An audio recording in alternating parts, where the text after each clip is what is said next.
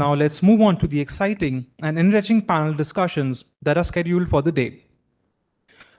It's indeed an honor to introduce you all to our first panel, which will be speaking on impact of new age tech on sales and marketing. First among the illustrious list of speakers is Dr. Guru Prasad, who is the strategy head at Bosch.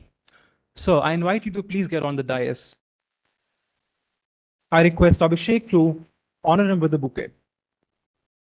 Dr. Guru Prasad, who is an alumni of Indian Institute of Science, University of California, and Nanyang Tech University, Singapore, has been a stalwart in the area of technology. With much reverence, I welcome you to the dais.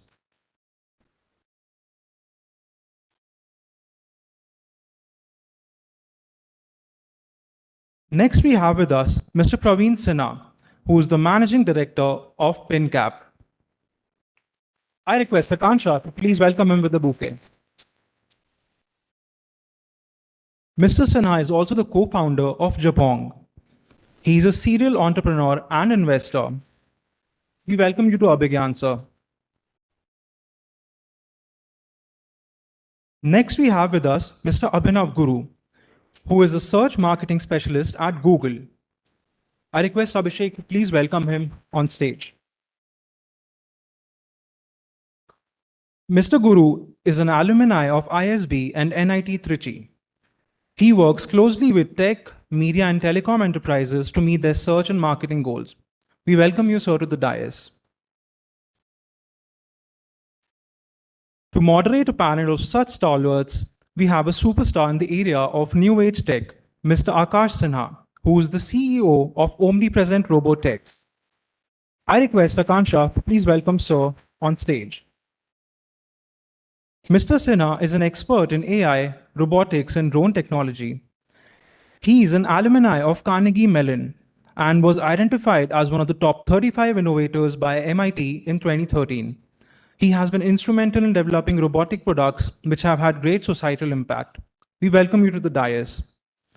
And we hand over the stage to you, sir. Thank you.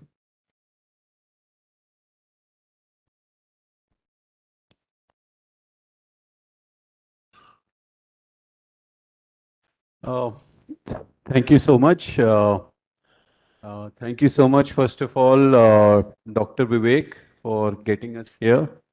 Really nice to hear kind words from our Vice Chancellor, from the esteemed faculty.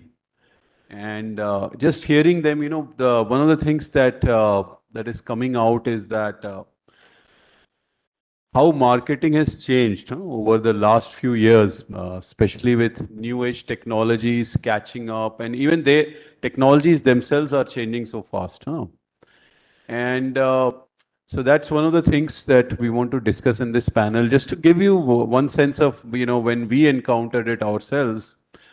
So we used to be building a lot of different types of robots, and a few years back, we got a call from Airtel, and they said that we are launching 4G technology. So it's a few years back. Now they are launching 5G.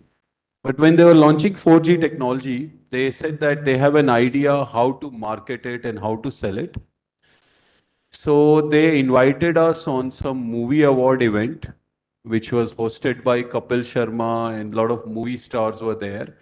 And they said, you bring a robot there, and that robot, we will power its communications via 4G.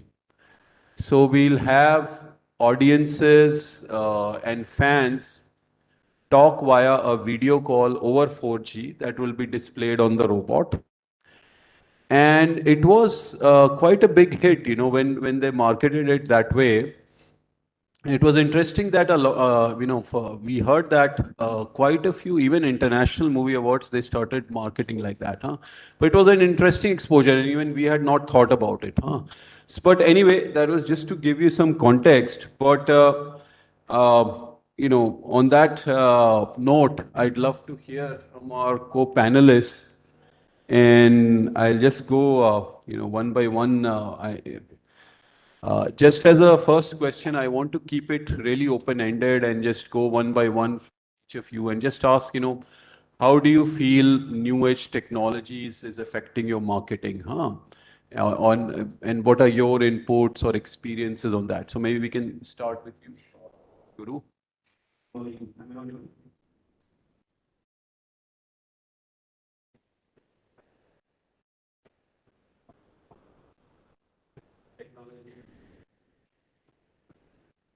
I am from technology too.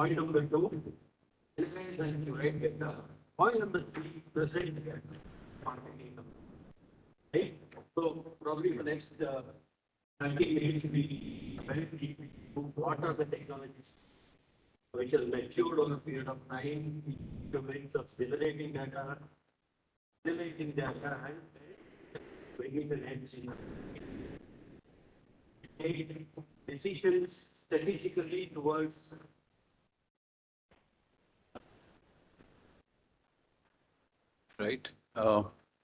So Praveen, we'd like to know your inputs. You've been running a lot of startups, investing in many, you know, just to add to that, he's also an investor in my startup. Huh? So, uh, but yeah, we'd love to hear from you. What's been your experience in this change? You know, how this marketing strategies have changed and what technologies are helping. So one is extreme personalization, and second is your data privacy. So I don't know how many of you have followed. Yesterday there was a data privacy bill, and if you see the penalty, it's huge. A lot of consent is required. I don't know how compliant companies will be, and how many companies will be fined for that. But unless you have data, as Mr. Guru was sharing, marketing cannot be personalized. And then there is a challenge and regulatory compliance around how much data can I capture and use it to give you an experience which you could not have believed that it is possible. So how do you create that balance? And generally technology runs much faster than regulators. So I think experience will come first, and then the regulation will try to throttle it in a way where there is a balance between data privacy and extreme personalization of marketing campaign. So that's my point of view. In my personal experience, we have done a lot of B2B and B2C marketing campaign, which I think during panel discussion, I'll share those stories. How did we build an extremely fashion brand which was consumer centric? Currently, I run an NBFC, fintech, and a hedge fund which is in quantum trading. It requires very targeted audience of investor. So we don't need to reach out to large audience. So specific targeting is very different. Mass marketing is very different. And how do you communicate and build your brand while doing it?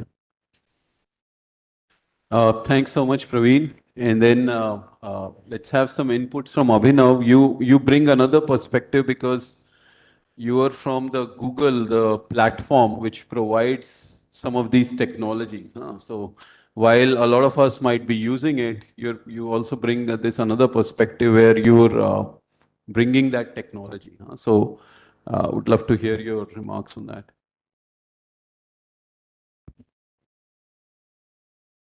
Yeah. So in today's world, I think we interact with a lot of devices, smart devices, phones, laptops, in-person meetings have been replaced by virtual meetings in a lot of cases. So what this does is it leaves a digital footprint is not the right word, but when things happen on digital, it's a lot more trackable. There's a lot more data, as other panelists have mentioned. And what this data can do is it fuels for insights, it goes into automation, and that is the direction of technology in which you try to optimize, you try to automate things. So the human energy and effort is spent on more strategic decisions and thinking, and manual work or human repeatable tasks can be automated. So there are these different sources across channels which are generating the data, and in sales, marketing, and I also include customer support and experience as a similar field because these are customer interacting divisions. So across all these three, there are these new age technologies which are, for some example, one could be in marketing, it is it's identifying intent can be an option. In sales, it can be how sales conversations are automatically transcribed and insights are taken out of that. In customer experience, there are chatbots which help give a really good experience. So a lot of these examples are there across the domain where new age technologies are fueling this innovation in terms of automation efficiency, and that is truly boosting the customer experience. Right. Well, it's very interesting to hear. Well, just coming back to you, Dr. Guru, on that note you mentioned about, how data is important and getting data is important, and specifically just, asking about you as Bosch, we heard that you're, coming up with a complete new IoT suite, which is helpful for many industries. Like now that you're yourself launching, a high-tech technology, have you found any examples or experience where, you had to market it or in a different way, or is that something that has helped you?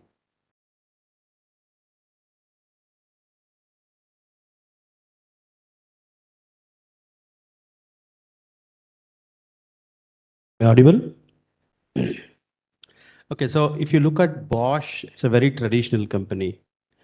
And sales and marketing has different dimensions in different companies. For example, Bosch India serves Bosch Global, which means to say we are one of the global capability centers who help Bosch Global to go beyond what presently they are doing. For us, sales and marketing is quite different, and we also have what is called as global business, for which sales and marketing is different.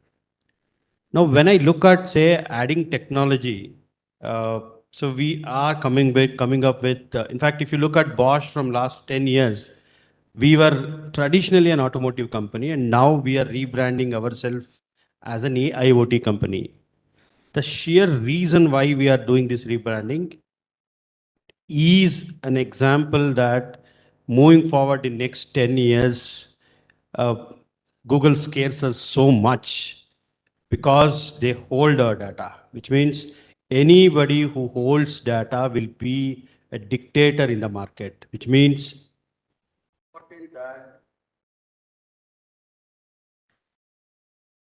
Another mic? hello, yeah, Okay, great. batteries. So it's important. Okay. So it's important that, yeah, it's okay. So it's important that we find means of actually generating data, which means we have an IoT technology which essentially helps. Say, for example, now let's take a simple example of agriculture system, right? How do you manage a farm remotely sitting at a place, right? So to ensure decisions taken of what pesticides we'll have to sell, what insecticides we'll have to sell, how we have to actually enable that particular customer in digital marketing, the data which is generated at his farm become really important. And this is where Bosch comes with a suite of technologies, sensors, which goes into customer sites 24 bar 7. In fact, this is an entire tech stack. We start from sensors on the ground to acquire data, capture data through data acquisition systems. We collect this data all the way through network, pump it to cloud. And this is where the impact of this data amplifies, where you have AI, you have machine learning, you have deep learning, you have plenty of technologies to analyze this data and then curate it for use, right? So a lot of people misunderstand that volume of data is sufficient. No, the amount of data is not the important criteria, the quality of data and the inference coming out of that data to take certain decisions, right? So we as Bosch are looking into point number one, in next maybe 5-6 years, our focus is more on holding the control point. We keep calling it as control point game, which means who has the data will have control on use of the data, right? So we have our own strategies of managing cloud. We have our own strategies of handling data, storing data, archiving data to ensure that we define what is required for market, holding the data, right? Each of our companies, including Google, is in the phase of actually understanding this control game of data. So probably for next 5 years, since IoT and a lot of technologies are buzzing in the market, next 5 years would be how does this shift of control moves from one company to another company in XYZ domain who holds the data. So, data is the king, huh? And I think I'll just come back to Abhinav because I think he raised a very important point, Dr. Prasad, that Google holding so much data. How is it that and let's say offering other services like you have Google AdWords and you have ways you can promote at Google. How do you ensure that you're able to provide, let's say, quality data to clients so that they can take informed marketing decisions?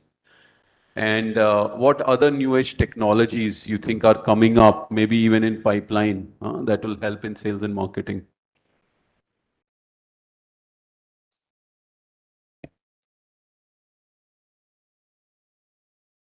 So, to give more context on the digital marketing ecosystem, right? So, earlier intent was associated with how people are searching for a particular thing. Say you search for one popular example is say Paris Hilton.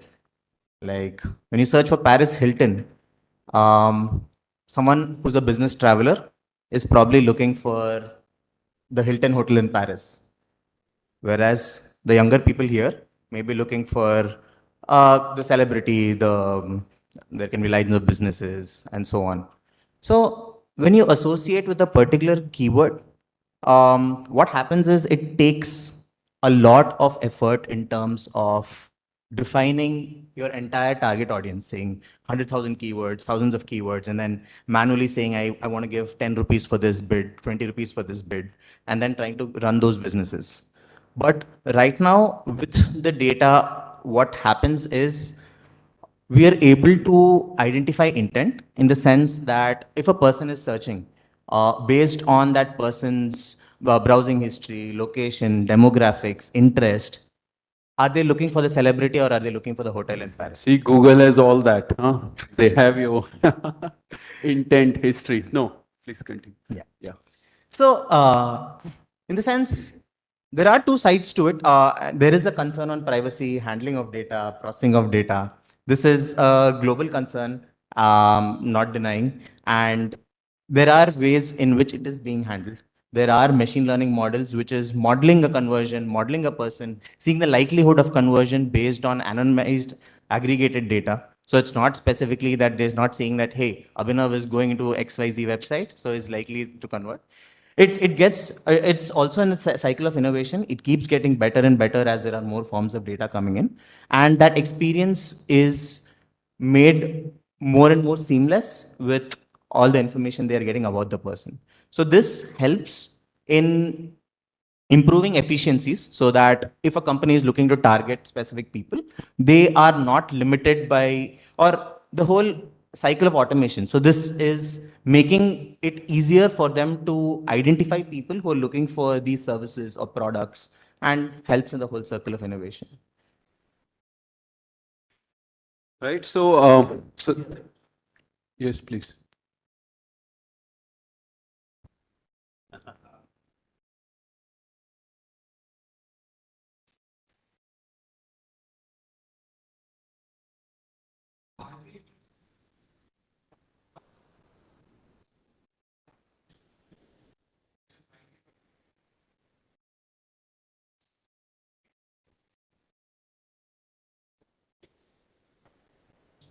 Correct.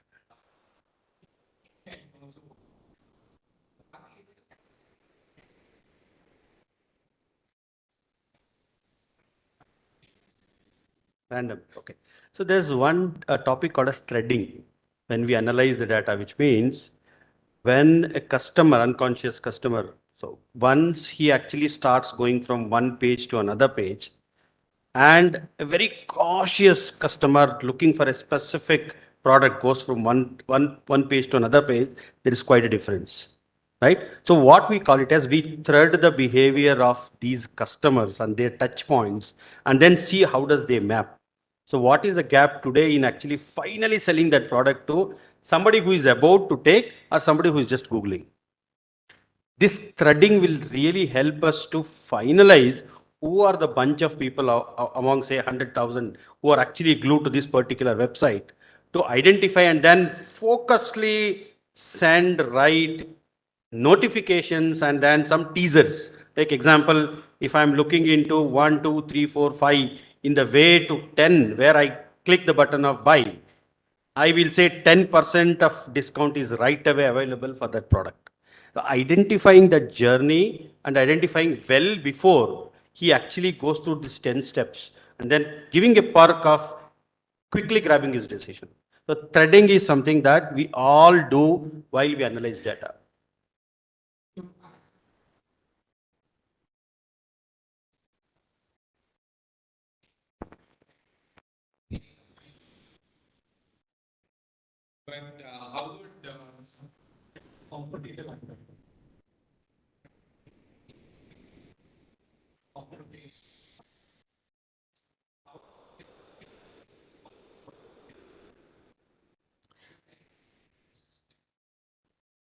So I think it's already being done. So some of these companies are already moving in that direction where the current point that Dr. Guru and Abhinav raised was identifying someone who is looking for something and then moving him or her in the direction to convert into a final purchase or a transaction.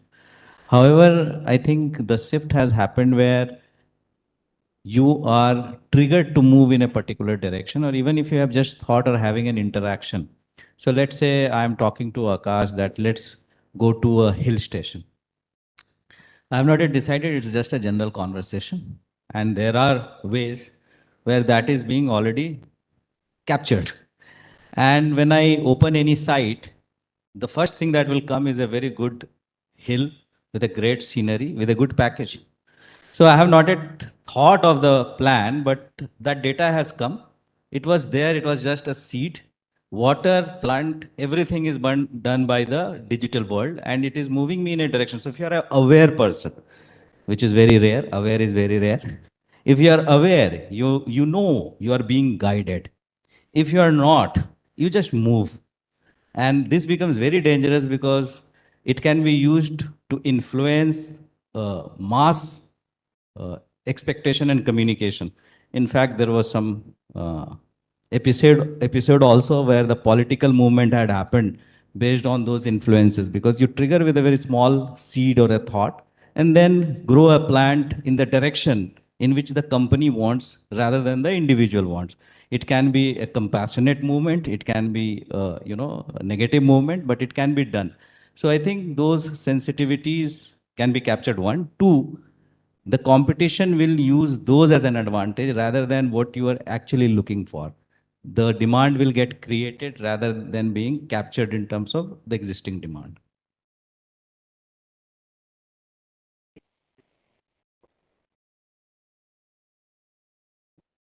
Okay. So how many of us use Android here? Right, maybe 90%. And most of the locations are already available with my good friend's company.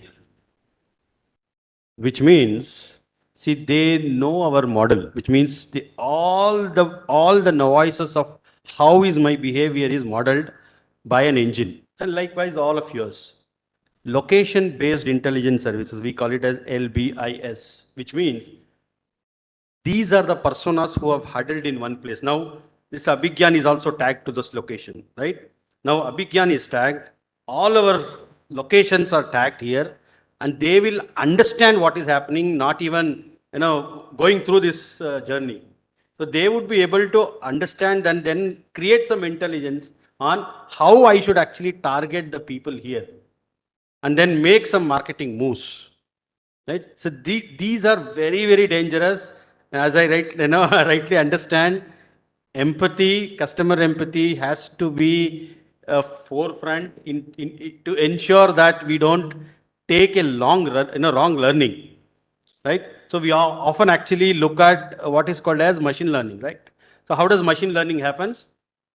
Machine will learn on its own, right, over a period of time. So if you look at any modeling, you start with a simple training set, and the model actually starts giving you inferences, and as and when it gets the data, it learns on its own. Now the dangerous side here is if the machine learns in a negative way, right? We have absolutely no control moving forward that how a machine, see, today people say they work on data analytics, right? Most of them only use models available in the library. None of them, hardly 2-3% build models. Most of us use models and we don't know how a decision is driven from a model. And this is where learning in negative sense becomes so dangerous, where a lot of biases can be drawn in our decisions. Right? Classic example, I don't want to buy a product, but if some search engines gives me that kind of a psychological pressure finally to click a button on UPI. Right? I don't want that product, but over the journey of actually exploring that product, I will be compelled to press some series of buttons, finally ensuring that my wallet goes out. So this is where strategy of marketing driven by data should also have a very clear customer centricity and empathy attached to it. Very interesting. So we are seeing, how, as Praveen had brought up, this awareness, huh?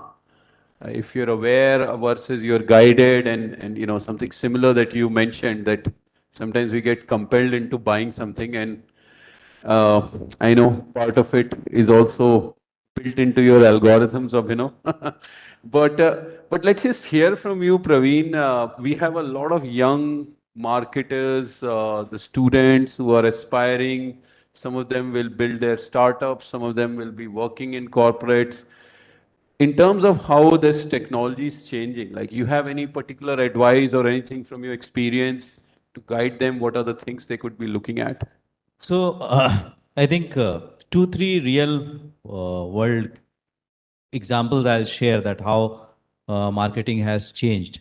And I think technology is just an enabler in some of those cases. So for example, earlier we used to see a big bang advertisement on a TV to reach out to masses, which was not very targeted. And I'll take just a fashion example. In fashion e-commerce, that was the trend.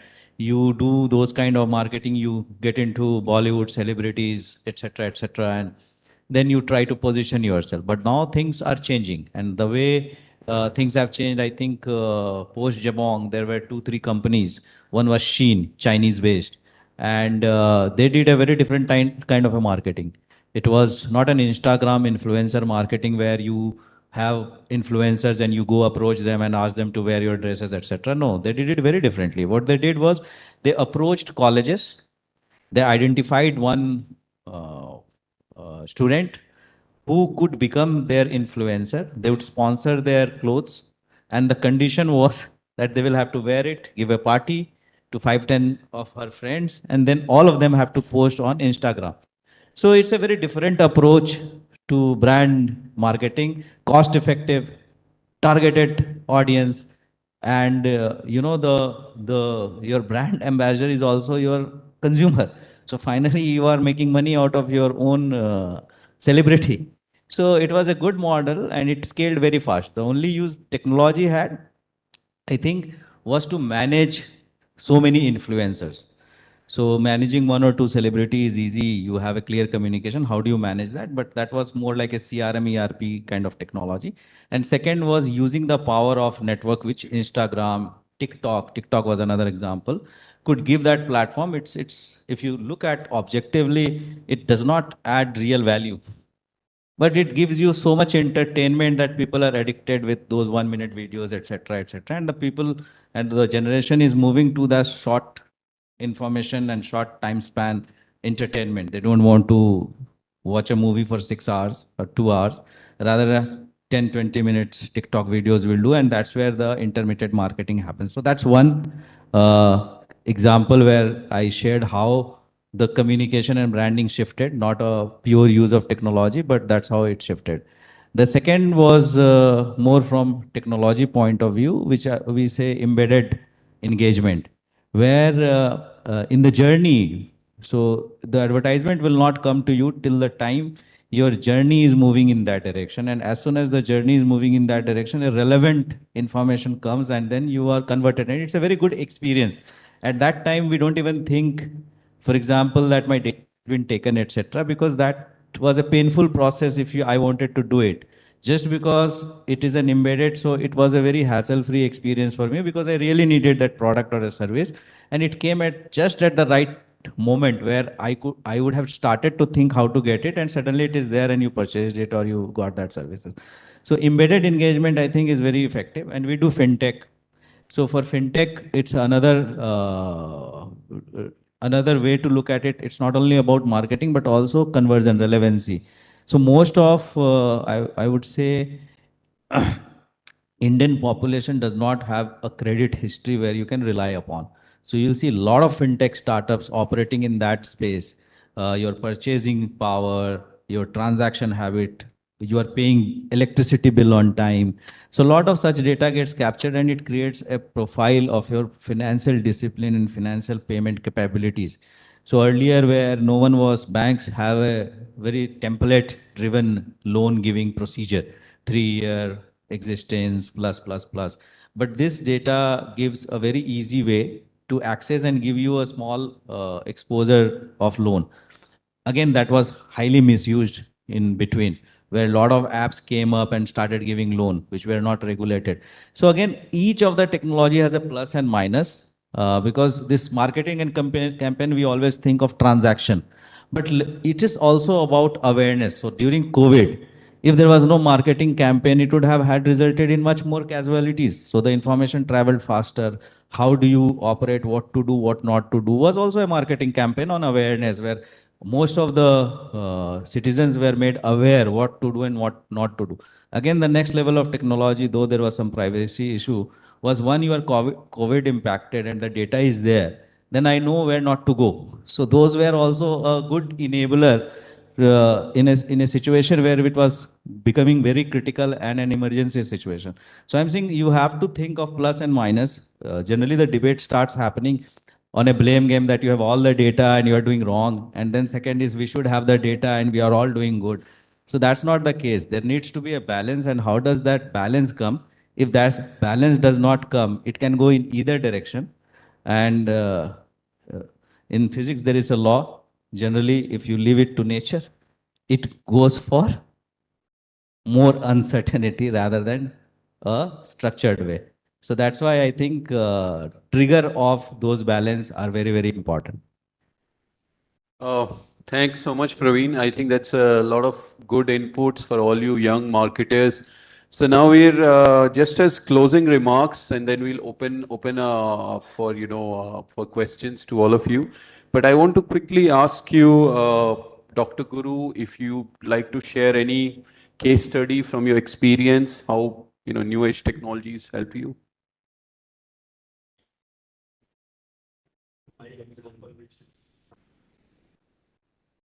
There's one company in US, they don't want to name, so who approached us, said very clear problems. Our largest plastic manufacturer in the world. How you can guess this? They have come to us with a very clear ask. Can you help me increasing my customer discovery? Means I have a customer basically.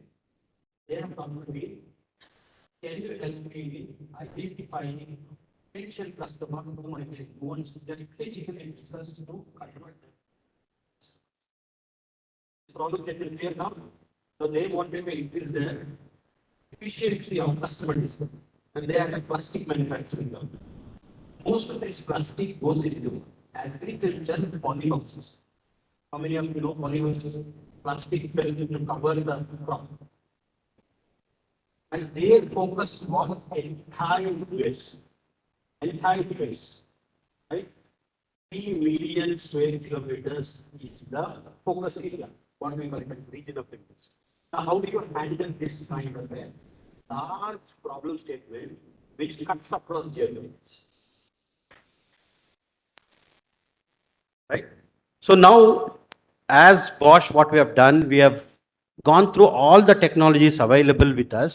So we have plethora of technologies and finally found one technology called as satellite remote sensing, which is called as SRS. Now, what does it do?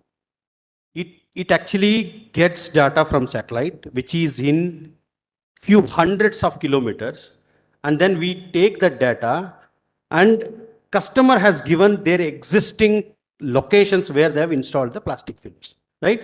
All the locations in US where they have installed, they have given us. Now what we have done is we have marked the entire locations on the US map and then learned out of it, which means to say, how does a particular X customer film looks like when you see it from an aerial view, right? And then we have plethora of data coming from satellite where we have also taken images of plastic films which doesn't look like the customer's data. Which means on one side we have millions of locations where we have found that the X customer is installing their plastic, and we also have equal and more than that size of plastic which is available, which is not from this company. Now, which means I can generate a clear marketing plan or a strategy for them to go, and then I can give them locations, right? Pinpoint location I can share to them on people who are not using their plastic, but they are using somebody else's plastic. Now, this has dramatically increased the way they looked at. In fact, when we started, we were looking at only customer discovery. But the data, what we could give them, has helped them at multiple stages. For example, management of dealership network, right? If they know they only have 10% of the market, whereas 90% is somebody else, can they now reinforce their dealership to acquire more? So strategically, they can plan their marketing force to ensure that they capture these customers who are not in their business and focus today, right? So could you understand now a very clear technology which suits a particular problem statement has been identified? That is what we have done. We have acquired data from satellites, which are more or less now are free. We have run an analytical engine keeping the locations of existing customer. Now we have 1 million plus locations which are identified as customers. Now equally, we have also done analytics on understanding plastic coverage of customers who are not in the similar fashion of company X. And then we gave all these locations to them. Which means every geography, every county, now they have potential customers whom they can go and target. And surprisingly, their next level of marketing efficiency is increased by 80%. So this is a classic example of how a technology can actually impact in developing marketing strategy, dealership network. And now we are expanding beyond US to go to Europe now, right? So essentially what I'm telling is right technology fit for right problem statement to help the customer is key. So we could actually do a lot of such technology usage in many other problem statements, and then help all our customers to benefit out of the technology usage. Very interesting point. I mean, but just to summarize, I think a lot of our discussions that we've had, it seems like data is really important. How we get it, how much it's relevant. Like Dr. Guru emphasized that, getting so much satellite data and then analyzing it to figure out who's your targeted customer is. And then, we heard from Praveen how it's important that, data privacy and regulations go hand in hand with, how technology and what technology you're using for marketing. And then obviously we learned from Abhinav what kind of tools and, services are available from a data platform like Google. So that seems to be one of the focus area. And interestingly, just to add to that, just like you collecting data from satellites, in fact, our company has been mapping thousands of villages using drones. And we've been collecting humongous amounts of data, which is helping other companies on that. But just on that note, since we are kind of running short on time, we'll open this for questions and answers. And, you can target your question to any of the panelists or in general to any one of us. Yes, please. Will somebody take the mic to the questions here? Excuse me, sir. Yeah. Sir, we have for the audience first questions on the email, and sir, we have him in the questions. Okay. Sir, we have some questions from the audience. So Yes, sir. So here's my question, sir. First thing is that big data is a science and it's cold hard facts married with mathematical logic, and taking it totally takes out the guesswork out of the task. Yeah, I think there's an interference.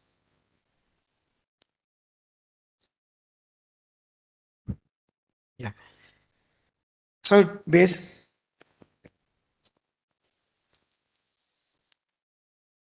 We are audible. You can go ahead.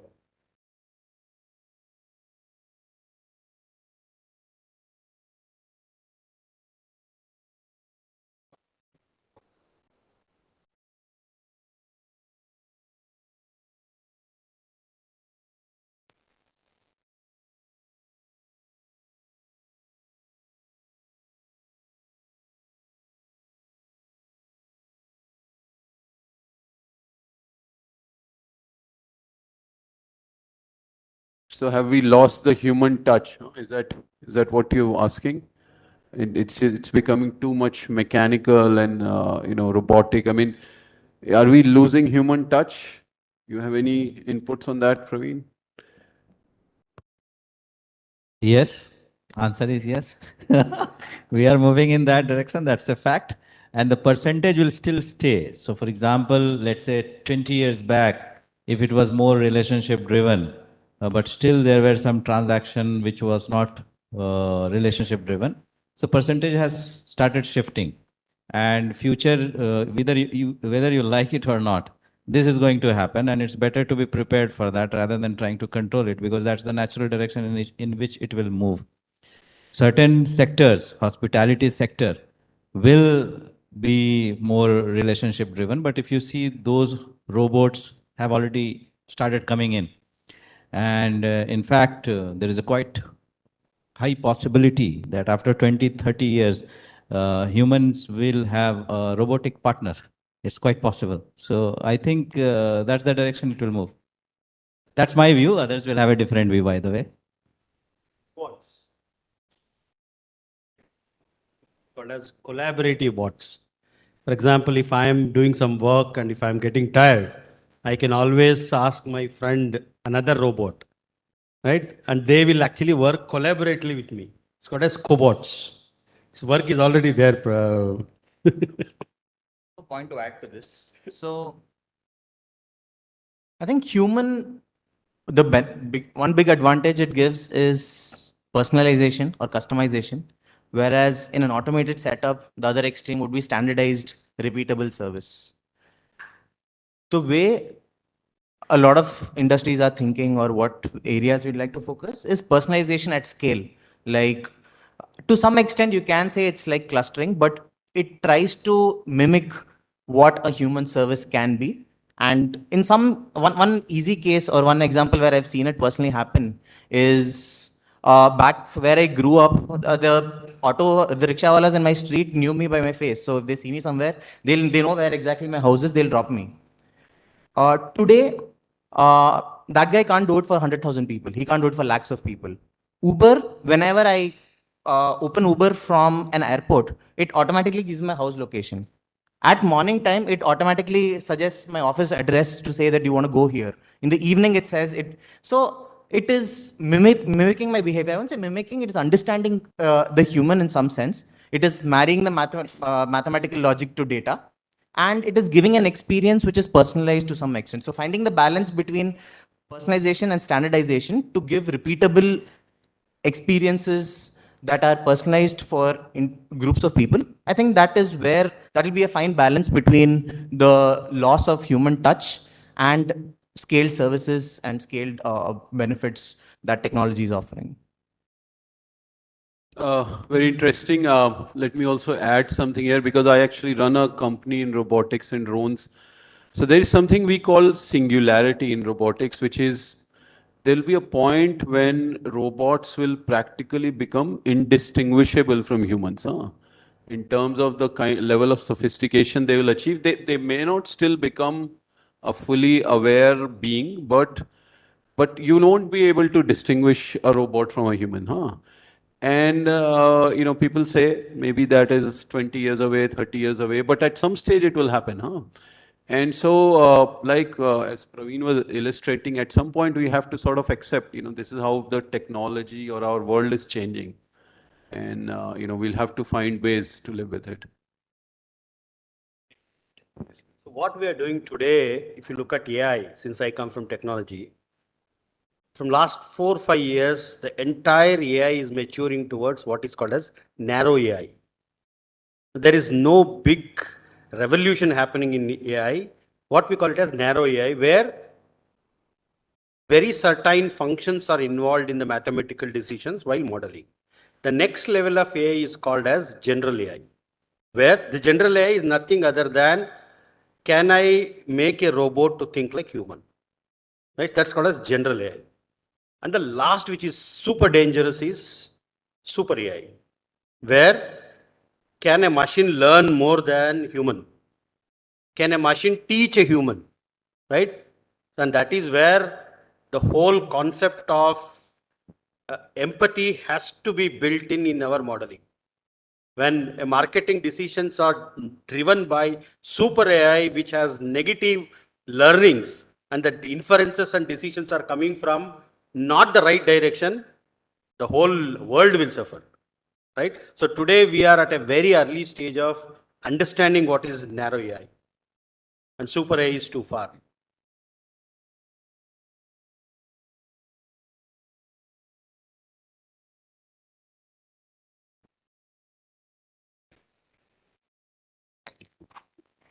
We're talking about aging markets. We're talking about silver markets, where a few Asian countries like Japan are seeing consumers with more than 60 years of age, the predominant population. Don't you think too much of technology, too much of complexity in communication, especially, is going to hassle them a lot? How would marketers go about this particular problem? And Praveen sir, you were in e-commerce business, a digital business, when 4.0 was taking shape. How did you factor this kind of principle when you were going about this? I think this is very relevant, and we don't have a solution.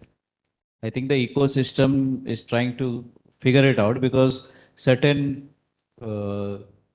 age group or generation, I will try to generalize, not all, but many of them are not very equipped to handle new technology. Even smartphones, the older generation find it difficult, which we find it so easy, WhatsApp, etc. They find it difficult.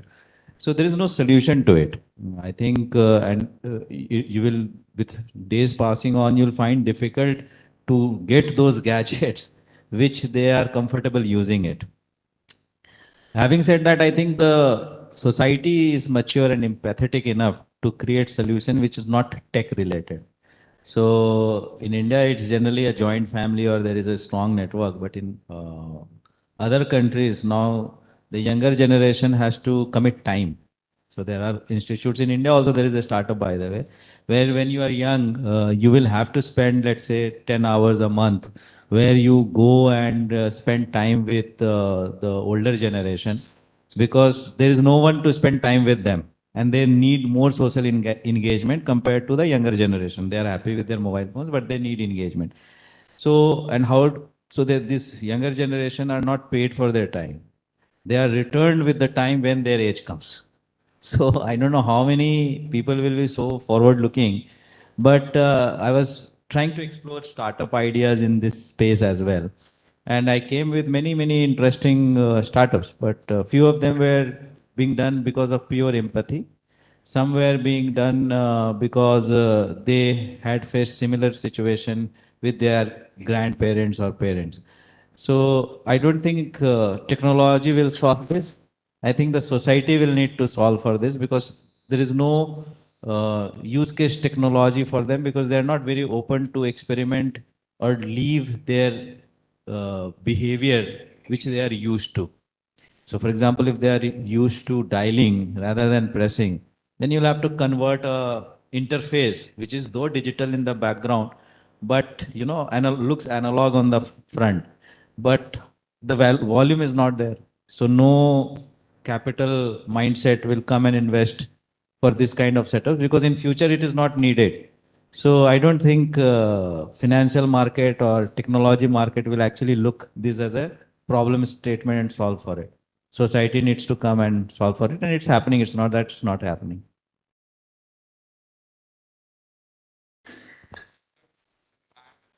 If it's an individualistic society, like say,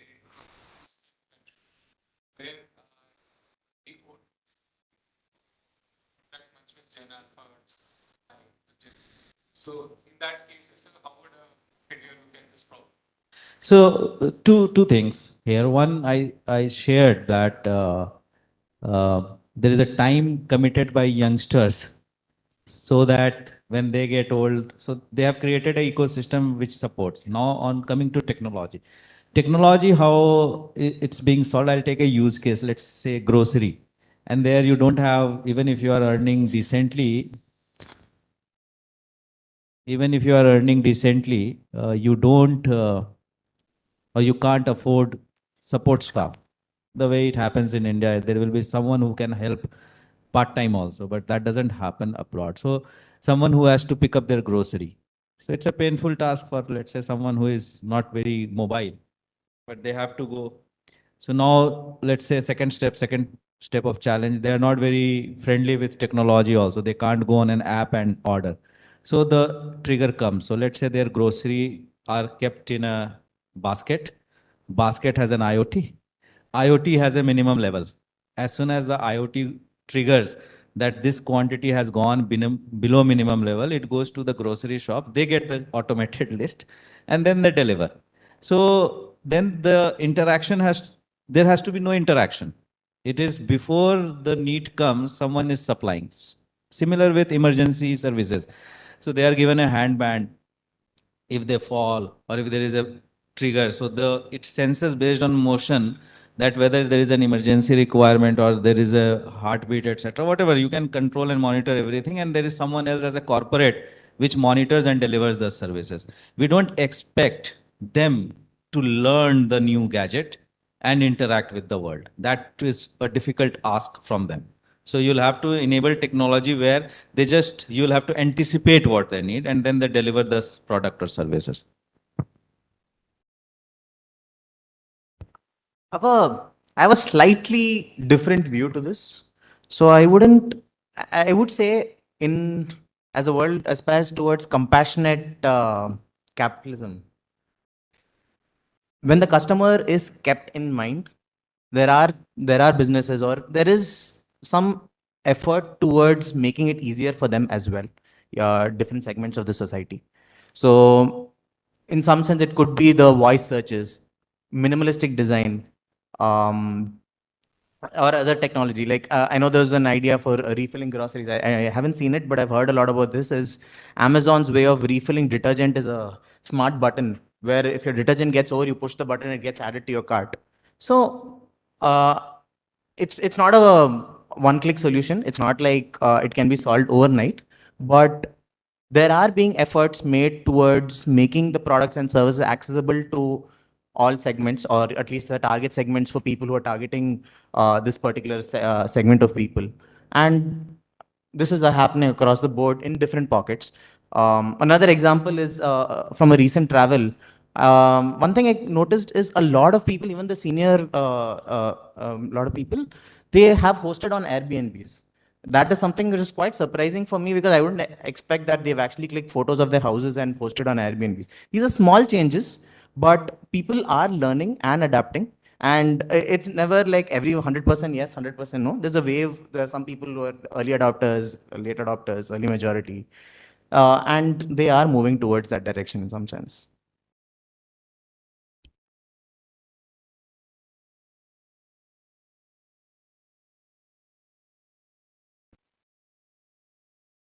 In terms of the impact of new age technologies on sales and marketing, I have a very divergent kind of point of view. See, if you look at the social background of the Indian markets and especially the age segment you've talked about, maybe 65 plus, 70.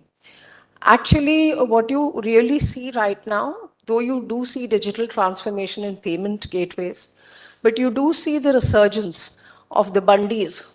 They come to the street vendors, the vegetable vendors who come onto the streets with a digitally equipped payment gateway.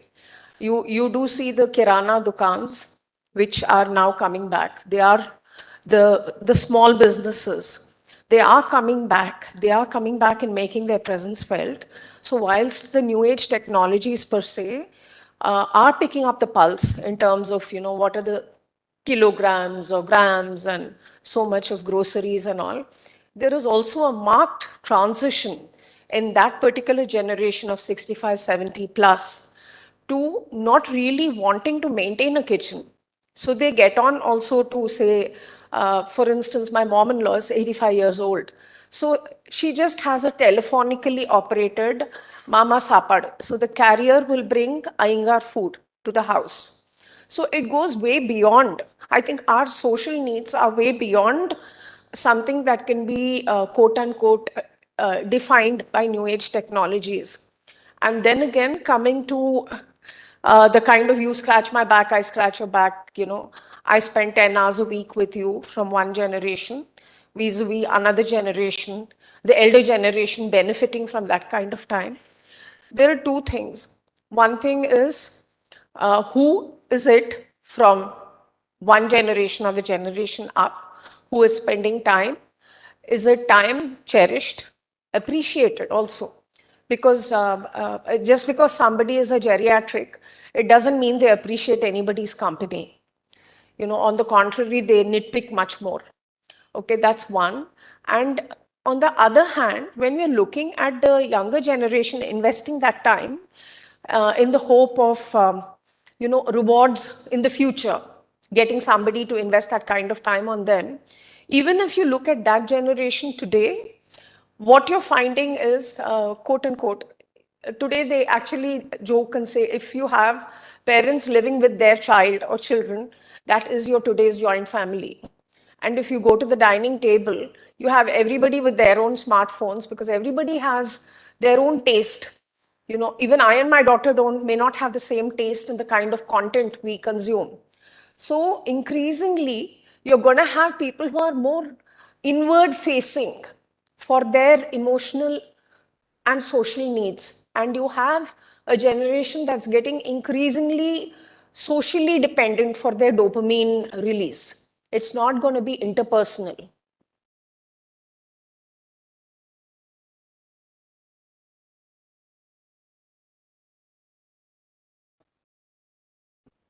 Positive. Second, if it's used, it can be completely negative.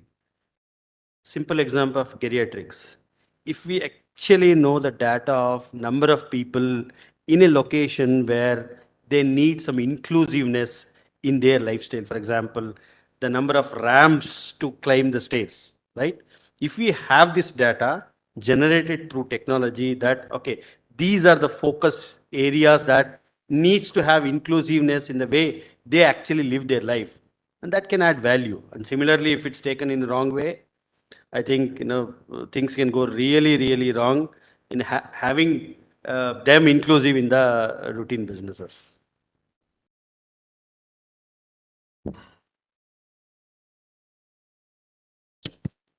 Yeah, another point to add to it is a lot of changes are people changes that are happening anyway. Between 100 years ago to 50 years ago also, even if you're not looking at digital technology, there were changes in people behavior, expectations. So the point of view over here can also be around how is technology helping these changes, helping people adapt to these changes and making lives easier in times of such changes, especially when the world is changing drastically through all sorts of changes, pandemic, and Praveen sir was mentioning how COVID time communication was helpful. So there are other ways to look at it as well. And I think with a combined effort, when the focus is seen on how lives can be made easier, I think that brings a whole new perspective into how different segments are catered.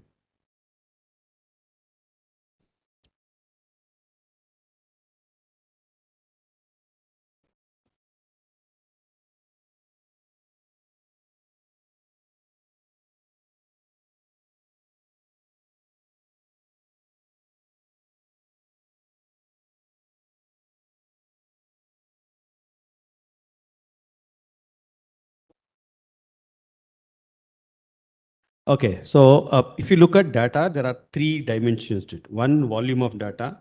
Second, variety of data. Third is quality of data, right?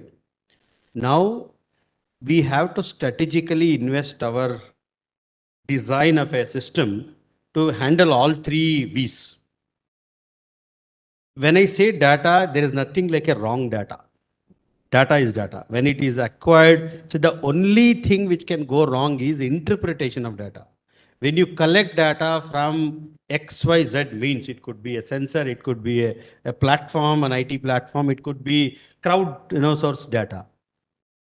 The way we should look at it is fitting right mathematical algorithm to write data to gain right inference. And this is where people have to be choosy, and then this is where intelligence comes in. So we'll have to teach our models to ensure that there are, so what we call it as ensemble algorithm. There are hundreds of algorithms which can actually do the same job, but it purely depends on the ingestion of data. What data set makes sense to use this particular algorithm to bring right inference to handle a particular problem. So it all depends on how well we know a modeling fit to a particular problem statement to handle that.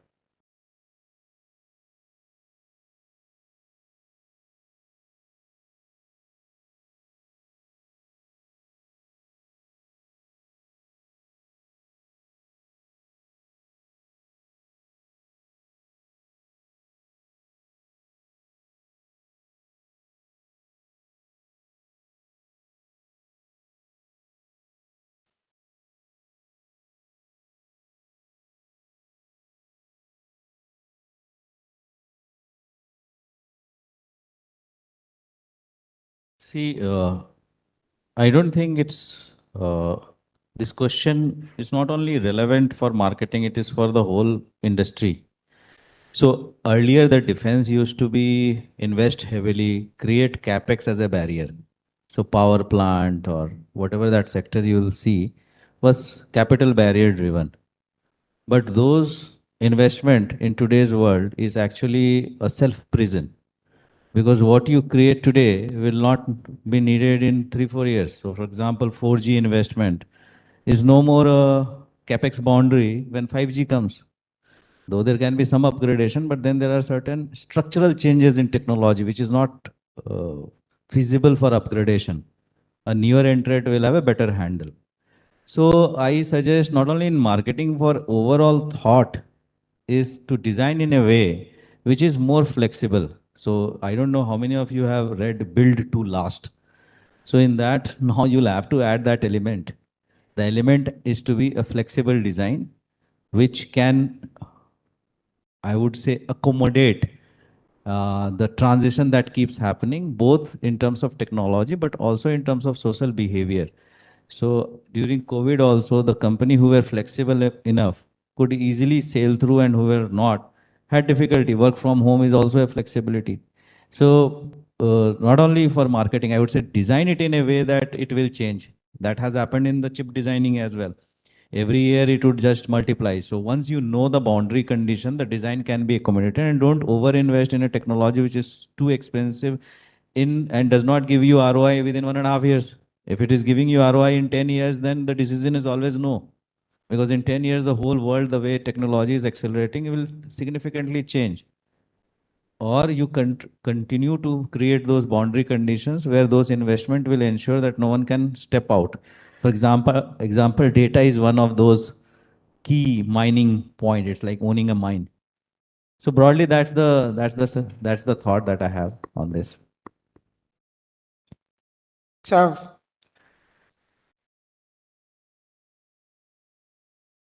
So since there was a mention of MarTech, and in my past experiences, I have built the MarTech stack for startups in the sense what do different technologies do. And I understand the problem when you say that there can be redundancy with new technology coming up. Right now, the MarTech landscape is like, I don't even know, it keeps increasing exponentially year on year. So there are three phases. The way I see this, there are three phases. There's first you build, then you scale, and then finally you optimize. So first you keep the initial blocks in place to get whatever are your basics, your bread and butter, whatever you need. And then you try to scale as you grow your business. You want to grow 10x, 20x, 100x, 1000x. You scale it with that. And finally you optimize by cutting off the edges where you see redundancies. And in testing times when businesses are struggling, or if it's different ecosystems have different testing times, and when you want to cut costs, especially in this day, cost at software becomes a very popular decision. I won't say popular, it occurs to mind, say, where are the additional software, where is redundancy, you try to cut it.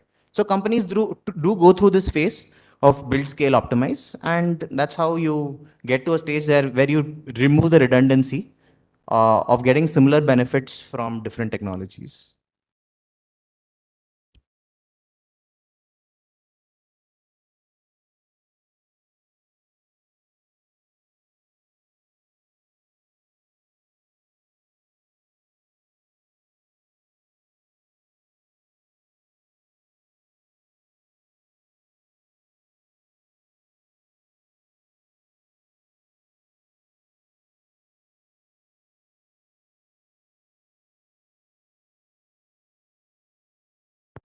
One good thing I think on Web 3.0 will be transferability. So currently, whatever profile you create, it's not easily transferable. So my view is that Web 3.0 is moving in that direction where one set will not have all the information, and you'll have the option to opt out. That will create a lot of power in the hands of the individual. For example, in the telecom industry, if you see, the mobile number portability is one such regulatory decisions which brought power back to the customers. So similarly in Web 3.0, I think that will be a big enabler. My view is, this is my view. I keep researching on what new technologies can do. So I was doing this on a 3D printing like 8-10 years back, and even today it is not impactful. So it does segment of work, but not at a scale which its potential can be. And the reason is the cost of production in 3D printing, etc. So I was doing similar research on Web 3.0. And what I figured, and that's what I was sharing, that number of users, etc., are very, very limited. So if you create specific use case, it's a very powerful technology, and it's an immersive technology. It creates your own virtual world. So it takes you away from reality, but it makes you happy. And that's where the humans will move. So away from reality, but always happy. You don't like something, you change the world. So I think it's a great great life for the next few generation, though very disconnected with reality. And you create your own experiences. And if you go at a very spiritual level of discussion, what is human life? Human life is about experiences. Now, whether it is real or virtual, while dreaming also it's not real, but experience is experience. So from that logical argument, this virtual world, a human life is not living or experiencing a real life, but it is living an experience, and how real that experience can be. Now the bottleneck. The bottleneck is heavy glasses. So if you wear it, one, your mind already knows something is fake. Two, it also is very bulky. You can't use it after half an hour, 1 hour, you will feel dizzy. If there is a technology breakthrough, and Google actually tried through Google Glasses, etc., right? They shut it down. It's not an easy problem to solve. Probably a very compact contact lens will come one day with all the processors. As soon as we reach that reality, in the real world, once we have that hardware, which can trigger those experiences, you will see the shift, and you'll see the how the world changes within 5 years time frame. Once that hardware breakthrough happens. So again, coming to your Web 3.0, and that is where this enablement will happen, and you will be able to create your silos. Good or bad, I don't know, but that's what this direction is.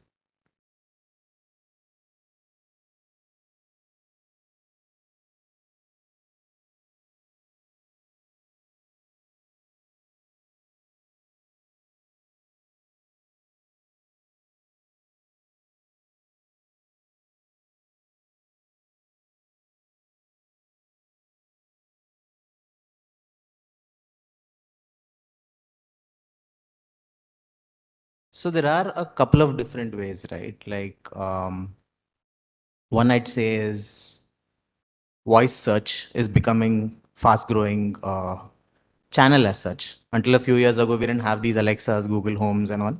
Now, I think 13% of searches come through voice searches. So companies who prepare or have their website and products ready for the voice searches, they have an advantage over other companies. So that's one area. Another area where it affects in sales and marketing is automatic transcription. So in sales calls and stuff, what are people actually saying? So in your call tools, earlier when you dialed with the phone, there's very less being tracked and followed. Right now, people can actually automatically get a transcript of what you're saying, see what keywords you're using, what you're not using, how you're defending against competition, how you're talking about your products. Everything is gauged, scored, and that gives you a path to even improve how it goes forward. So I think the computer language to human understandability, that has always been evolving. I think earlier the first people started writing with computer languages, and slowly it became more and more human friendly. And as it goes towards that, computers should understand how we interact with our own in human communication. And that is what we are innovating towards, even in sales and marketing, especially because it's customer front. There are different segments who can access, who have accessibility challenges. So to cater to all these different segments and improving on the customer experience, NLP becomes a critical facet of technology. Okay. How many of you have used Alexas and Google Home? Fantastic. Can somebody tell me one big disadvantage of Alexa or Google Home? Technically. Sorry? Okay, good. Technically, there is a bottleneck in Alexa and Google Home. So let me. Yeah, slang. Okay. Okay, so the biggest challenge today in NLP, since I had a team on NLP, is most of these Alexa and Google Home can only listen to one sentence. You try to converse with Alexa for about, say, 30 seconds. It will fail miserably and say, I could not understand anything. It can only understand one line. And that too, it only picks some keywords. Today, huge research is happening on conversational bots. And these are not conversational bots. It doesn't converse with you. looking at what you want, right? There are a lot of work going on in NLP. In fact, I remember when I was in Singapore, I was heading a program called as, I was with Rolls-Royce Aerospace. Singapore is actually a culmination of a lot of religion, right? You have Indians, you have Malays, you have Chinese, you have people from every region come there to work. And I was responsible for driving a program called as engine-based service management, where an aircraft engine comes into a shop and there are more than 25 very niche skilled experts go and then investigate that engine, right?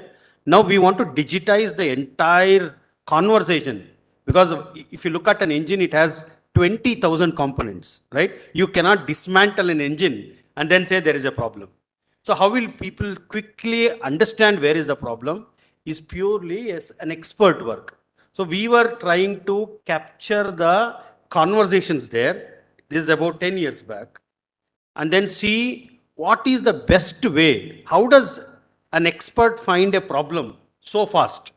And then learn out of this and then see potential modeling of that and then say when the engine comes, once the conversation starts in XYZ way, a bot comes and say, find this problem because last 2 years back, this was the conversation and this was the problem. And now you doesn't have to work on it. Find a problem. I'll tell you a problem, go and fix it. So today, most of the work is happening towards conversational bots rather than one-liner bots. So there is a big technology expectation to reach the, or probably to reap the benefit of NLP to the next level.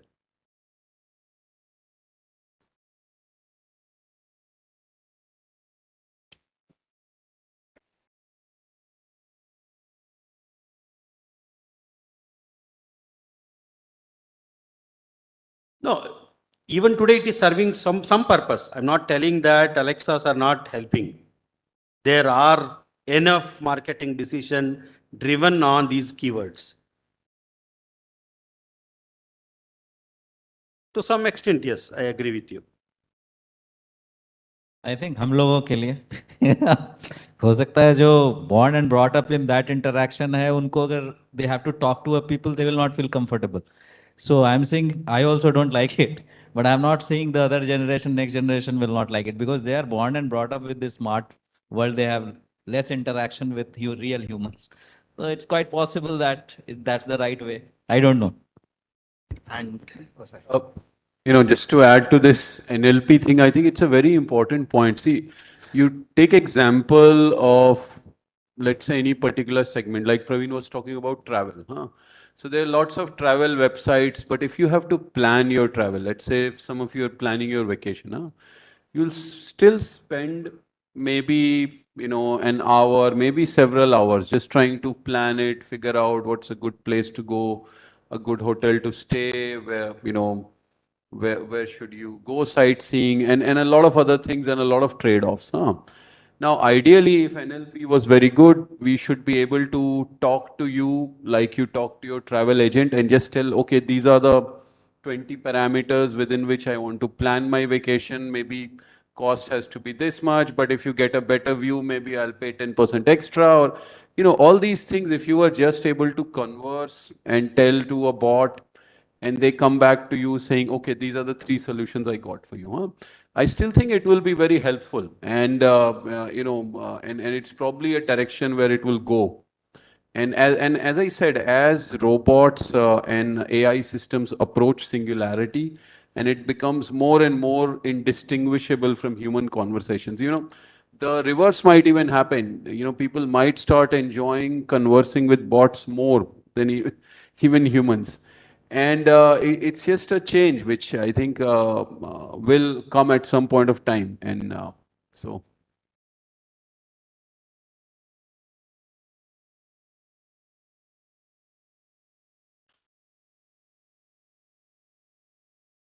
That is true. And you will see these examples. Like, there's an example of this in gaming world. There, there were used to be very big wars between Microsoft Xbox and Nintendo and Sony PlayStation. And, Sony and Microsoft, they came up with extreme technology Nintendo's technology was not that great in that sense, but their experience was still far more enjoyable. And they actually, at least at that point of time, they actually led the market, despite of not being so much technology savvy. They just made the experience more worthy and more enjoyable for.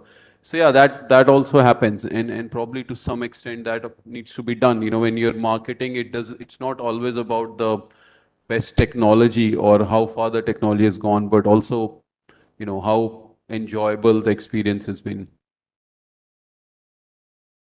Just adding one last point to it, right? In a lot of cases, we don't recognize what's happening. We don't recognize a good experience because for us that is table stakes. So one case where I feel with bots an experience has been really good is Swiggy's customer support. Uh, I'm sure Swiggy is a known brand. If you want refunds or something, it's quite hassle-free. And I think I come from the generation where I prefer few clicks over actually picking up a phone and calling people. So I enjoy that kind of service. I feel it's quicker. I feel it can be catered to a larger audience at scale. Um, another example was so when Freshworks designed a chatbot and they were serving phone pay customers. So with financial transactions, people get jittery, like, where's my transaction not completed? My money is gone. Where is it? So when there is so much and they need so much volume with millions of customers, a bot could actually tell people, give the information they want in a few clicks instead of them waiting on. If they had to be serviced through phones, you needed a lot more people, a lot of larger infrastructure, a lot more expensive setup. And for all you know, in your IVR waiting queue, you have like 30 people ahead of you. But here, if people are able to adapt to this new technology, you can get rid of the jittery feeling, you get the information instantly, and there are ways to service customers faster. So it's a mix. There is an innovation in terms of experience getting better. Companies are getting better and better. It's a cycle of innovation. It'll keep getting better. And there are segments who are actually enjoying these benefits, and if there are segments who are not enjoying it as much, I'm sure the experience will be improved for them as well with innovation going forward. I think the right mix today is a hybrid. For example, if you take any Airtel, Vodafone, Geo service provider, and then start conversing, it says press 1 for this, press 2 for this. Very seamless manuring of your problem statement to a destination, right? Which means you don't have to go around 10 people who are talking to you to find a right one.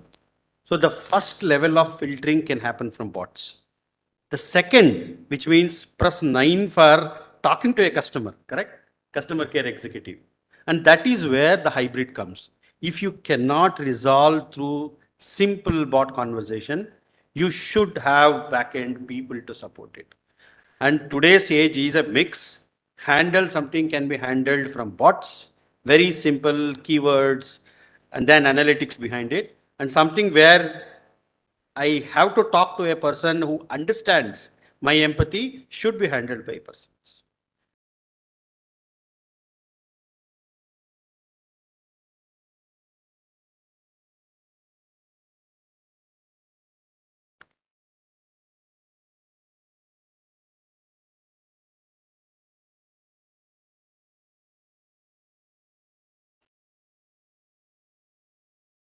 No. The reason why most of the numbers are invalid because there are a lot of people calling and troubling. And that is why all these numbers are invalid. And that is where some bots have come in and said, at least welcome, rather than kick, and then cut. Of course, they will learn out of our conversation. But a bot can always come and say, welcome to XYZ service. And then that will give you some ease rather than keep on calling 100 numbers in the website. I think a mix and hybrid is today's need, if you ask me. And this is a B-school joke, right? Like, answer to most questions is depends. So it also depends on the kind of request you have. So if it's something bespoke, like planning a vacation, or if you want a loan for a house or an education loan, where you need a lot of details and it's a detailed conversation, then a more personalized human experience has you have more information to share, more context, and the customization plays a role. If it's a simple transaction, like where is my order on Amazon, or it could be a status update, or it could be anything, over there, if time takes precedence, then the bot can actually do a good job. So in this whole balance of bespoke requirements versus instant commoditized requirements, you see where a bot can play a greater role, where a human experience can play a greater role.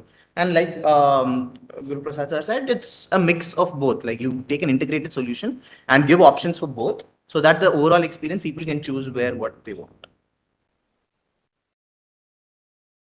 So when we are in the same chatbot conversation, we have another question asking how are chatbots in big data mining really helping and collecting data that could be useful for retargeting and marketing? As we understood how we are collecting it, how are we using the data collected by chatbots is the question essentially.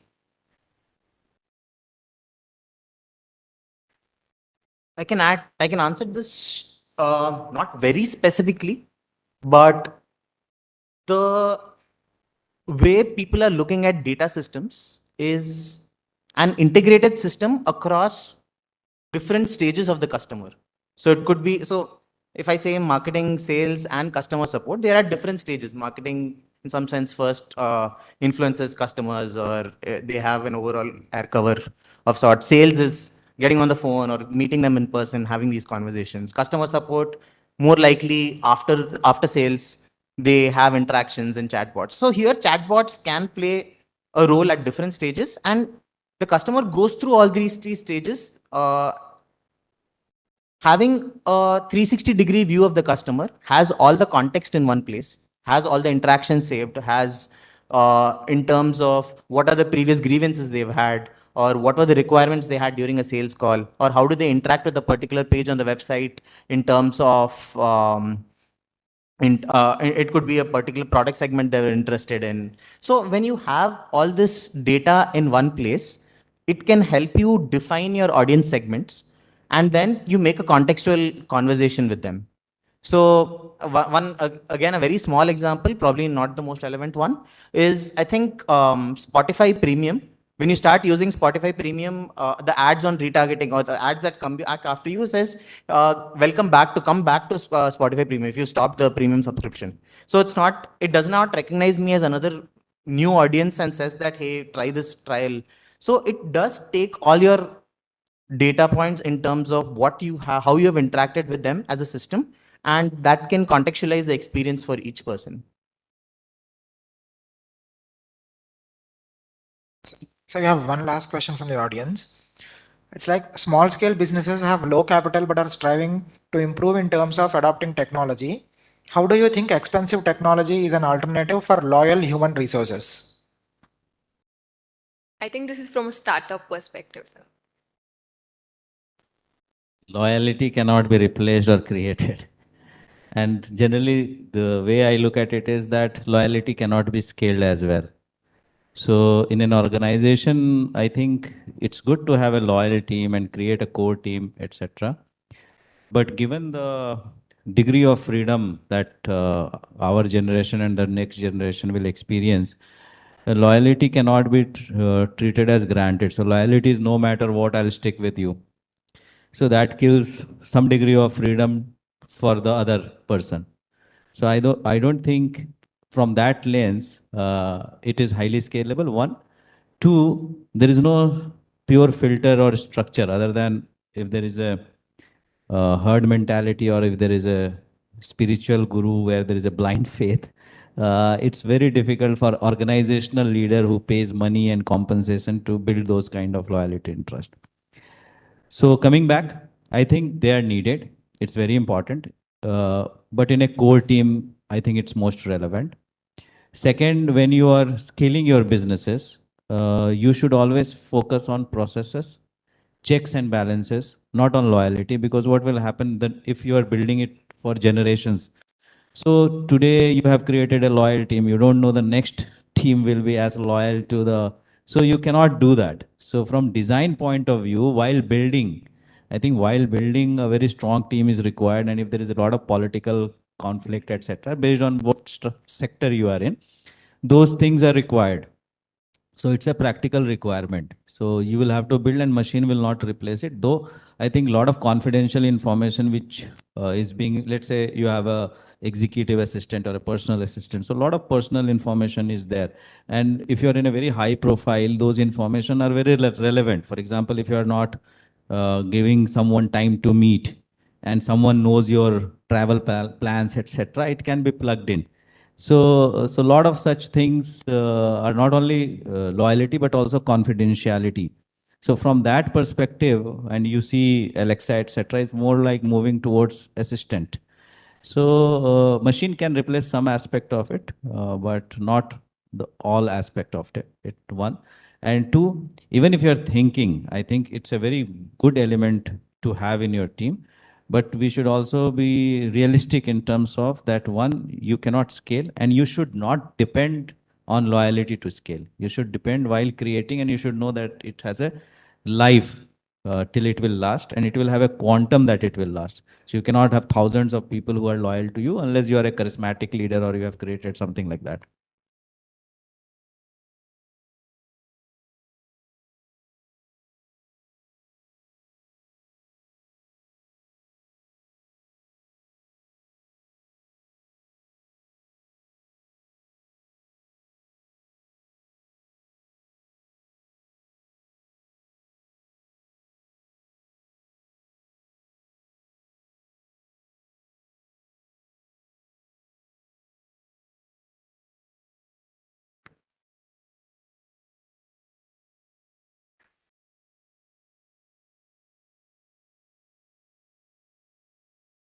So, yeah, first to answer your question, yes, eventually teachers will also get replaced by AI.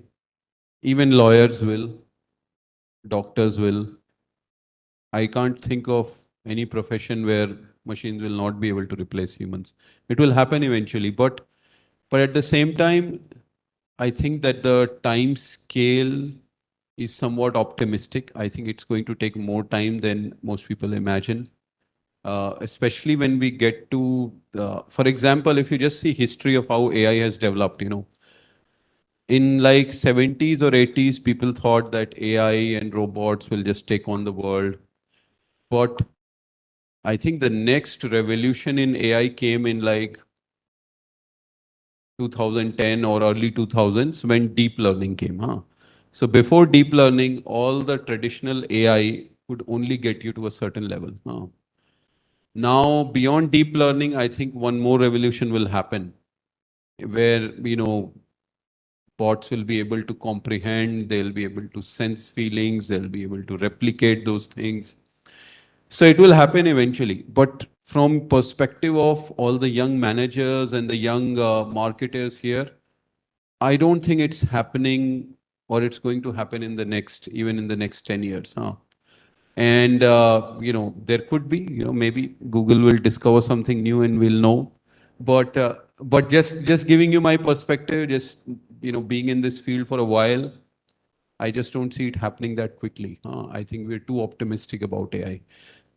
At the same time, uh, when it comes to all the young leaders, I think it's important to keep track on what's going on in technology and how you can incorporate it in your marketing plans.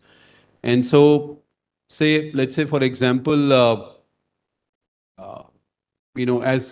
as our own company, we realize that every time we are engaging, not even using AI, just engaging more on social media.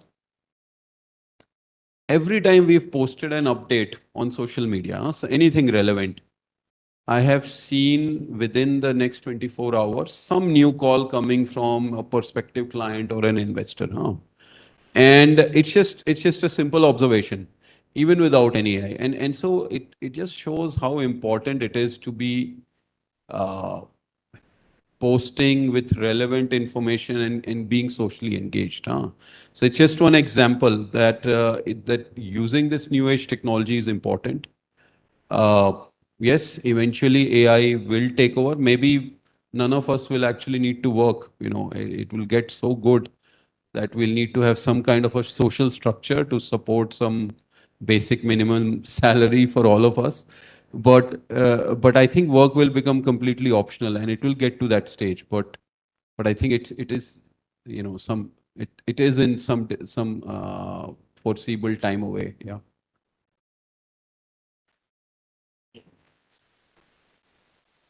By the way, it's very interesting. I don't feel like I'm in a marketing conference. It almost feels like I'm in an AI conference. I mean, the questions that are coming from the audience, all related to technology, AI, very interesting. Yeah, please. So there's a lot of questions pouring in, but sadly we're bound by time. There's one question, if we can ask, which is precisely specific to Dr. Guru. How are the convoluted neural network weights biased from the data collection through IoT systems for agriculture? Can you please elaborate the exact trail from data collection of data to subsequent data analytics? How is the marketing of these agro products benefited? Okay. So if you see the usage of technology, going back 5 years, these technologies were handled by technology giants in the market. And on the other side, domains like healthcare, agriculture were not so tech savvy. From last 4 5 years, what happened is, if I have to use my data, my technology in most effective way, I need to add an element of domain. Which means today, if you see, several agriculture products of Bosch is not sold by Bosch because we are not good at selling into domain because we don't have that flair. And what we have done is we have joined with an agriculture company like BASF, who are now front facing our products, which means the data collection happens at us, we handle technology, the data curation happens at us, but the business logic is given by domains, which means what does a customer want is known by domain people, whether it is automotive, agriculture, healthcare. And this is where the next level of impact comes in, which means a technology company has to work with a domain company to ensure that the customer requirements are analyzed well by domain companies, and then the business logic is built on the data underlying, which is generated from technologies. Right? So this is the new era. Any new product going forward, there will be one set of domain experts coming purely from different domains, a horizontal technology stack built by a lot of tech companies like us, who will actually enable these new business cases, new business opportunities to handle.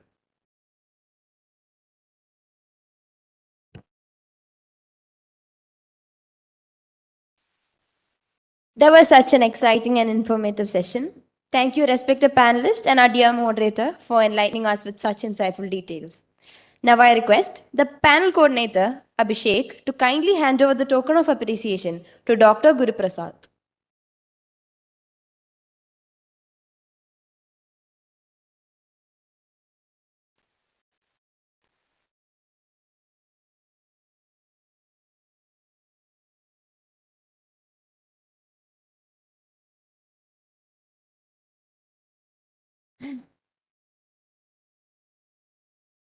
Thank you, sir.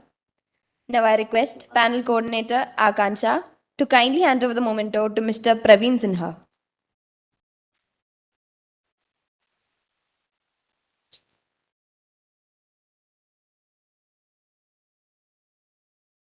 Thank you, sir. I request panel coordinator Abhishek to hand over the token of appreciation to Mr. Abhinav Guru.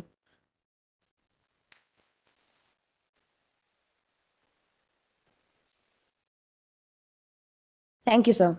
I request Akansha to hand over the memento to Mr. Akash Sinha.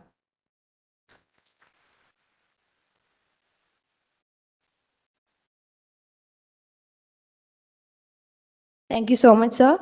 Now, we'll be breaking the session for tea for 10 minutes. I request everyone to be back on time as we'll be starting off with our next panel on marketing communication post-COVID. And I request all the students to please use the left door to exit the room. Thank you. Right. I'm sorry. Welcome back, dear friends. I'm pleased to introduce you to the next panelist for the topic on marketing communication post-COVID. Our first panelist is Mr. Dilip Narayan, who is the founder of Organic BPS. I request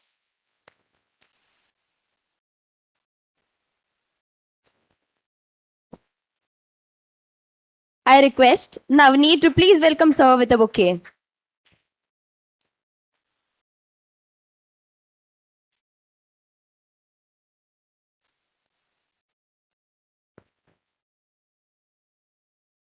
His organization is India's first brand purpose consultancy. He also serves as an advisory board member of Asset Homes Private Limited, a top-rated real estate developer in South India. Thank you, sir, for coming. Next, I would love to introduce you to Mr. Prabhakara Subramanian, who is the Vice President at AVNWE. I request Nandini to welcome sir with a bouquet.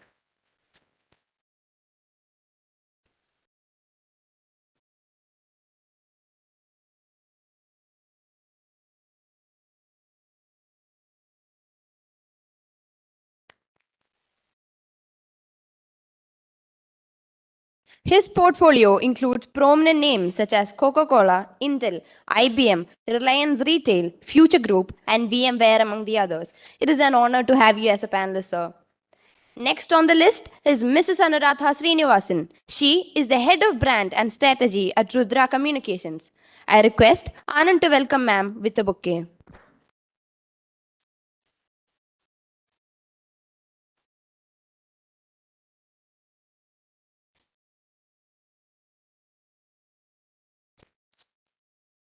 She did a Master of Science from Northeastern Illinois University, Chicago. She has not only positioned several organizations in their launch campaigns, but has also been instrumental in winning 14 industry awards for employer branding.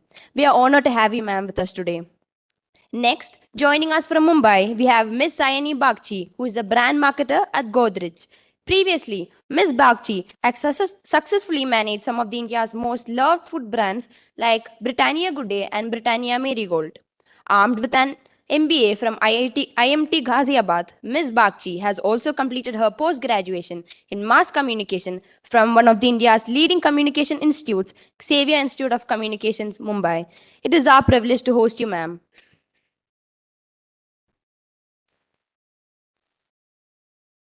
Next, to help us streamline the discussion, we have with us the moderator for the session, Mr. Amandeep Singh Narang, sir.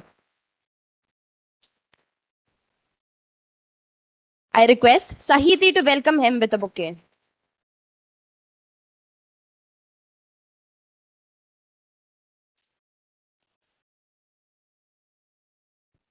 Mr. Singh has dedicated the past 24 years to the field of PR and communication. He has been cited in multiple international journals, research papers, and an Ivy League case study, which was co-authored by our very own marketing faculty, Dr. Vivek Pani, sir. We are extremely grateful to have you, sir, with us today. Now, I would like to hand over the stage to Mr. Amandeep Singh Narang, sir, for moderating the session. Hi, ma'am. Welcome to the meeting.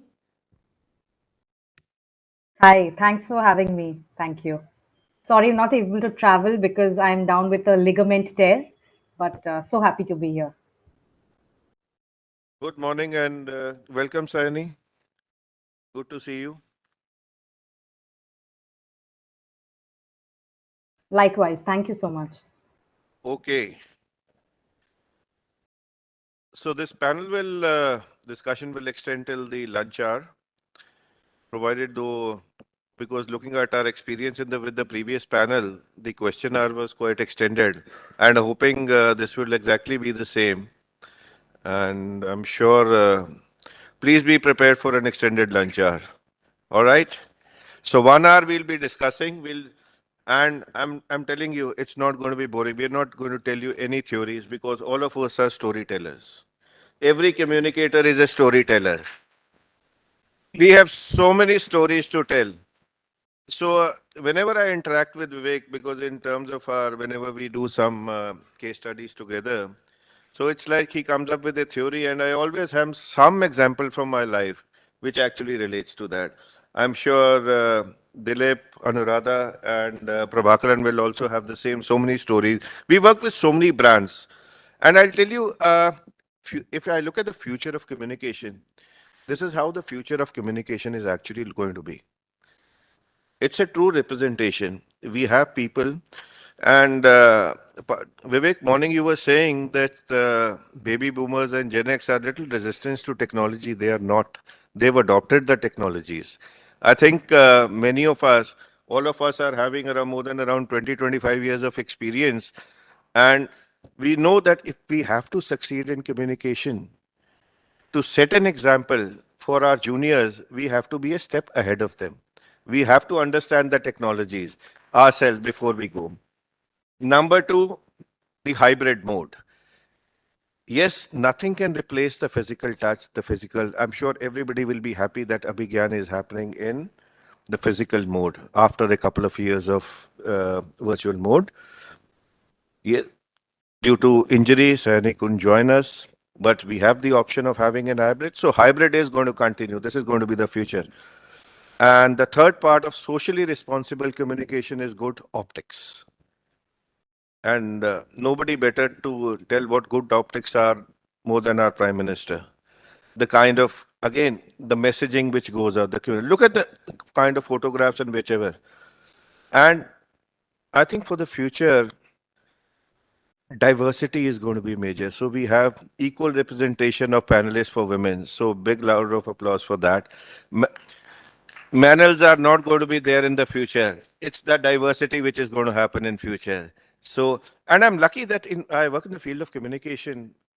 We have so many good professional communicators, and I'm sure Anuradha and Sohini will agree to that, that we have very good female communicators who've set their tones. It's not just because this gives an opportunity for actually expressing yourself. And there is always a level playing field. So that's why I really feel very proud to be associated with communication for so many years. Anyways, just coming to the point. So we're talking about post-COVID communication. And I'm really thankful to Professor Vivek Nalsar for having invited us. Hmm? And it was very interesting to hear your VC sir in the morning. So he was talking about social media, the social media. And why I related to that was the challenge of social media. Just last Saturday, I was at Hindustan Times Leadership Summit in Delhi, and I had the opportunity to listen to Justice Chandrachud. Okay, all right. So one of the challenges he was saying for the current day judges is that they've not been trained how to handle social media at all. So there are certain limitations because being a law schools, I just remember that this is something where Nalsar can, the Department of Management can also play a major role. He says, we've not been trained. We have these days, the portals like Live Law, Bar and Bench, which are tweeting regularly from the courts. And they are tweeting everything which the judge is saying. He says, of course, we are listening to the cases and some observations are there. So every observation is being tweeted live. And from that, the entire audience which is reading that is making some kind of a judgment that probably this judge is aligned towards somebody. So again, the narrative has to change. You can't stop the reporters from either you totally put a stop to that, but what to say? Like VC sir was saying in the morning that yes, we train the lawyers what to say. So even judges will have to be trained to understand what to say so that everything gets reported in the social media. And I think this gives a future way forward how social media marketing can be taught to this, even to the law fraternity by Department of Management. Anyway, coming to the point, it's basically about post-COVID communication. And yes, the entire focus would be we'll have a lot of stories, a lot of transformational stories during COVID because we are a generation which we are before COVID, during COVID, and post COVID. So how things have changed, how brands have started communicating. Every brand has a story woven around that. So I'll start with this EWOM, the electronic word of mouth. So I remember just pre-COVID, we used to talk only in the theory that when Web 1.0 was there, it was one-way communication. Static websites were there. Web 2.0, social media came, two-way communication. In Web 3.0, we are expecting somebody else to do communication on our behalf. So you had a lot of influencers and all that who were doing Twitter, and there we had brand ambassadors. People used to put up big hoardings of their brand ambassadors. They are saying ads and all that. Today we've got all those brand ambassadors right on the social media. We didn't have to do all those commercials during the COVID period. So post-COVID, those things have changed. And many of my co-panelists have actually experienced that. And I would like to just ask Prabhakaran, because he's been working with a lot of brands. He's based in Bangalore. He's been handling brands like ITC. He's been handling a lot of technology clients, other clients. How things have changed, Prabhakaran? How that have the tech firms which are actually into technology themselves got transformed? Or was it change which was due to happen, but there was some resistance and actually COVID hastened that process? Yeah, good afternoon, everyone. And thank you once again for having me here. So, Amandeep, what we are seeing is the hybridization of life is what is kind of really happening. Today, if you're talking about shopping, you're shopping online and offline. If you're talking about studying, you're doing online classes, you're doing physical classes. So everything that's about hybridization of life is what we're kind of really seeing.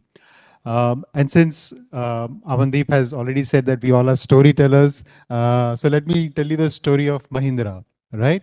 All of you know Mahindra Automobiles, right? What a brilliant piece of storytelling and the hybridization of the business itself, right? So if you look at the post-COVID kind of a stuff, right, where we speak about this hybridization about, I think Mahindra Auto is a very good example of adopting the hybrid model, right?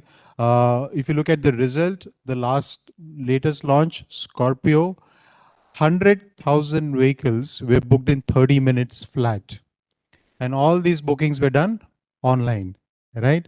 Could we have ever imagined that people spending 20 lakh rupees worth of product without actually going to a store, right? We never really thought of that. We never really imagined that.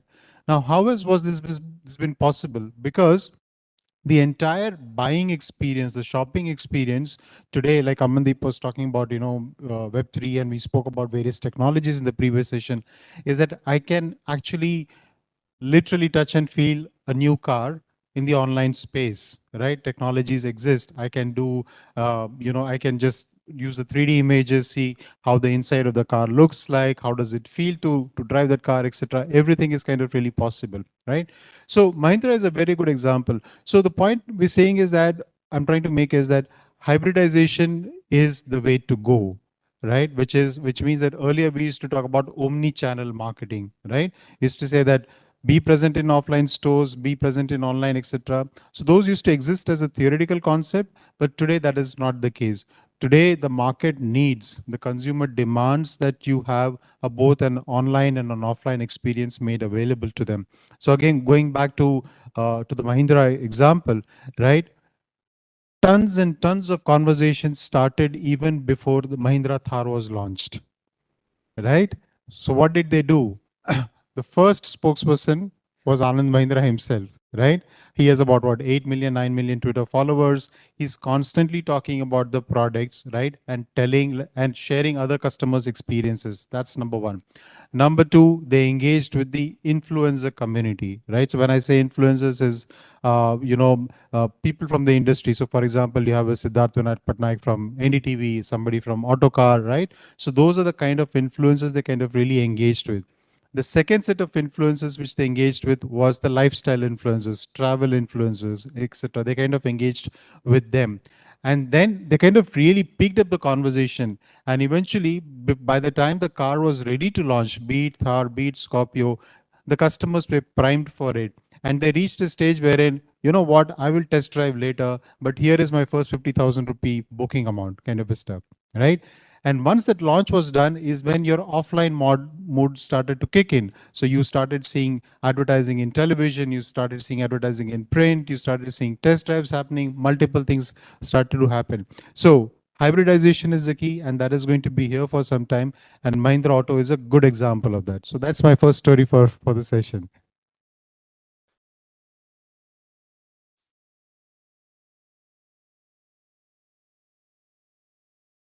More stories from you also. But let me touch upon Anuradha. She's had a varied experience in various brands. She's worked in the corporate sector, and subsequently now she is an independent communicator, consultant to various startups. Yes, corporates definitely have certain leverage, certain advantages. But how have the startups actually changed, transformed the way they communicate with their limited budgets? And because their ultimate aim obviously is to attract the good investors. So how that value addition has COVID changed the way, or has COVID changed the way they seek the investments? Over to you, Anuradha. I think COVID has changed pretty much everything. Firstly, it has not only changed the way, I mean, especially with a startup, it is a promoter who puts his money and his thoughts, and I say his because the clients I've had are male. They've put down their money and their thoughts into their visions. So when they have seeded those thoughts, for instance, this one client I worked with, visualized a co-living community in financial district. You have the area here where many youngsters work, where they would have studio apartments and they would sell the studio apartments as individual units, 127 units, to the young community. So he looked at having two target groups. Youngsters who are actually earning and working in the financial district, having an entirely self-operational community where your kitchen, your maintenance services, all are auto-operated, and you just need to focus on your life. And it's all youngsters who occupy. Very clearly, the model did not have any elderly people living in over there, even if they chose to own those apartments. It was primarily the expectation setting was they would give it out on rent. So slowly when COVID set in, and that's the whole premise on which we built up the marketing strategy for them. And obviously it went on to the internet as a website. We started building a website which truly got the essence. This was some kind of a community he had picked up and been in Spain, and we tried to capture the essence. By and by, he realized that though we were getting onto the marketing strategy, and the whole strategy, any marketing strategy, communication strategy, works only when your communication is directed at where your people are, where your consumers are.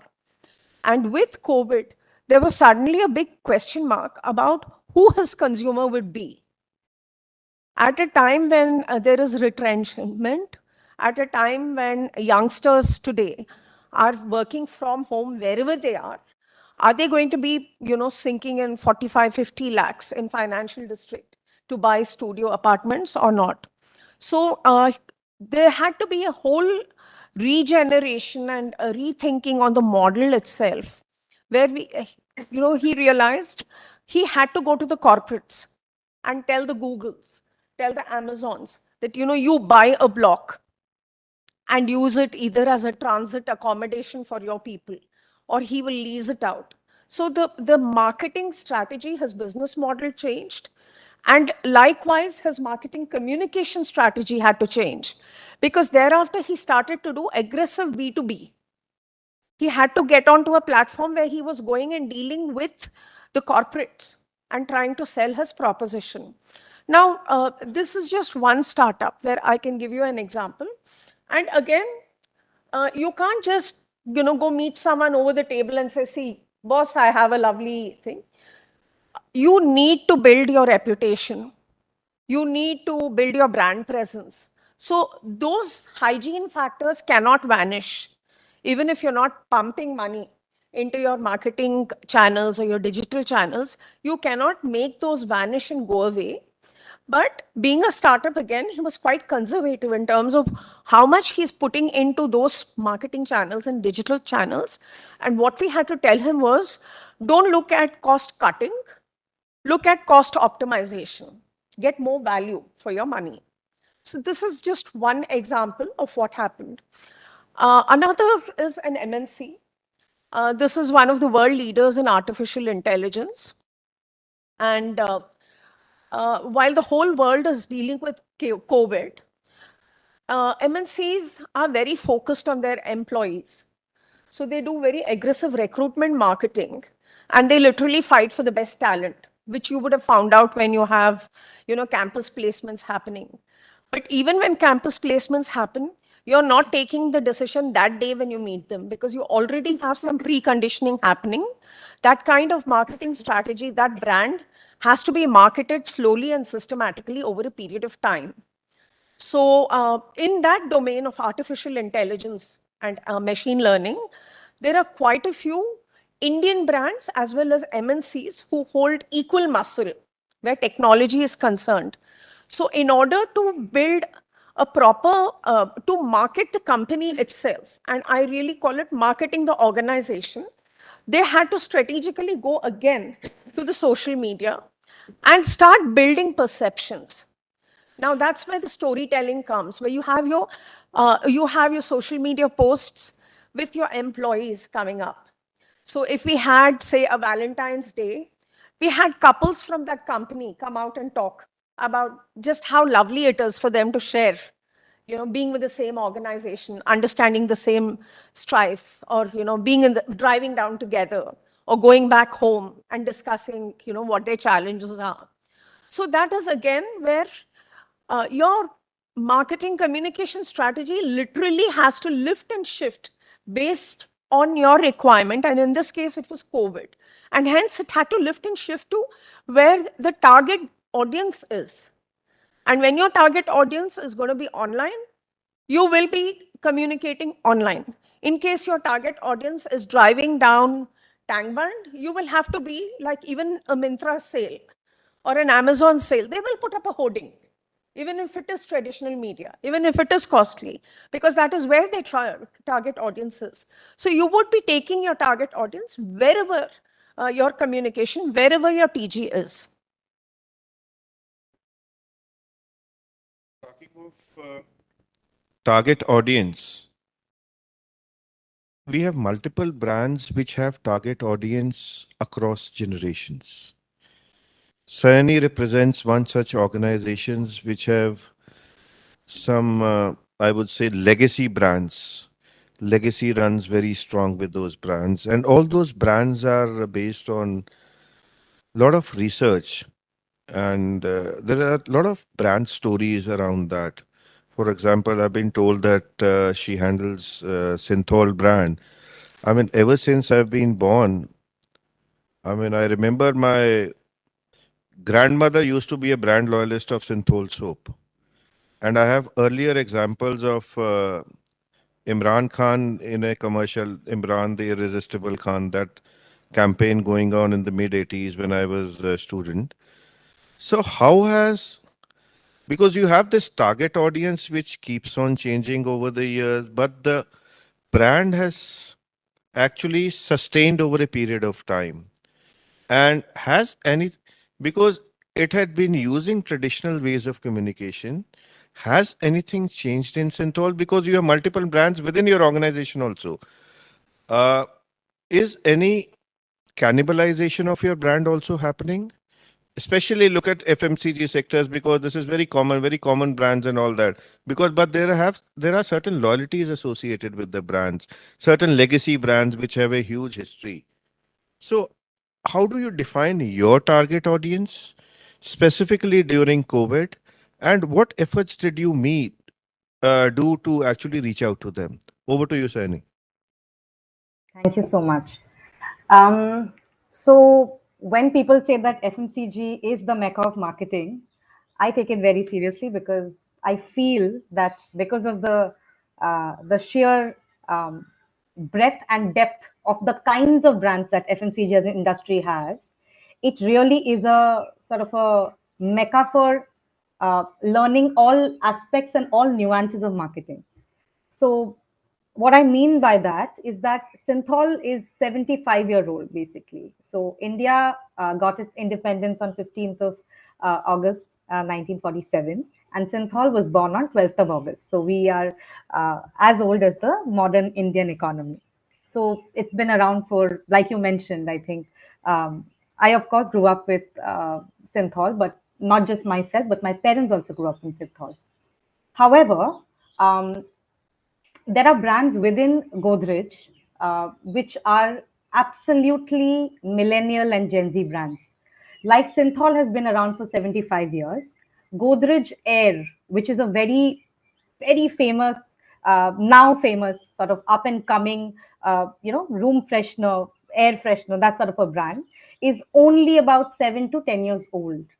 And the way the two brands, for example, within the same group, the same organization, carry out their communications is vastly different. So Synthol caters to anyone above the age of say 15 till about 60 years of age, and Godrej Air caters to urban or semi-urban, typically working sort of couples or people who have really no time, but have that sort of spending money, spending sort of power to cater to people between 15 to 45-year-old professionals. So within the same organization also, because FMCG is not just just a small industry, the way we market is so different. Now coming to how have we changed our marketing during COVID? The biggest learning for any large brand during COVID, as large as us, and I was handling Britannia Good Day earlier during the start of COVID, which again is India's largest biscuit brand. The biggest learning for us in the industry is that if your brand is solid, if you have been around for decades, then your brand will benefit. And in COVID, we saw so many smaller brands, regional brands, sort of mom and pop sort of players without that kind of brand equity or brand power or legacy who just withered away. So the biggest lesson for me as a marketer during COVID is build a solid brand, because the smaller ones will eventually sort of wither away when people have limited resources. People are always going to be getting closer and closer to things that they know, people that they know, brands that they are familiar with. So it is so important to bring a solid brand, because that's all that people keep coming back to. Because we have to remember that in COVID, the economy overall across the country, across the globe was suffering to such an extent that people's baskets, by basket I mean shopping baskets, they started obviously lowering down, right? They started getting trimmer and trimmer. So when you don't have the money to be able to go out and buy 10 brands, you will perhaps buy 3 brands, but those 3 brands will be brands that you have grown up with, or perhaps your parents also have grown up with. So the power of brands really came through in COVID. That's the first learning, number one. Secondly, how do legacy brands like us keep growing every year? And how do we keep attracting or rather targeting new consumers who are younger than me, as young as my niece and nephews, perhaps, the 14, 15-year-olds, and as old as my parents who are 65 today. So how do we do that? So as an elephant in that sense, as a brand which is so big, how do we really do that? We do it in multiple ways. We start listening more keenly to people. In the 90s and even till the early 2000s, we were just communicating one way to people, to consumers. But post the digital revolution, especially post 2010, I would say, in our country, we started listening a lot more keenly. We started listening, we started using, so for example, social media tools all across COVID, starting from 2020, to understand what are the discourses that are sort of common on social media. If people say engage with us on our social media handles, what are they saying about us? What are they talking about our competitors? How are they engaging? What are the kind of comments? What are the kind of likes and dislikes? What kind of shares? So I think one-way communication, those days are over, even for legacy brands like a Synthol. It is so important to really employ more money, employ more resources, employ more time to listen to your consumers' needs right now. And there are so many ways to do that, really, across all media. So I think we are listening a lot more, and that is helping our targeting become much sharper to our TG. Yeah.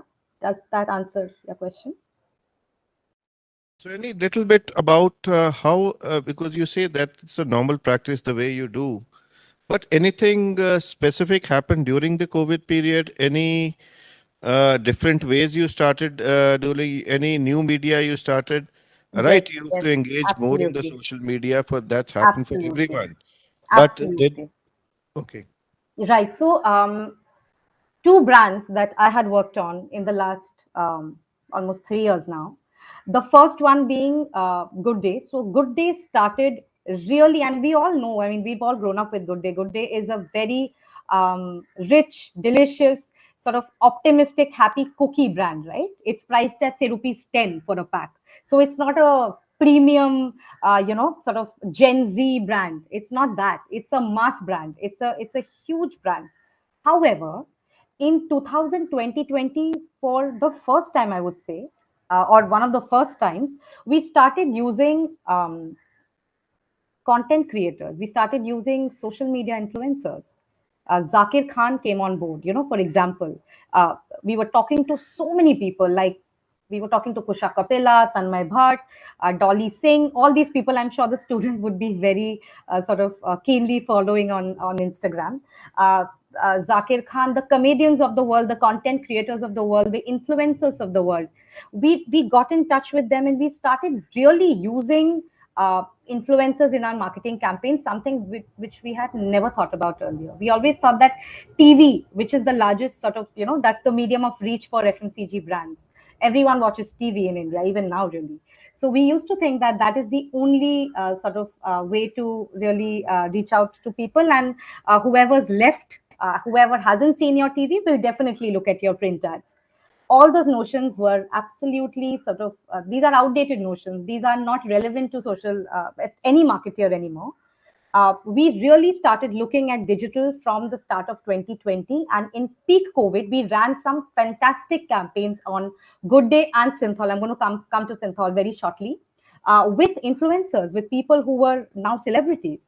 So we started looking at the brands very differently now. Our messaging was very, very different. Our content on media, social media, was very, very different. The ads were no longer 2-minute long ads saying that "Aap good day khao." Now the ads were less ads and more storytelling.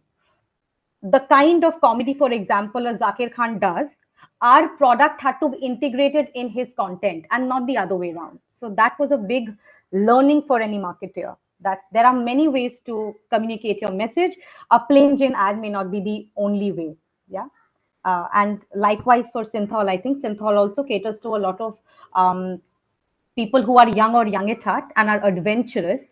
So we started an Alive is Awesome community, made up of basically travel influencers from across the country, hundreds and hundreds and 1,000 travel influencers across the country were talking about not the brand, but about how they feel awesome when they are traveling, how they feel alive when they are traveling. So marketing doesn't have to be about, really just thumping away your brand message. That was our learning in COVID, I think. You have to really move with times and talk about content, not your product necessarily. Great, I can feel the passion about the brand in you in your talk, how passionate you are about your brand. But coming to COVID and how storytelling has happened, I'd like to switch little gears and I'll come to the empathy part, which people had been talking during the period of COVID, during the COVID period. And we had few discussions in various forums, and people were saying that empathy is going to be back in the communication for all the brands. So they'll need to take the moral high grounds on what they are doing. Some people went overboard into that. So which kept us wondering How much is too much? What you're doing? What are you? Is it ethical what you're doing? If you are contributing to the society, you're supposed to be contributing as a responsible corporate. And that takes me to Dilip. Dilip runs an organization which advises corporates on sustainable communications. So sustainability has been the buzzword for last few years, but we are very fortunate that in India we've taken the lead. We've taken the lead in even in the when we introduced CSR. Now ESG reporting has come, and next year you're going to see the corporates competing with each other to get the best ESG scores. SEBI has already given out a format, and ESG consulting is going to be major. And again, that gives an opportunity for consultants like Dilip, who runs sustainable communication organizations, to actually leverage that to the advantage of the corporates. So, Dilip, how are you looking at the new changes as far as ESG is concerned? And how has been your story with the organizations during COVID? Tell us tell a good story how you've tried to help a corporate and develop a sustainable brand. Thank you, Amandeep. Before answering your question, I would like to thank Dr. Vivek Pani, Dr. Deepthi, and Sahidi for the wonderful hospitality they have extended to us. So, to answer your question, before that, I would like to ask you, all the young students here, any one of you are born before 2000 in this hall? Only 2 or 3. That means, so the title of our discussion today is communication post-COVID. So this is not like before Christ and after Christ. That's the kind of perspective I would like to bring to this. Mr. Amandeep, in his introductory remark, he has mentioned it. When you look at an historical perspective, and earlier the industrial revolution was led by hands, then came technology revolution driven by heads. Now it is a revolution driven by hearts, and it is the torch bearers or the flag bearers of this wonderful revolution is the people who are sitting in front of us. And this is what happened during this 2 years of COVID is it accelerated that process. They accelerated the process of the change, whether it is in terms of communication, in terms of empathy, in terms of governance issues, in terms of adoption of digital technologies. This was, Ms. Bakshi would agree, all the FMCG brands, Godrej, and they would have started all these things. Even Mr. Praveen was talking about, digital adoption. But what happened during those COVID is it accelerated. Otherwise, it would have taken 10 years. It was, in 1 year it happened. So basically, when we look, the perspective is post-COVID, the changes are, it's an evolving change in terms of consumer sentiments, in terms of planetary requirements, in terms of rules and laws. The changes are happening, and this COVID accelerated it. So coming to the question of, now I work with a client who's an NBFC. It's one of the largest NBFCs who has around assets under management around 40,000 crores. And their customers are below income or middle income families. They are not on social media or not that technologically driven. It's called Muthoot FinCorp. And during COVID, what happened is, and this is a physical mode. There is no technological mode. You come with your gold to a branch. They have around 4,000 branches across India. Pledge that, take the money. So this is a model of business. And every day, more than 1 lakh of customers walk into different branches. That's a kind of, on a single day on 24th of March 2020, it stopped. The business is stopped. There is no other model, unlike many other businesses which could have run. This business has stopped. But the people have needs. People have needs of financial needs.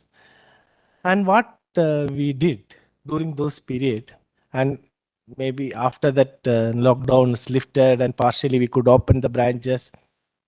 One of the great, all these 3,800 odd branches and the employees there, they went and met all the customers and understood what is the real need now after when they open it. And we have started a program called Restart India. It's like when a small shop has to open, when it is closed for 2 months or 45 days, you need to do some small repair. You need to stock new things. The old stock would have gone. So they need some money to start their business, start their small kirana store. So, and this India is a country where it's, and you know, during the COVID, who helped you? The kirana store that they helped you during the lockdown periods. And they needed that money, and we started this program called, this is purely non-commercial program. It's a CSR initiative called Restart India, where we did three things. One, all these customers, all these shop owners, they were not adept at this technology, even using a WhatsApp. So we have send them a training material and empowered them to create a WhatsApp group to their customers, and send that list of everyday morning. They can broadcast that list. Oh, these are the items there, and it helped really well. I'm talking about not big things, very very small things. Creating a small kirana store with who has a maybe 500 meters is their catchment area. He knows their by name.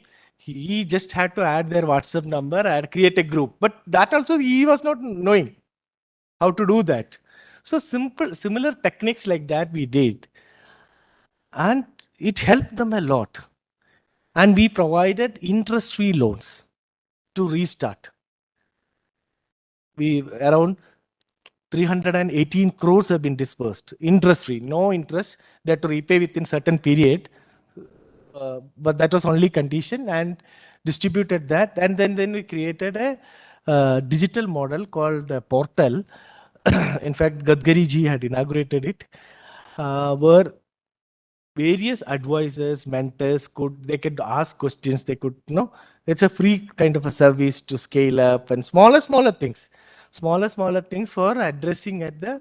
So the point I am trying to make is what COVID has really, a company who's into traditionally doing business, a legacy organization, 135 years, and a financial organization, because of COVID, they accepted those kind of thinking. So that's the thing. So because COVID has made even those people who are sitting in the boardrooms, they started thinking about life. They started thinking about the higher meaning of what is a purpose. So I would say to all my young friends, in 21st century, greatest brands and companies will be built upon a higher purpose with a deep-seated conviction and for universal good. No selfish things will not work. It's for when a tide happens, every boat will rise. The marketing, the business community, the question, the framework of ESG, everything boils down to this simple thing. Everyone has to win. Everyone has to live. That is the fundamental human truth. And whether you have technology or not technology, or any technology that will marry this feeling, will resonate with the other person, and that loyalty or everything follows. This is a simple fundamental human truth of having a higher, that's a shared belief.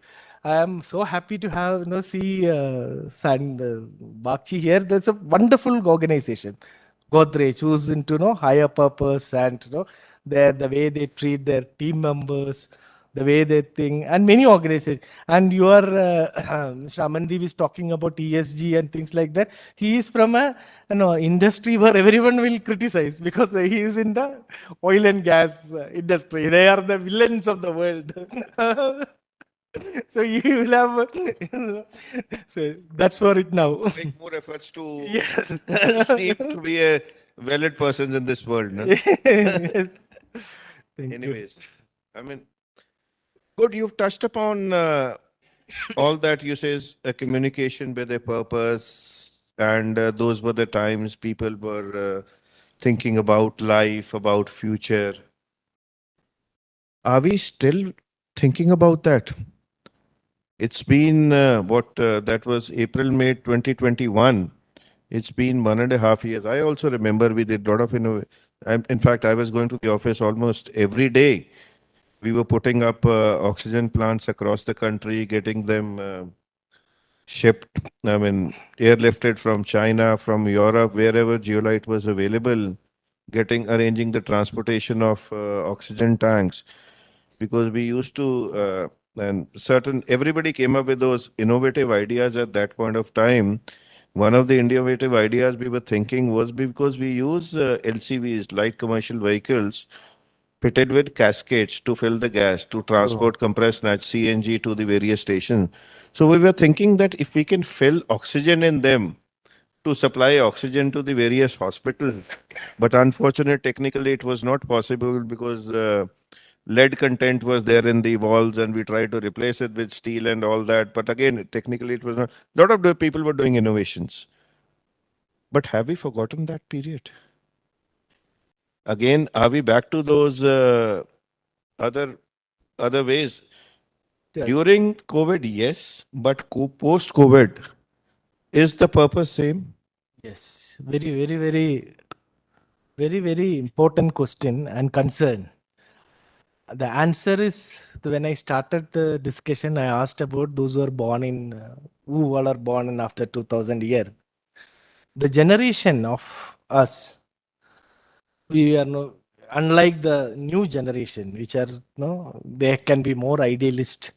They can, because, no, unlike us, no, for us or for the earlier generation, survival was the main thing. Now things have changed. Across the world, especially in India, things have changed. And the new generation comes with a sense of, even after COVID, whether irrespective of COVID, that's why I gave that perspective. You are right when it comes to our, because it was a convenient kind of a solution, or for the generation. But the new generation, this is not convenience, this is their belief system. You can call purpose or sustainability or whatever. It's more of a shared belief of a better tomorrow and a better world. That trust, because that kind of thinking will come from a generation who has that, ability or liberty not to look at only at their, stomach. Unlike our generation or earlier generation. So that's a defining moment. That's a question. That's why I asked that. Being a father of 2 millennials, I know that. I mean, they say that you don't know anything. What the world is. You know everything. Even I heard the same. Even Mr. Mukesh Ambani was saying the same thing. 5 years back, I heard him at HT Leadership Summit. He was saying, my kids say that, Papa, you don't know how to do business. Yes. And another, nothing to do with this, but another interesting point I would, if I can add for a minute. One of the problems come from Kerala, we face is there are no children. The population, earlier it was population problem. Now, like in many European countries, the birth rate has come down. Even every family, one child maximum, and that child is also going abroad. Nobody is there. So and when nobody is there, how can she sell soaps? How can you sell all these things? No children, nobody is there. Why old man, old woman? But They will not break anything. Our population it's not decreasing. Population. I'm saying specific areas. Yeah. Thanks to Bihar and UP, we are surviving. So, so for all marketeers, I think Dr. Vivek Pani, instead of getting a first job, they should get married and produce children. That should be the to sustain. Okay, Vivek, please think about it. Now, why these European countries have negative growth? You're talking the way Elon Musk talks, no? Why these European countries have negative growth? When a child is there, he will break this glass and everything. No? So you need to buy. Or they'll buy one bicycle, then bike, all these things. Old man and woman, they will not, they will use the same thing. They will be carefully used, no consumption, nothing. So it's younger population is demography is a very, very important strength for us. No, definitely. Very, very important and strength they for bring us. a lot of rationality also to the decision making. I mean, the kind of way their decisions are taken and the belief systems which they believe in. I think we have some role to play in how we bring the. Yes. Definitely. That credit should come to us, our generation. Be able to get them rooted to. Yes. Yes. Okay, now we talked about the corporates, how corporates have changed their way they communicate. Let's talk about the customer, our target audience. Have their tastes and preferences also changed over period of COVID? Because remember, there was those of you who read the communication theory would have read about Marshall McLuhan, who used to say that medium is the message. So we've changed the media, electronic media, a lot of fake news came, social media, it is all open, there is no restriction at all. Whom does a customer believe? Have their way of receiving communication also changed? I would like to put this to Prabhakaran because he is from a very renowned PR agency and they're handling very wide range of brands across the world. So give us some customer insights and our target audience. How do they want information to be? And how can you help brands bust any fake information, fake news which is going around? Great question. One of the things that happened during the pandemic and because of the pandemic is a significant shift in the way we consume news. Okay. It triggered by the fact that in the first wave, pandemic hit us, and most companies, especially media companies, they didn't know what to do. Right? They didn't know how to handle the situation. It's very uncertain. Media companies, they started laying off people. Right? Overnight, we suddenly started having a situation where there are fewer number of journalists to write news stories. Okay, that's point number one. Point number two is because of the uncertainty, advertisers stopped advertising. So suddenly, you were used to seeing a 25 or a 30 sheet Times of India newspaper shrunk to 10 pages, 12 pages, right? And also at the same time, because of the increasing digitization, etc., what we started seeing was that people were started to consume news online rather than the newspaper print. And there is also a demographic shift taking place. How many of you in this room read a physical newspaper? Okay, because your students, there is still mix and number. But there are still a lot of you who are not looking at newspaper for your news, right? That has completely shifted, right? So the way, which also meant multiple things, as communicators, as marketeers, as brand owners, we have also shifted little bit from news to conversations. And this is the point which I think, Saini was also alluding to in terms of, listen to what your customers is saying. Now, in PR, there is a very popular and a classic model called the PESO model, PESO, paid, earned, shared, and owned. Okay. What does it really means is look at any piece of news or conversations that is taking place today. P means paid. It means that the brand has paid for that news. It could be in the form of an advertisement. It could be in the form of an engaging an influencer. It could be in the form of a paid article, anything. Second, stands for earned. What does it means is that I as a brand or as a marketer, I have an information. I am disseminating that piece of news to various relevant journalists. Okay. If the story is interesting, newsworthy, and the journalist thinks that it is people want to read about this news, so then voluntarily they're carrying forward that news. So which means that you're not paying for it. It's an earned piece of coverage, right? S, shared. It means that there is a piece of news that multiple people, whether they are your target audience or they are not, they are your consumer, they are not your consumer, but they are sharing pieces of news, right? WhatsApp forwards, right? Good morning, good night, right? That's the easiest way. But again, from a brand point of view, from political messages, etc., right? There are multiple shared piece of this thing. The O stands for own, which means that you as a company, you have your own Twitter handle, you have your own Facebook pages, etc., and you're sharing the conversation through your own platforms. So the critical shift which is taking place now and happening now is companies are today more focused on tracking those conversations across these four parameters. What are the kind of conversations taking place, right? Today, for example, if I want to know what's happening, the latest news, my default choice is Twitter, right?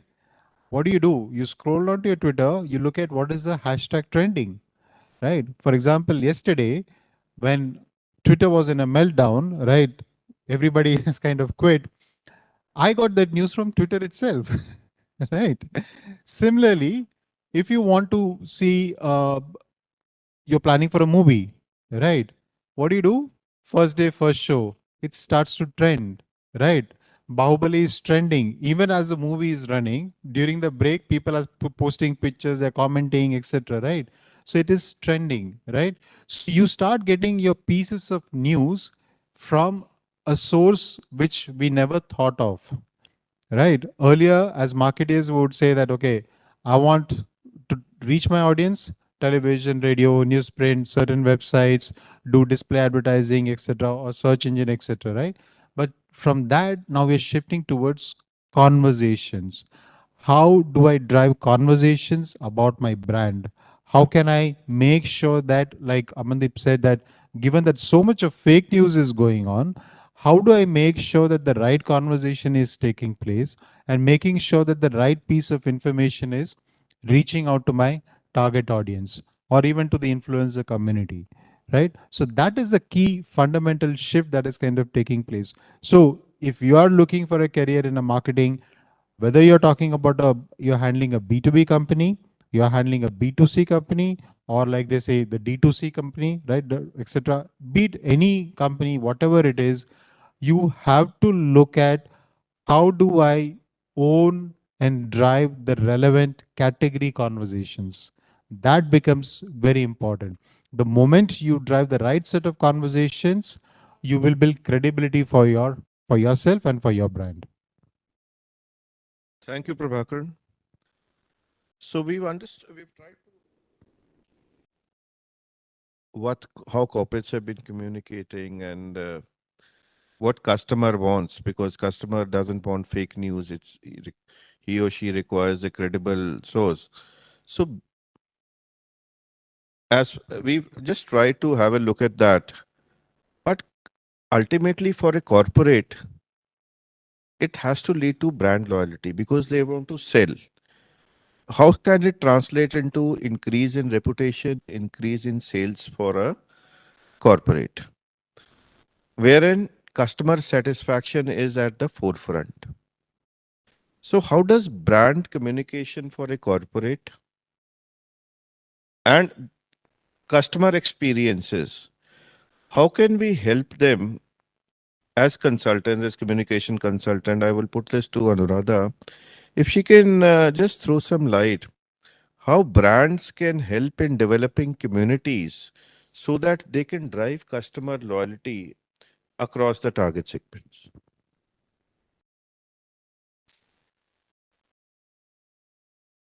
I would first like to add a little bit to what Prabhakaran had said. Just draw a broader context. Just imagine you have 4 trillion hours spent online in terms of time, 4 trillion hours. So that is the kind of time available where when you talk about customer insights, the customers are spending that kind of time online.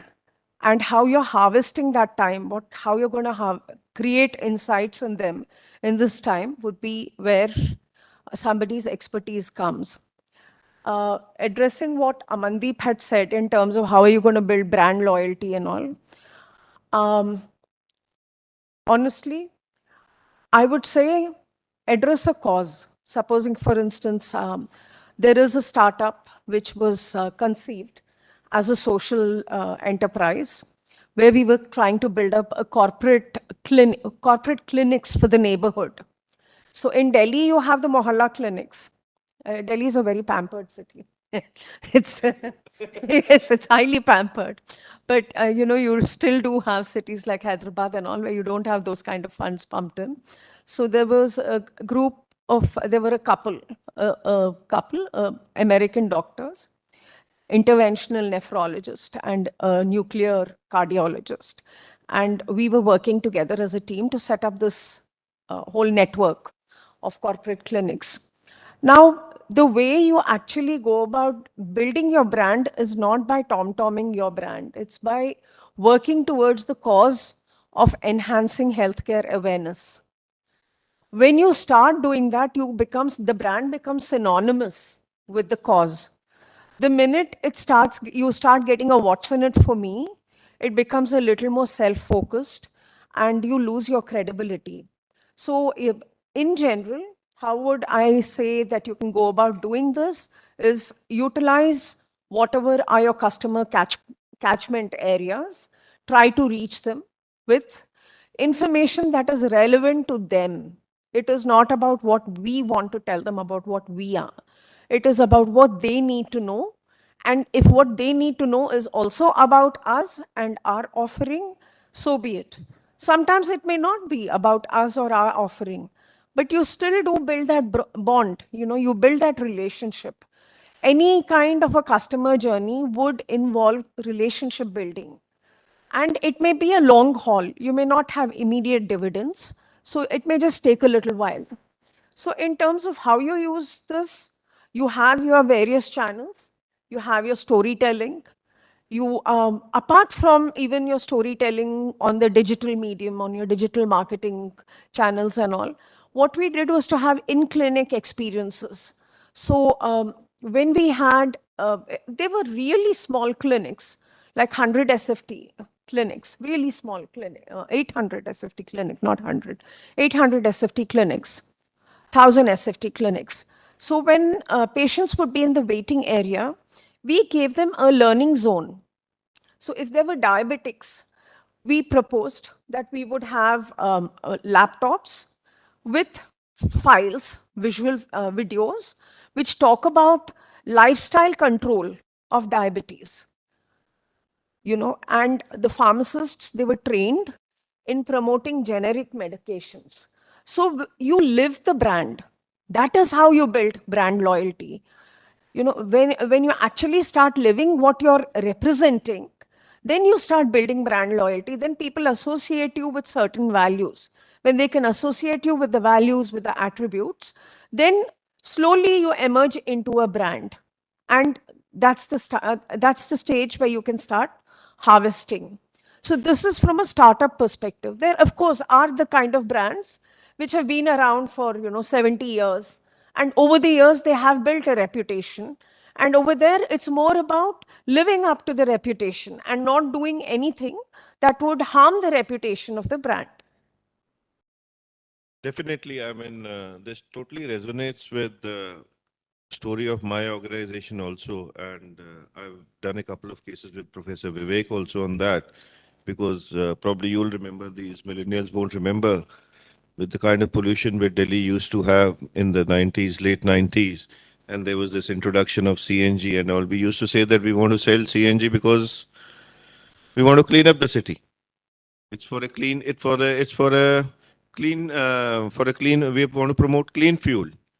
So ultimately, the brand because there was not a brand, it was actually the CNG was actually a product. It was a concept which was being sold. So anybody going in for a clean fuel, for opting for CNG, was considered a very morally high thing. You're doing something for the environment. Definitely, it's communication with a purpose. That I totally agree with you. And similar is this the case what Dilip has been doing, communication with a purpose. If your communication is directed towards achieving certain purpose, you are understanding the pulse of the customer and then addressing it through the most social way. And there, it's natural that you'll get brand loyalty for those customers. Great. I told you this session, there's going to be a lot of stories and this session is going to extend. But I think we I'll should. add to Yeah, this, please, please. So the point Anand was talking about, I would like to add on the cohorts. Like you would have heard about it. The EY Consumer Index study, the latest study has segmented the consumers, especially after post-COVID, 5 different cohorts or communities. The first one is affordability first. That is a large chunk. So your question on purpose, no? In 32 percentage, like our Indians, who looks at the toothpaste tube, skews that. That's a 32 percentage. So you don't have any illusion that it's all purpose driven. It's all higher cost. 32 percentage of the customers value affordability, or that's a thing. And then you have planet first. Those who look at the future of our planet, our Mother Earth, that's the second cohort. Thirdly, it's a society first, the consumers and things like that. Fourthly, it's a experience first. That is the newer segment which has come up after COVID, because COVID has made people realize that there is no guarantee whether you are there tomorrow or you don't know. So enjoy. So that experience, that's a new segment is coming up. Live the life, live the life. So that's an opportunity for marketeers. Like, whether it is travel, whether it's, make that moment, that experience, Definitely. So the newer segments, instead of our old geography and demographic kind of consumer segments, this is a kind of cohorts. And if we have our communication and products suited to that, there is a business, there is a opportunity, there is a loyalty. Yes, converting challenges into opportunities. That's Customer insight, I would like to. Our entire objective was to, right now, any patient goes to any hospital, they're given 1 million tests, saying, ye test karao, wo test karao, ye sweet karao. So they are running. Then they go to the doctor. You have a secondary and tertiary specialist, and they keep running from specialist to specialist. The whole purpose of this healthcare network was that we would address it at the primary healthcare level, cut down the testing as far as possible, cut down the medication as far as possible. The customer insight we got, and this is direct patient feedback, was we charged only 110 rupees consultation fee. So it was like, अरे वो वाले doctor तो 200 रुपए लेते हैं, यहाँ पे बहुत कम लेते हैं. Okay. So there must be some catch in this. This is a customer perception. If you're offering something at a lower price, there has to be something either substandard. Yeah, and the other thing was, मैं तो RMP के पास गई थी, वो तो 10 test करवाए, यहाँ पे खाली 2. So they started having a feeling that if you're not testing them enough, you're not pumping them enough, right? And they would come with recommendations like, when you're into ethical medicine and ethical healthcare, you will try not to give antibiotics for everything because you don't want to produce superbugs. The patients would come back and say, but my earlier doctor said ki I can have this antibiotic. So there is a certain gap in terms of what you really want to achieve and what your customer is ready to achieve. It is very important for any business to be able to assess that gap and any communicator to be able to understand how to bridge it. Great. I knew there were a lot of stories. We'll have a lot of stories to tell and we won't stop. I'm sure Saini will also be having a lot of stories to tell, but we really don't have so much time. But I'll hand it over to Saiti for the questions. Let's start that. Everybody will be hungry, na?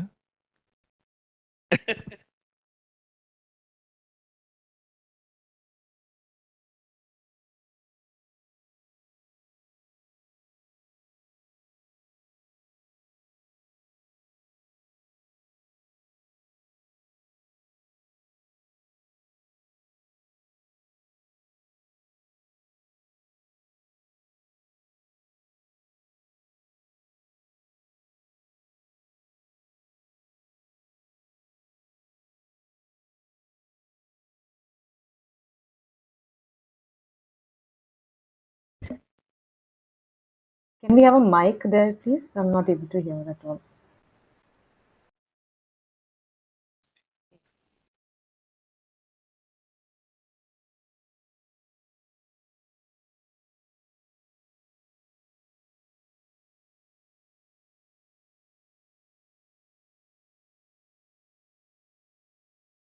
Am I audible? Yeah. So I had this question. We're talking about cause-driven marketing. These causes are also very topical, very episodic. So there will be one cause today, maybe 2 years from now, this cause will become slightly irrelevant. So a brand can stand for a cause today and start communicating in that zone, in that perspective. And there can be a new cause that can come up, like say 2 or 3 years from now. But whenever you're communicating, there's a positioning happening. And positioning is actually an entrenched phenomenon, right? So how would a communication specialist handle this disentanglement of positioning? How can you change the positioning so often? How do you do it with respect to brands? That was my question. Anybody who can Yeah, answer? I'd like to take that actually. It's Yeah. a constant dilemma we sort of battle in our day-to-day workings. Um, your positioning is your strength. So changing positioning, unless you have done extensive consumer research, you have a different consumer insight which tells you that, this is not working out for you, and data has to support it. There are multiple sort of data points, from market share to brand health parameters, to gains and losses versus your other competition. There are so many data points which can allude to a fact that your brand may not be working for ABC reasons. That is a completely sort of special case. Unless that is happening, changing your positioning is sort of harakiri. It's like a no-go zone. You cannot change your positioning for a brand unless you have a uh, road line, like a roadmap, sort of ahead of you planned. So in line with that, if you don't change your positioning, it is but obvious that you should not get involved with any and every cause, however tempting it may be. For example, Mother's Day can be so tempting as a brand, right? To roll out a video and do something around, how important, how critical mothers are to the society, how we should admire our mothers, and how we should really appreciate them every day, not just today. But that is not my brand. That is not Synthol. Synthol stands for awesome bathing adventures, awesome bathing experiences.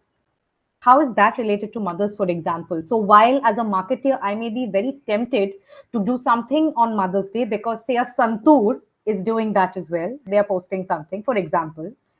I shouldn't do it at all, because consumers can see through lies. Consumers can read through lies. So if you do something which is not authentic to your brand, you will firstly waste so much money, because to build any cause, like we've spoken about causes earlier, you need scale to build a cause.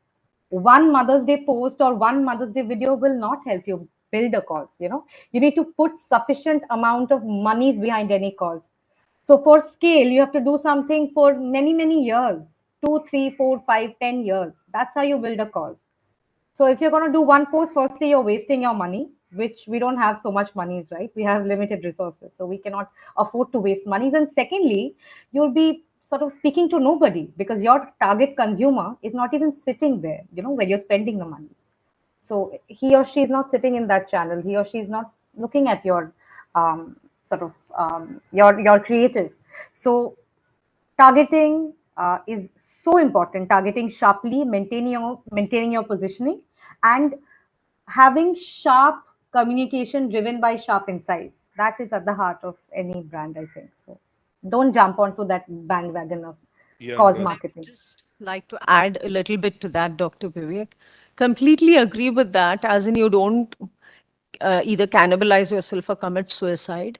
However, from what I understand from your query, it is that you're looking at a cause that has kind of worn out its lifespan, and you're looking at some other new budding issue that's burning right now, given that as long as there is no direct dichotomy in that, and you don't seem schizophrenic about picking up that alternate cause and maybe, letting the other one fade out, I don't see the real damage to that, provided it's handled very delicately on the communication system. And in order to do that, for instance, in HSBC, we would have the great place to work, the great place to bank, and the good corporate citizen. So we are a multidimensional entity. As a good corporate citizen, we may be HSBC in the environment, we may be HSBC in the community. We may be HSBC in multiple domains, but that is where, the brand, how you hold the host brand, the primary overarching brand, and how you're telling your smaller story or your empathy, how you're narrating your empathy and dovetailing into that, that would be where the communication piece comes in without damaging your reputation. It can't be something which just seems very unsavory. Why did they suddenly pick up this? It can't be that. If it is in sync with your basic DNA, there is no harm in doing that. I'll slightly have a little different point of view. While I totally agree with the positioning part, you can't agree the positioning if you are a socially responsible brand. Yes, you have to be alive to all the social situations. But given the topical nature of whatever is happening around us, we really can't be blind to certain issues. And whatever, like Amul comes up with a headline every day on the topical issues. They take a stance because they've known for that. It doesn't change the position. It is utterly butterly delicious only. But they know that, yes, this is a topical cause. I'll give you a small example how this is again a story. All of you, I'm sure, traveled to Delhi, and behind the autos and taxis in Delhi, you see the stickers. This taxi respects women. Mera iman mahilaon ka samman. Do you know the story behind that? How it all started? So after this Nirbhaya incident, the question of women's safety was very important in Delhi. It made international headlines.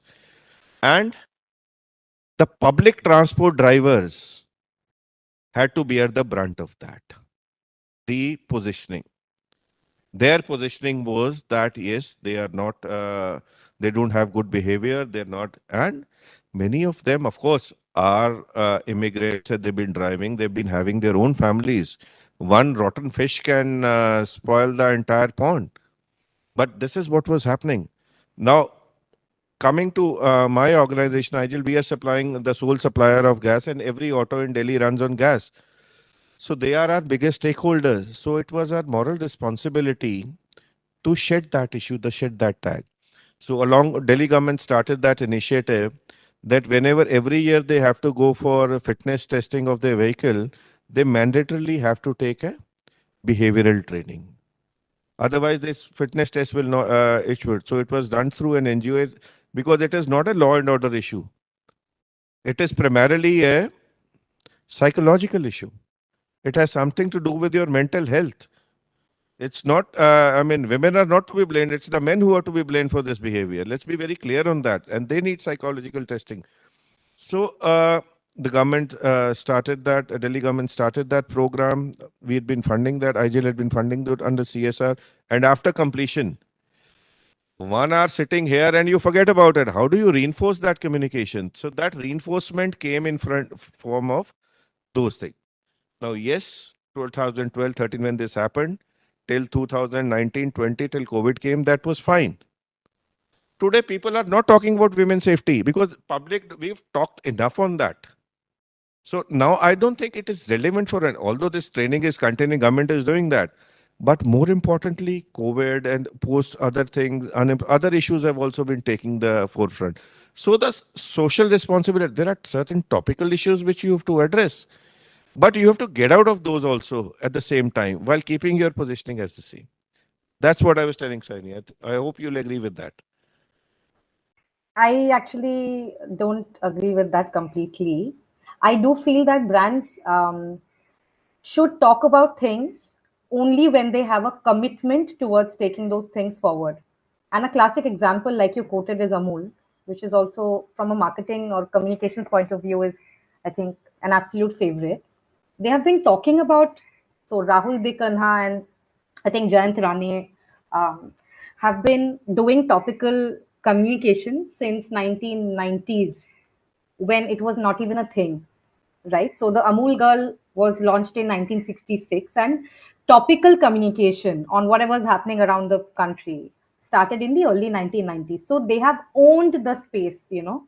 So I feel that as a marketer, unless you have the commitment to go forward the whole way for a cause, doing it for one post, it doesn't add up. There is probably no harm in it, but associating with a cause is such a deep commitment, or should be rather, if you choose it really, that, for example, the Godrejes have been talking about ESGs even before ESGs were a thing. They have been talking about environment for the last or half a decade, I think, half a century. So 50 years at least publicly talking about environment. So now when you talk about corporate social responsibility, or when you talk about, say, LGBTQIA, you talk about Godrej, because I can't think of another Indian sort of Indian company organization which talks about things that no one spoke about. So they started early. They started really talking about environment. They started talking about marginalized communities well in advance. It's not a, you know, while this is a recent thing now that on, I mean, you just put up a post for say the rainbow community once a year and you think that's done. Some companies have been doing it for years. So for any brand, if you continue to stay on this journey, please go ahead, but choose wisely and don't do it as a sort of a, yeah, just a Yeah, I trend. agree. Choose wisely and select a few, not get your foot into everything. I agree, Because yes. SDGs are 17. So ESG framework develops from that and pick up a few of them Yes. where you're aligned, where you're strategically aligned. For example, your stakeholder group or whatever, whichever community you're staying. Okay, let's go to the next one. You have any questions? No. You're not hungry, no?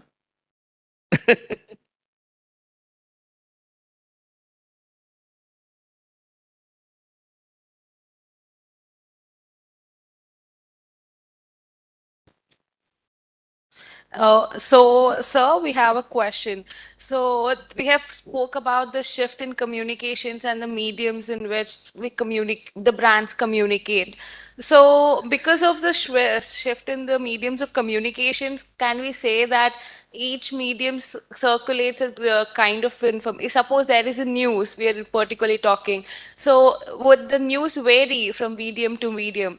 And then, following question is, we have seen that during the lockdown and then during the pandemic, there we have seen a lot of word of mouth which has been circulated among the brands and then whatever message you're trying to communicate.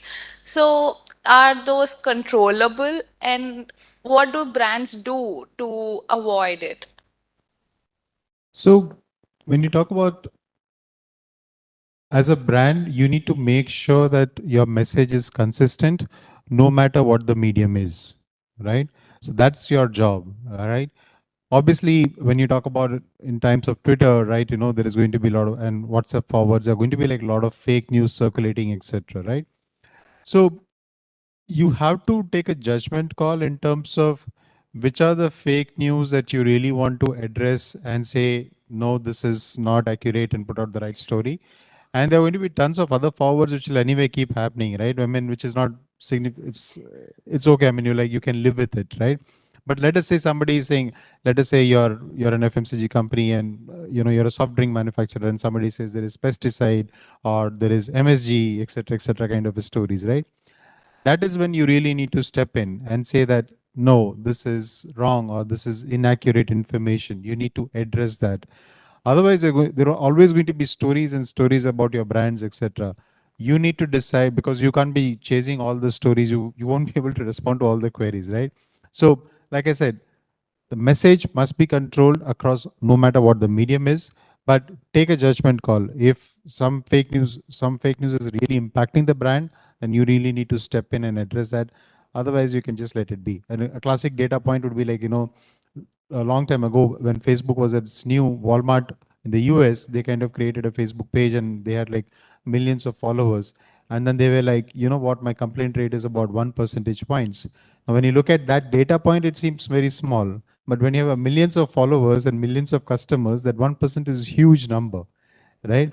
So you have to take the judgment call and say like, which ones do you want to answer, which ones you want to ignore. I'd like to just add a little bit to that.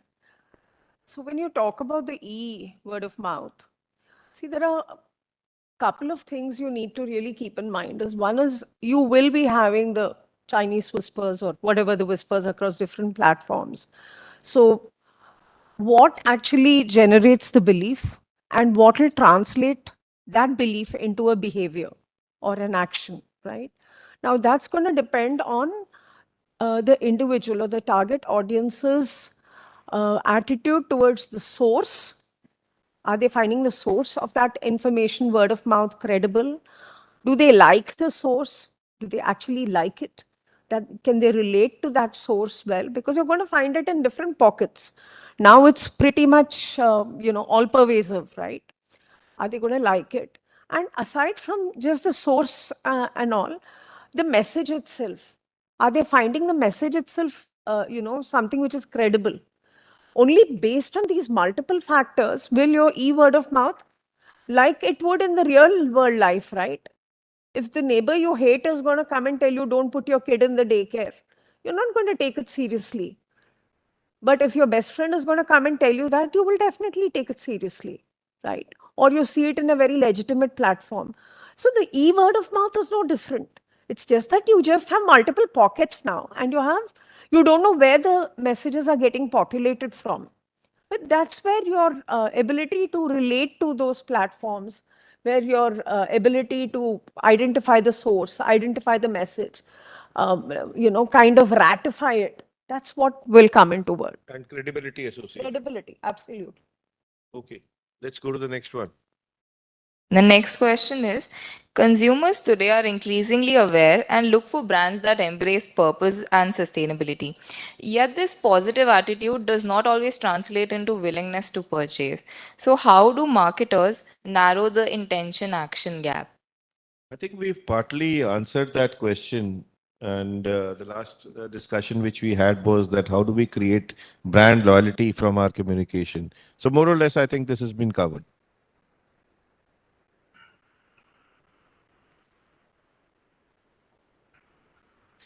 So we have another question from our batchmate. So his question is, brands like Onida and Old Spice have used catchy commercials on TV, but have faded out now. How can they make their way back into the digital economy with their competitors who have established themselves on digital platforms? So on Old Spice, I just have a comment. I don't know how many of you seen the Old Spice man ad, right? That kind of really changed the game for Old Spice, right? So, so if you think that Old Spice is not doing great work, I disagree. I mean, if you just see the last campaigns from last couple of years, I think they did some fabulous work on that one. And again, if you look at legacy brands in general, I think the challenge is not the communication, right? Typically, the challenge would be with the product itself, right? So, for example, if you take mobile phones, right? Why did BlackBerry fail, right? It was not a communication problem, right? It was a product and innovation pieces which they were not able to keep up with, right? There was another brand, Micromax, right? I don't know how many of you would actually believe if I say this. At one point in time, Micromax was so popular that those handsets were to be sold in black, right? And then when the 4G revolution kind of came in, they were not able to quickly upgrade themselves at that pace, right? So that's how they kind of faded out. So legacy brands, if they are not successful, chances are it is more got to do with the product and innovation issues rather than a communication issue. Hello.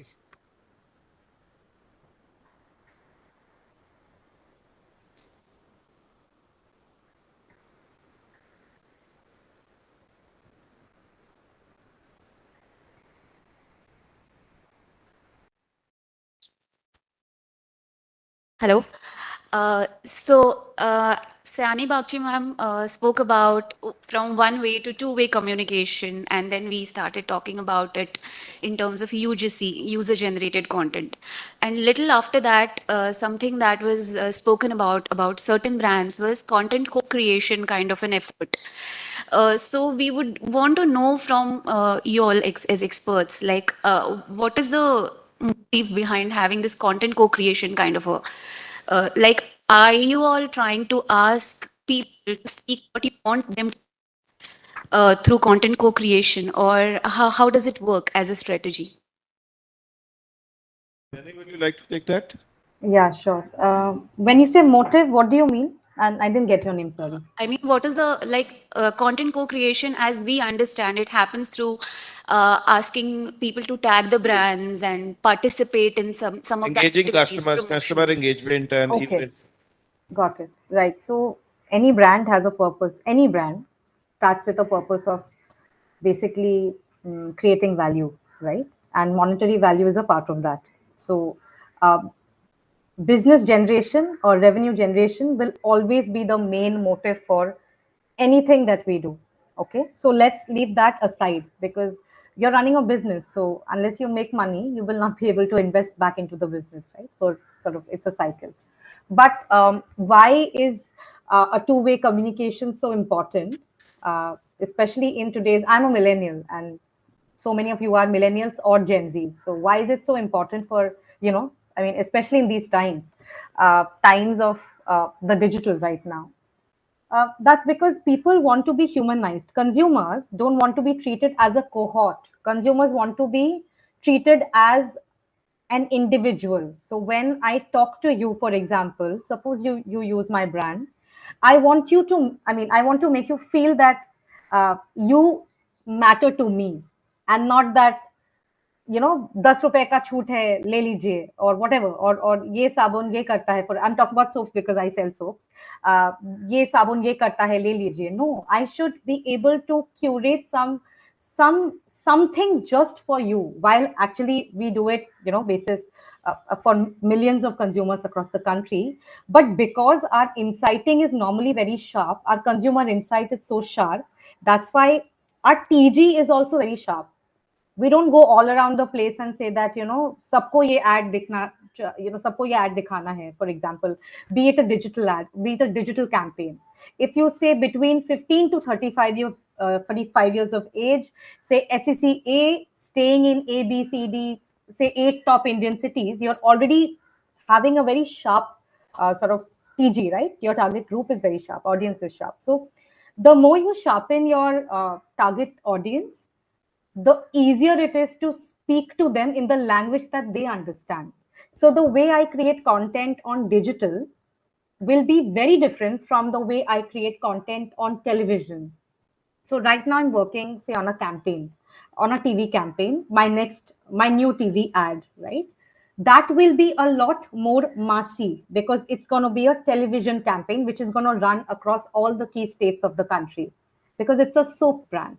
But when I speak to you online, if you go to my Instagram handle, for example, by me I mean Godrej Synthol, you will see that the content is all around travel, around experiences, around what makes you come alive, what makes life for you awesome. About it's not about the brand. I'm not hard selling the soap to you, but I'm telling you my message in a way which is like, I think one of the panelists also mentioned that, don't shove it down someone's throat. I think Anuradha mentioned that uh, in order to create purpose, you'll have to create content which is not in your face, something which sort of considers your consumer as a human, not as a cohort. I think that's the key. Is that helpful in answering your question?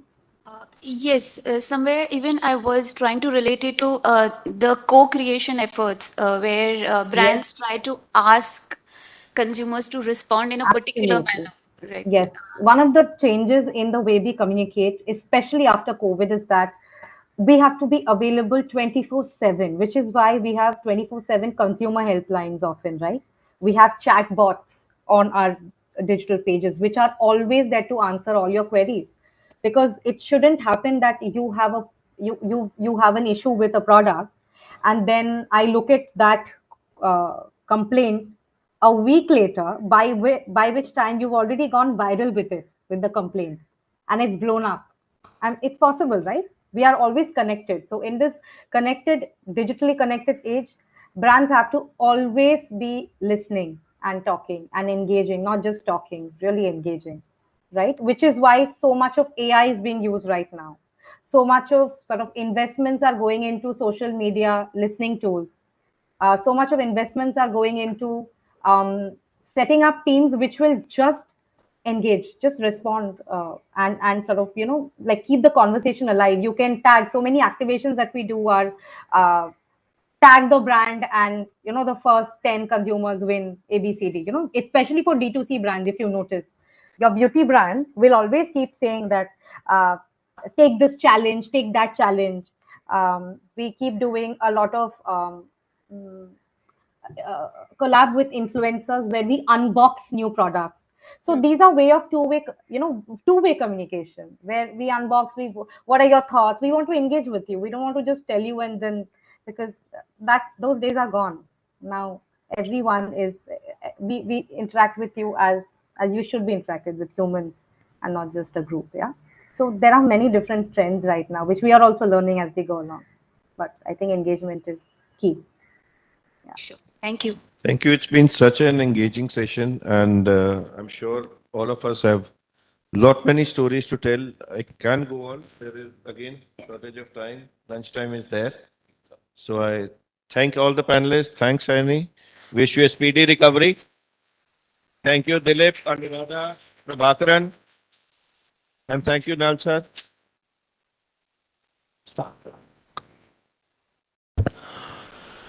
Welcome back, everyone. I request you all to please put your phones on silent.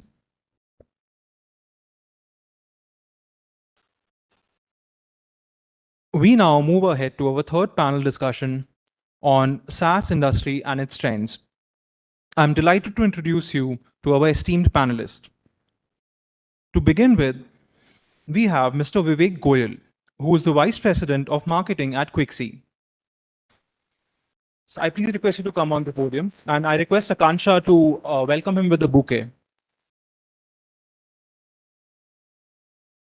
Mr. Goyal completed his bachelor's from BIT Mesra. He has expertise in strategy and operations across functions including marketing and business development, HR, process and quality, project management, and product development. Joining us online, we have Mr. Samrat Krishna. He's the head of product marketing at Darwinbox. Mr. Samrat dropped out of IIT Madras to pursue his passion for working with startups. His company helps provide HR management softwares to other businesses. He has worked with various companies like InstaMojo and Capillary Technologies. We are honored to have you with us today, sir. Next, we have with us Mr. Arman Azad, who's heading the Content and Influencer Marketing division for Pocket FM. I request Himani to welcome him with a bouquet. Mr. Azad completed his engineering from Jawaharlal Nehru Technical University and has launched various successful campaigns, including the launch of Spotify in India. Next, we have with us Mr. Sumant Bomathi, who is the Associate Marketing Director at High Radius. I request Shivam to please welcome him with a bouquet. His company offers cloud-based autonomous softwares for financial transactions. Mr. Bomathi completed his bachelor's from NIT Trichy and his master's from IIM Lucknow. To moderate such esteemed set of panelists, we have Mr. MSN Karthik, who is the head of product and growth strategy at Zippy. I request Harini to please welcome him on stage with a bouquet. His company helps software developers solve bugs more efficiently. He's a graduate of IIT Guwahati and has been a founding member of many startups. We now hand over the mic to you, Mr. Karthik, who will be moderating the event for us today.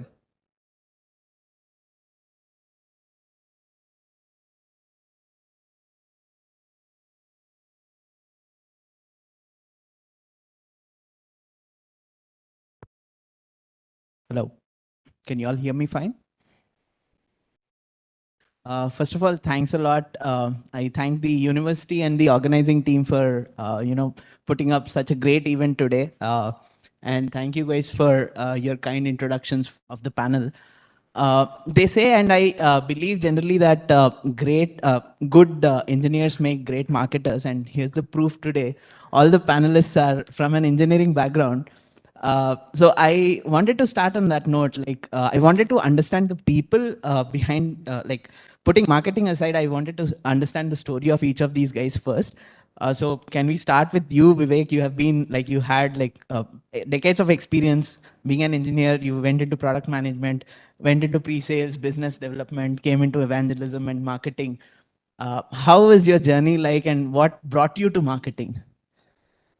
I guess it has been very fascinating, I would say. I always wanted to explore different areas of business. So I did my engineering from BIT Mesra and then started with TCS, grew into a program manager there. Then it was too much of a corporate thing for me to handle. After I came back from US, I wanted to be part of a startup. So I tried my hands at a startup, did everything from setting it up. It did not work out, but I think whatever I didn't learn over like 6-7 years, I learned in that 1.5 year of that startup. And then I moved into a mid-size IT consulting firm, had a lot of experience in pre-sales there and quality.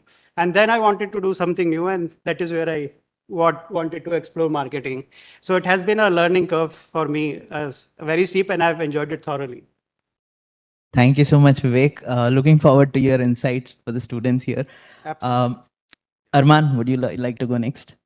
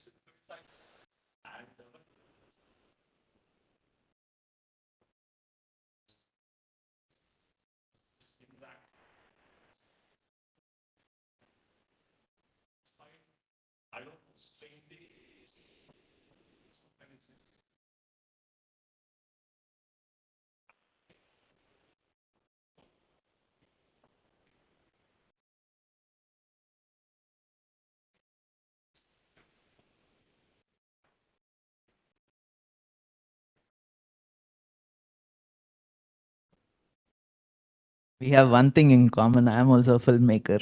Spent 2 years of my life writing scripts, making films. Yeah, we should talk about that later. Cool. Now to engage our panelist from the screen, Samrat would like you to talk. First of all, hello everyone. I hope I'm audible. Can someone give me a quick thumbs up? Yes. Yes, you are. Awesome, perfect. I regret not being present in the arena. I can see that the energy is fairly infectious. Very quickly about me, I have the liberty of pursuing a few of my passions actively at this point in time. One of them happens to be business storytelling. And I get to do that with a company which is growing pretty rapidly in an HR tech space. What's also exciting about that is the fact that this is a legacy space that has existed decades before even I was born, right? So it's lovely to tell stories to this ecosystem. And that's what sort of is fun for me in the job that I do right now. But I started off wanting to do engineering, like Karthik said, just the answer for everything, right? Ended up doing that for a little bit, decided that software as a service was a great opportunity. I had never seen a business model that had such exponential coefficient of growth, right? And I really wanted to sort of sink my teeth in and spend more time with this industry. So I decided to drop out. I built a few products on the way. I also had the luxury of working with some very, very smart people in the industry, tackling interesting SaaS problem statements at different stages of the growth journey of this. Uh, the story, the SaaS story, as we like to sort of refer to it, right? It's been a fun journey. Other than that, I don't know. I like to listen to stories. I like to motorcycle a little bit. That's me. Looking forward to interacting with all of you. Thank you so much, Samrat. Can you hear us? We can hear you fine. Yeah, Darwin Box has been making Hyderabad really proud with their unicorn status now and eyeing an IPO in the next 2-3 years. So really excited for your growth and the company's growth as well. Sumant, would you like to go Thanks next? a lot, man. Appreciate it. Hi, everyone. Thanks for inviting me here. So I'm more like an accidental marketer. So my sister has been an investment banker. I mean, seeing her, I joined IM and I wanted to take finance, but I didn't score well in my first year. And in finance, I didn't score well. But at the same time, I attended a workshop, marketing workshop by a alcoholic beverage maker. So it's sort of, it's like I love the way how they design their portfolio as per different customer moods and emotions. And that really fascinated me. And being a creative and analytical guy, I never looked afterwards. Never looked back, and it really worked well. And I was fortunate enough to work with large enterprises. Companies that are bootstrapped, companies that are Series A funded. And now I'm part of iRadius, which is one of the biggest success stories of startup from Hyderabad and all. So it's been a good, learning for me over the last 10 years, and I'm looking forward to share my views. Thank you, Samrat. Thank you, Sumant. Sorry. So I was going through your profile and I saw that you started as a supply chain intern. And, incidentally, I also started as a supply chain, like as a designer in a supply chain company. Then moved to product management and analytics and did my own startup. Didn't work out. Then I took a break for 2 years. Started making films and music, which was totally unrelated. And COVID happened, and I had to again come back to the tech world, do marketing and product. So that's my story. And I always believe that this kind of a multidisciplinary approach for marketing works big time because you with your experience in multiple things, you can actually think more creatively. And I believe that the story is like understanding the story of the people behind marketing is important than marketing itself. So thanks a lot, all of you, for sharing your stories. To get into the actual discussion for which we are here, so Sumant, you had worked in a variety of domains. You worked in e-commerce, D2C brand companies, and now you're at a fintech startup. So, what kind of differences do you see between traditional marketing and SaaS marketing? So the major thing I would like to point out is the science behind marketing is same. But only thing that is different. What is different is the cycle. Sorry.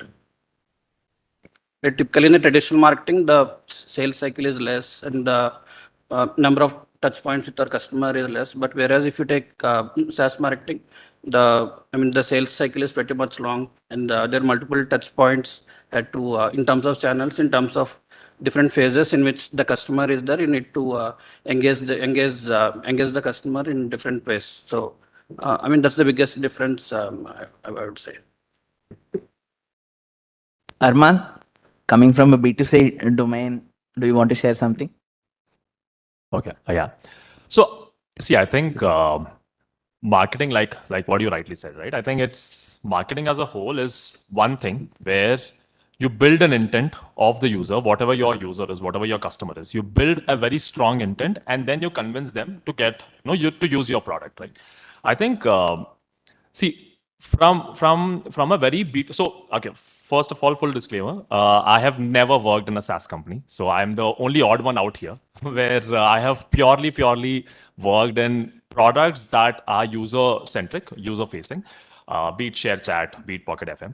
So my entire experience has been on that, and the way that we do it is like just like any other marketing company would do, right? It's just that the funnels would change. It's like he said, the conversion cycles are long, the funnels are very different, but then the intent is the same, with which we all basically proceed, and the KPIs would definitely matter at the end of the day. I think we, like, even in the B2C startup, B2C companies, we optimize for a certain KPIs. A B2B will optimize for a certain KPI. So I think it's very unique to yourself. It's very endemic to what you are doing as a business. And yeah, I think that is what matters the most, right? But then the intent remains the same. The intent is to ultimately grab the attention of the user, cultivate a very strong intent about your product, and then, sell it to them. Absolutely. So I would like to share 2 cents from my experience. So what I feel is that SaaS market, unlike traditional marketing, SaaS marketing doesn't end at the at the stage when you acquire a customer, because SaaS is mostly subscription based, and people are buying your subscription or a license for a month or a quarter or a year, and you have to consistently keep retargeting them while they are using your product and make sure that they renew the license after the purchase cycle. That like traditional marketing also has some similarity to this, but I would say the angle of product marketing becomes more important in SaaS, because and with the advent of PLG companies, product-led growth companies, which where the product itself sells itself, product marketing becomes very important, and you have to like constantly keep giving value to the customer, more value than what you were giving them 1 month back. So the funnels that you said, like we follow a flywheel model instead of a funnel model, where we measure acquisition to activation to what is that? Referral revenue, ARR flywheel that we call. So that becomes more important, where you have to engage the customer, keep giving them value month on month, more value. Samrat, would you have anything to share how you guys do it in Darwinbox? Absolutely. No, I don't know if it's just limited to Darwinbox, so I would like to zoom out a little bit. We have a lot of marketing enthusiasts here, and people who, I'm sure you guys are all interested in sort of exploring what this madness is, which, we have dedicated a significant number of our years to.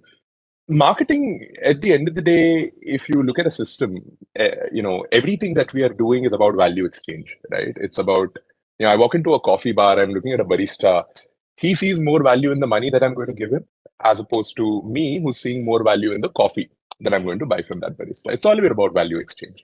And marketing is the method that is the communication of value exchange. So for me, it's really, really critical to go back to the first principles of what do you want to communicate. There are times when you'll have to instill fear in your prospects. There are times when you'll have to instill camaraderie with your customers, right? There are times when you'll have to sort of hurry them up. There are times when you'll just sort of go back and tell them to chill, and so on and so forth. It's the simplest of human motivations that you figure out different ways to sort of communicate, right? Media has evolved, and it continues to evolve every decade. Every time I look at the marketing stack, the definition of it has changed so much over the last years, and I think that will keep happening. But if any of you is interested generally in sort of tackling marketing as a subject, be really, really good with understanding interactions between beings, right? And I think there is a lot to learn from there. And when it specifically comes to SaaS marketing, very difficult for me to sort of bucket all kinds of SaaS companies into one marketing style. If anything, I'll say throughout the textbook, figure out the easiest way to sort of send a message. Sometimes it's not using AdWords and LinkedIn messaging and so on and so forth. Sometimes it's just You have 20 sales folks, give them the story, let them walk out there and tell that story. Right? Sometimes it's as simple as that. And sometimes it can get as complicated. Hey, I have no idea who I'm going to reach out to, but I know that there is a faint chance that that guy might be interested in, for which you will create a different sort of media strategy, a different orchestration strategy, right? So for me, marketing is largely just that, just enabling interactions, right? And instilling emotions in both sides. And if you're able to do that effectively, no matter how you do it, if you want to go out there, do a fire show on a beach, do that. It works, right? So I largely look at it that way.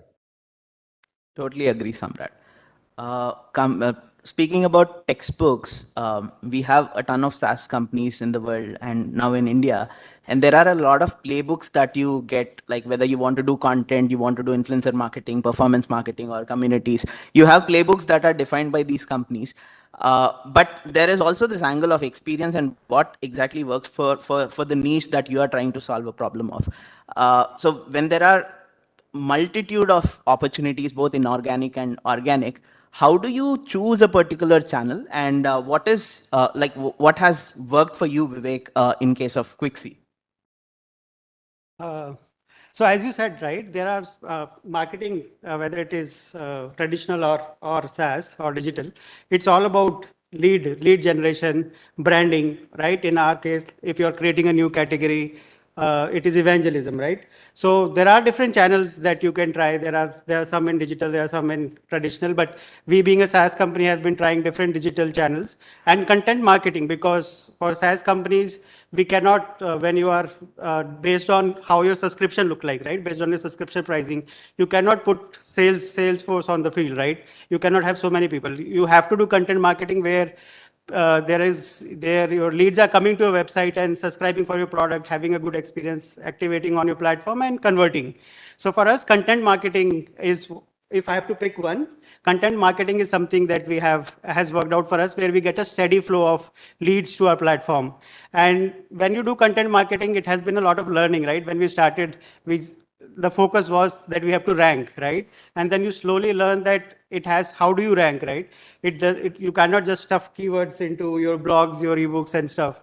So you have to focus on what is available and what extra value that you can give. What are users looking for? What is their problem and how is your solution solving the problem? So now when we write content, we only focus on what is the value that we are adding, right? Is that information already available? Or what additional value can we add through our content where people will look for it? What are people looking for? I should not write what I think I know best. I should look for things to write on what people are looking for in our industry. So I would say content marketing is something that has worked really well. Not that we don't do other techniques. There are wide variety of lead generation techniques we do. We do webinars, we do paid marketing. So all that is happening, but content marketing is something that gives us a steady flow of leads. Cool. What has worked for you, Arman, in B2C? So yeah, I think I think marketing on a whole, like content marketing. So there are different sets of marketing, right? I mean, one is content marketing, influencer marketing, community-led, marketing. There are multiple things. Now, see, the way that B2C products are built, it is largely on your communities across your users, your communities, your fan communities, so on and so forth, right?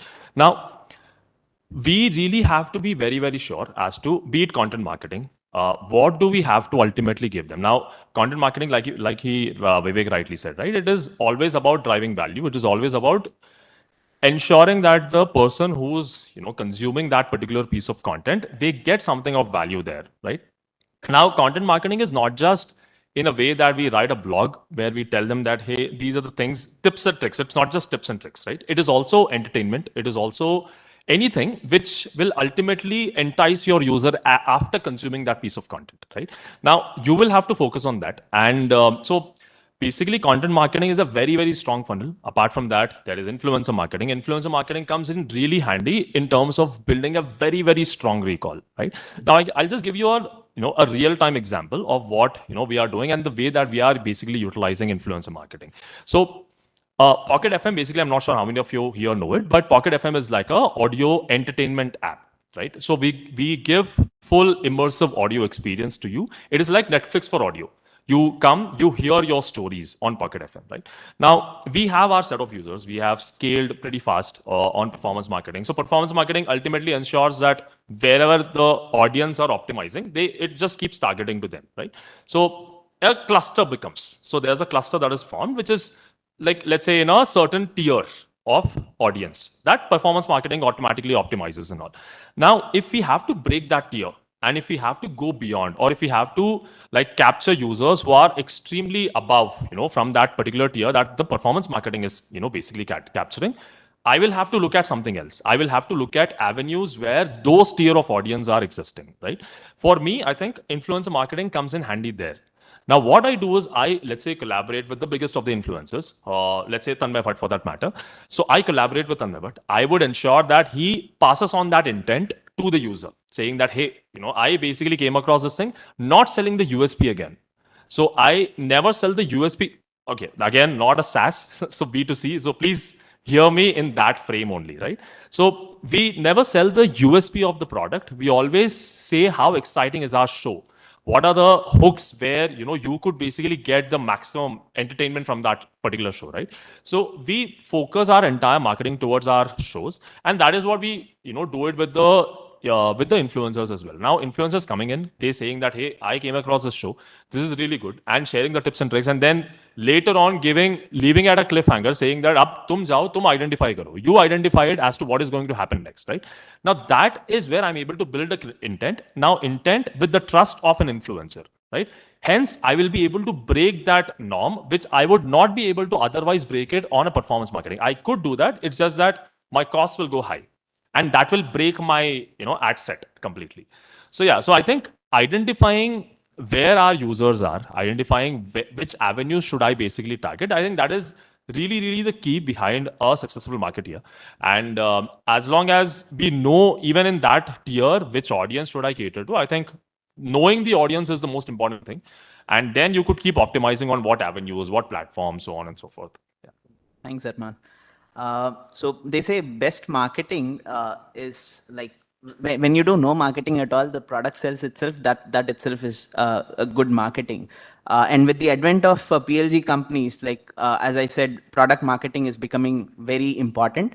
So Samrat, being a product management guy, when I say product management, what exactly do you have in mind, and how is your product management strategy designed? Yeah.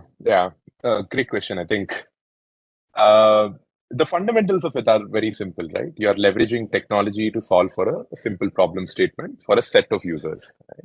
Now, these set of users, the way we understand them is through large levelers, right? So you find a set of people, you will see that there are common levelers that connect all of us in one way or the other. The fact that I drink water, or the fact that I need, cool weather, the fact that I need a good automation, the fact that I need to sort of not waste too much time in manual interventions in business process and so on and so forth. Whatever that problem statement is, you try and find as many common levelers as you can. And then you connect it to a set of people and make sure that set of people is large enough for you to make add significant value and make money out of it, right? And then you basically start leveraging those common levelers to start solving for the problems that they are facing, right? The best way to do that, of course, is just keep talking to them. Just figure out what is it that they want today, because what you want to build, what your vision is, may not be what they want right now, or they may not be ready to sort of get there, right? So be very cognizant that this is not a one-time boom bam delivery, take this product and sort of sing away to glory, right? That never happens, at least from building products point of view. You've got to partner with your customers for years and years to get to a version which then sort of takes that leveler, connects it to the rest of the world, right? So even when it comes to B2C and B2B, I feel like the large gap is just the fact that they're all solving problem statements. It's just how they're solving problem statements is the difference, right? I'll give you a good example. Darwinbox actually serves two sets of users. One is our HR admins who are all working to build more policies, be more agile, change with the times, and so on and so forth. And the second set of users are our employees, right? So there's a little over a 2.2 million user base on Darwinbox. And I think the one thing the Darwinbox product did differently than anyone else was they really focused on that user. right? So that allowed us to then sort of add value on two planes and not just one plane. And when that happens, like you pointed out, Karthik, flywheel effect over the years, right? You've just gotten their attention. In an age of attention, if you figure out a way to grab 5 minutes off of a person on their phone, you have unlimited leverage to sort of add value to their life, right? So product is just that.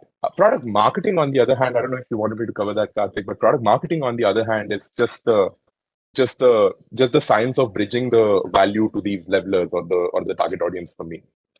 I'm happy to elaborate if you have if you'd like to sort of Sure. You should. yeah. So for product marketing, I feel like more often than not, when we start out trying to tell a story, when I joined Darwinbox, I had no idea what HRs wanted. I had no idea what these guys are. These guys seem like different breed. Also, pop culture does a lot of injustice to HR, by the way, right? I also think MBA colleges do a little bit of an injustice to HR, but that's another narrative. I wish I was there. I could have had a few of these debates with some of our peers in the university, but yeah, I think it all boils down to really being able to unlearn everything that you know about these personas and understanding what their motivations are. And with the changing world, you'll see that some motivation is much higher than the others, right? For instance, there is an economic turmoil right now. Even though we're at a great, like almost a tipping point of Indian economy, we're going to see an insane increase in discretionary income in the next 20 days. Right now, people are just worried because they want to be prepared for that growth, but at the same time, they don't know what to do. It's all this uncertainty. So as a product marketer, if I take my HRMS and figure out a way to give a little bit of clarity, because that's what they're struggling right now, that's all of my story, right? And the way I would pitch the story is not as a neutral person, right? I would pitch this story as a hero. I would say, hey, you know what? Forget about the rest of the world. Take charge, lead, because there is change is happening at a very rapid pace, and there's an opportunity for you to do it, right? That motivation, if you're able to tap into sustainably over and over again, then you're essentially incentivizing your customers, who are your partners, to do stupid things almost, right? But at the same time, do stupid things quickly so they become better than the rest of the market. Now, that is what's great about storytelling to me. So we tell these stories in different ways, right? Hey, empower your employees so you will be more agile. Hey, have a great sort of connected data ecosystem so you won't have to worry about where all of your data is and so on and so forth. So it's the simple things, and then how you sort of figure out a way to tell a nice little story. And then, of course, sort of to add to Arman's point of view, I think it's all about dissemination as well, right? Not just about having a good story, it's about figuring out ways to reach people effectively. And for that, you can explore as many channels as you possibly want. And for us, events works really well. For us, building a community, not in the traditional sense, by the way, a lot of people think about a community and they imagine a forum and everyone coming in and chatting and so on and so forth. There's multiple communities, there's multiple micro communities that we need to sort of figure out a way to tap into. Sometimes the way to get in there is to find someone in the circle who can send your WhatsApp message in that group, or sometimes it's calling all of them to a round table and making them sit and letting them know what they're missing out on life, right? So channels evolve, but I think romanticize a lot when it comes to just creation of that story. Got it. And with Darwinbox now going across India, across borders, going into Middle East and USA, like how do you sit in India and like position your startup, position your product for the You can't. because they come from You just varied can't. It's impossible. backgrounds, right? Yeah, they do. They do come from very, very different backgrounds. I think it's important to understand what stage of marketing or what stage of like there's a time when you build and there's a time when you know that you have something, you go out there and you sort of announce it to the world, right? And the journey from doing that 0 to 1 to letting the world know that you have something, and that's the 1 to 1000 journey, right? Different geos are at different stage currently for Darwinbox, and we look at these as capital allocation strategies, which we've historically gone very well with. Southeast Asia was an expansion which we took as a 4-year, 5-year challenge, and now it's at a great stage. It's doing significant revenue. It's growing faster than India. Same is happening with Middle East for us at this point in time, where we just entered, got a few accounts, and the word of mouth is sort of slowly spreading. But we're realizing that these are very different kinds of people. Right? The way people interact with each other. For instance, in the Middle East, interactions are very, very different from in the Southeast Asia. Right? especially in enterprise, because you will see a lot of concentration of power in very select personas. It becomes more important for you to delve into what their reality is, right? What does it mean for them to walk into a restaurant and meet someone or do a business meeting? I think that's what's super critical. Am I audible? My video is off. Sumant, do you think Indian SaaS is ready to take on the world? Like, Yeah, of course, Karthik. So there are two kinds of startups. One is build in India for India. There is build in India for world. I mean, so even companies that started as build in India for India, I mean, they're eventually, I mean, going across the globe. I mean, spreading their wings. Example, I mean, Darwinbox is one of the best example that I could go. I mean, they started with Indian market. Eventually, they went to American market, and this, now they spread across Southeast Asia, Middle East Asia. So that is India for the world. There are some startups like, I mean, HighRadius, where I'm working, which they started with Indian startup, but it's built for the world. It started with clients in US. I mean, 80% of the clientele are from US and all. So people are ready to accept the Indian companies and the products. And more importantly, one benefit that we give apart from the cost economics that work out building product in India, other aspect is the user experience part. I mean, conventionally, there are, let's see, again, I'd like to quote example of Darwinbox. So, I mean, I'm using several HRMSs over my 10 years of career, right? So the way they change I mean, they design the product. So you feel addictive to it. I mean, it's like using Windows, I mean, Office 2003 and Office 2020. There's huge leaps. I mean, they've gone leaps and bounds forward. So this is with respect to the product. And other aspect is whether we are ready for global products. So there are three stakeholders. If you take a SaaS company, so there is a SaaS company or product. So there is the company, there is the product, and there are the investors. So company, yes, I mean, as I told you, there are India for global, India for India. I mean, they are flourishing. And customers, I mean, their meta experience, I mean, they're going through new user experiences. I mean, the cost economics, they're also happy. In terms of investors also, there is something called ARR to funding ratio. So while if you take global, so as per report from Bain, the global ARR funding ratio is around 0.46. And if you take India, it's around 0.41. So even we are pretty much close in terms of building a global scale products. Even there are some decent acquisitions happened in the last 2-3 years. Example, there is Automate.io. So it's Hyderabad-based startup. It was acquired by Notion, which is a US company. So either, I mean, they're recognizing in terms of, I mean, companies are reaching out more people as well as, I mean, companies outside India, they're looking at our products to acquire or to fill the gaps. I mean, if their products are not offering, they're able to see the potential in our Indian startups. Yeah. thank you, Sumant. I can add there, Karthik, just to Sumant's point, just a minute. By Right? the way, I think congrats. You have a fan in the panelist for what you guys are doing. no. Sumant's a good friend. We've chatted. That's why he has context.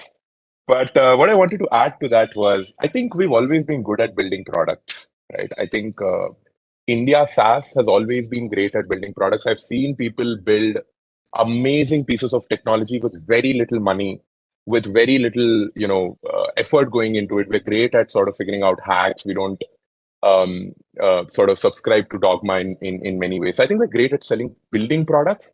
I do think there is some gap or journey to tread in terms of being truly global, right? In our GTM strategies and so on and so forth.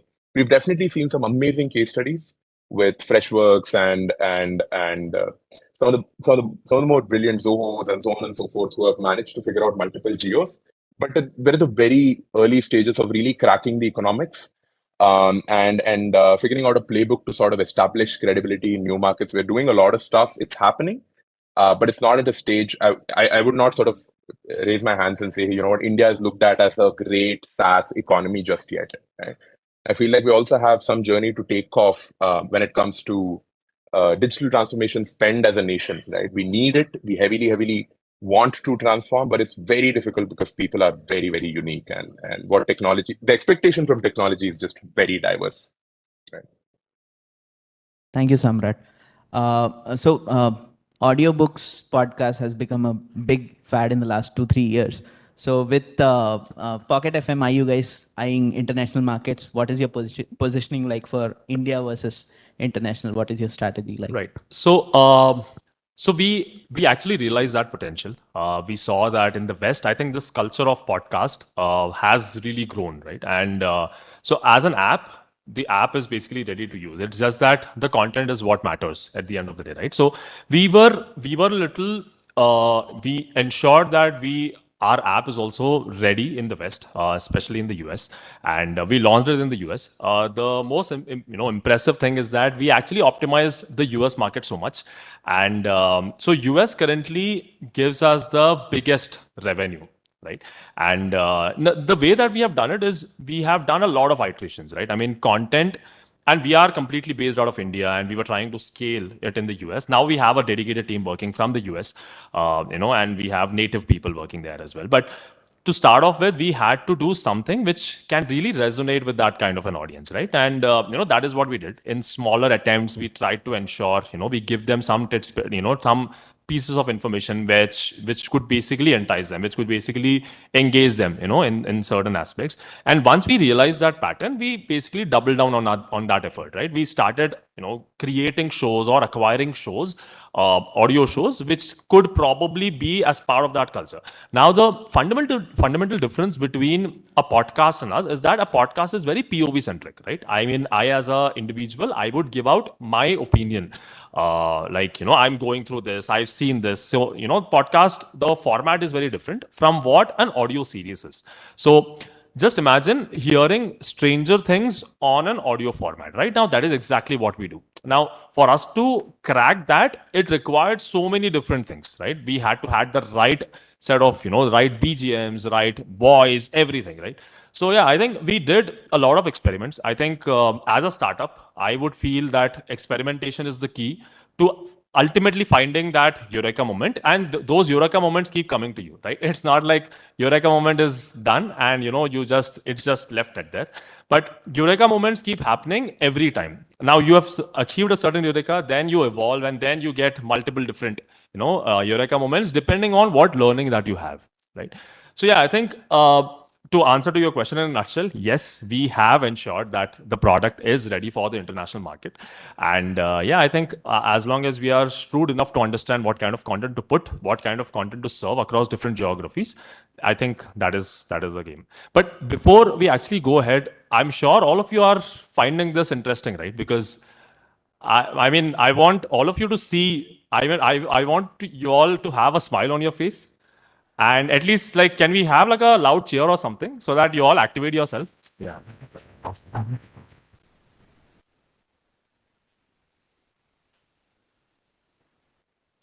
You can hoot as well.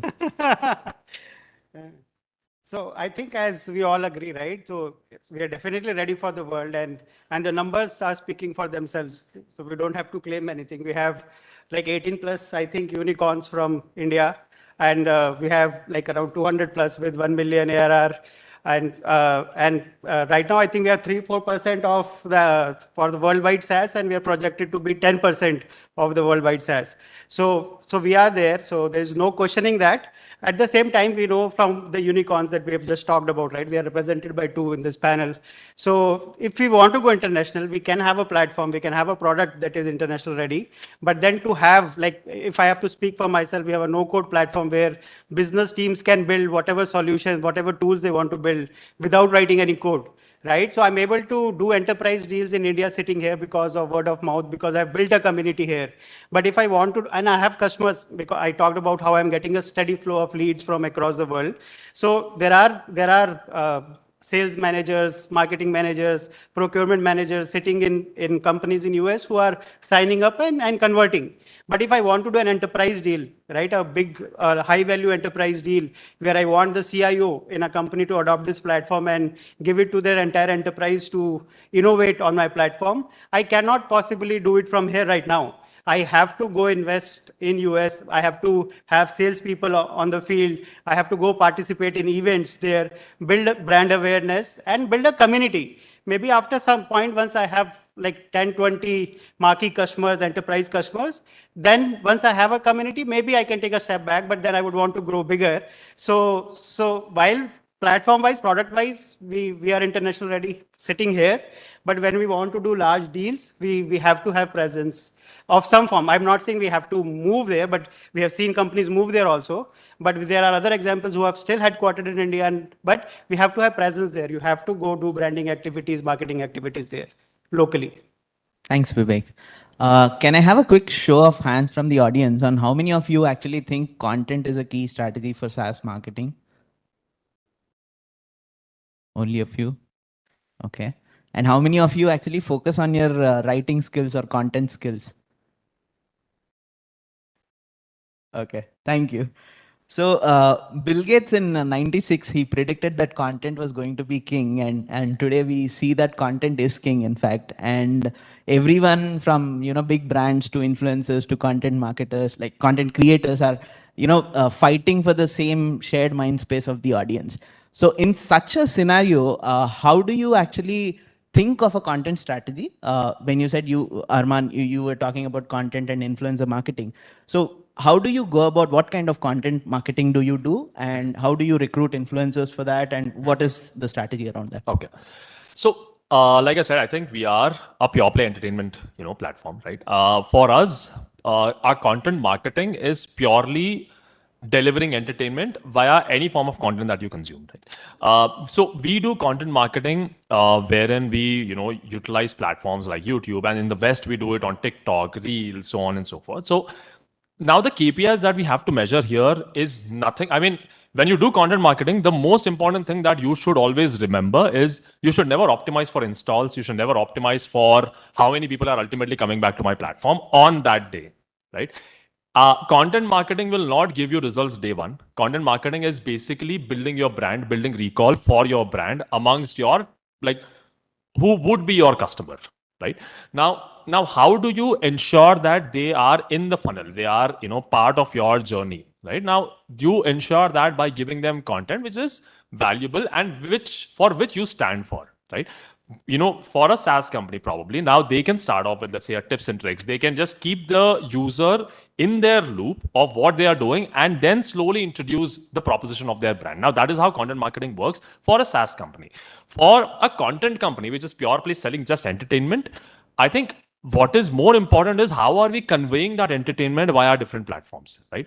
Now, the consumption behavior of users across different platforms is very, very unique, right? On Reels, you consume in a specific format. On YouTube, you consume in a specific format, and on blogs, on like wherever you have content available, your consumption behavior inherently is very different, right? Now, understanding that behavior, giving out the content as per that behavior, which really can, really can connect with your user. I think that is the most important thing, while doing it. So the way that I always do it is that not just in Pocket FM, but across, right? Is that I always first understand, who are my audience, who am I, ultimately catering to. I then relate some subjects of their interest, right? What is currently trending for them? What are the things that they are currently looking for, right? Which more or less in the space of the entertainment.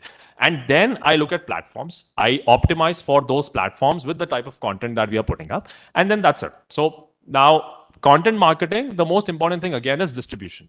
Now, how do you distribute your content effectively is the most important key. Now, once you have the strategies, the prerequisites in place as to what are you going to do, the distribution will ultimately solve for it. Now, on YouTube, you probably upload a 6-minute. On TikTok, you just upload a 30-second. Both of which are doing their job appropriately. Now, that should be the key, right? So, and that key again will be delivering value, delivering entertainment, whatever your, your goal is. But it can never be on the face of it. It can never be installs. It can never be those hard metrics which you basically cater to. And I think that is one of the main reasons why content marketing as a vertical has never been the first option for any brand, right? Because it will not boost your ego. Ki, oh, I got so many installs. Oh, I got so many, paid subscribers. It will not give you.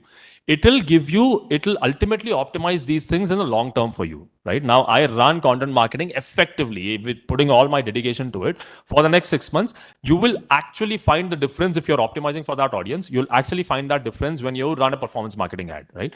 It'll reduce the cost of acquisition for you, right? And the retention again is the key metric, right? I think for any product for that matter, be it B2C, SaaS, I think customer retention is the most important thing that every product strives for, right?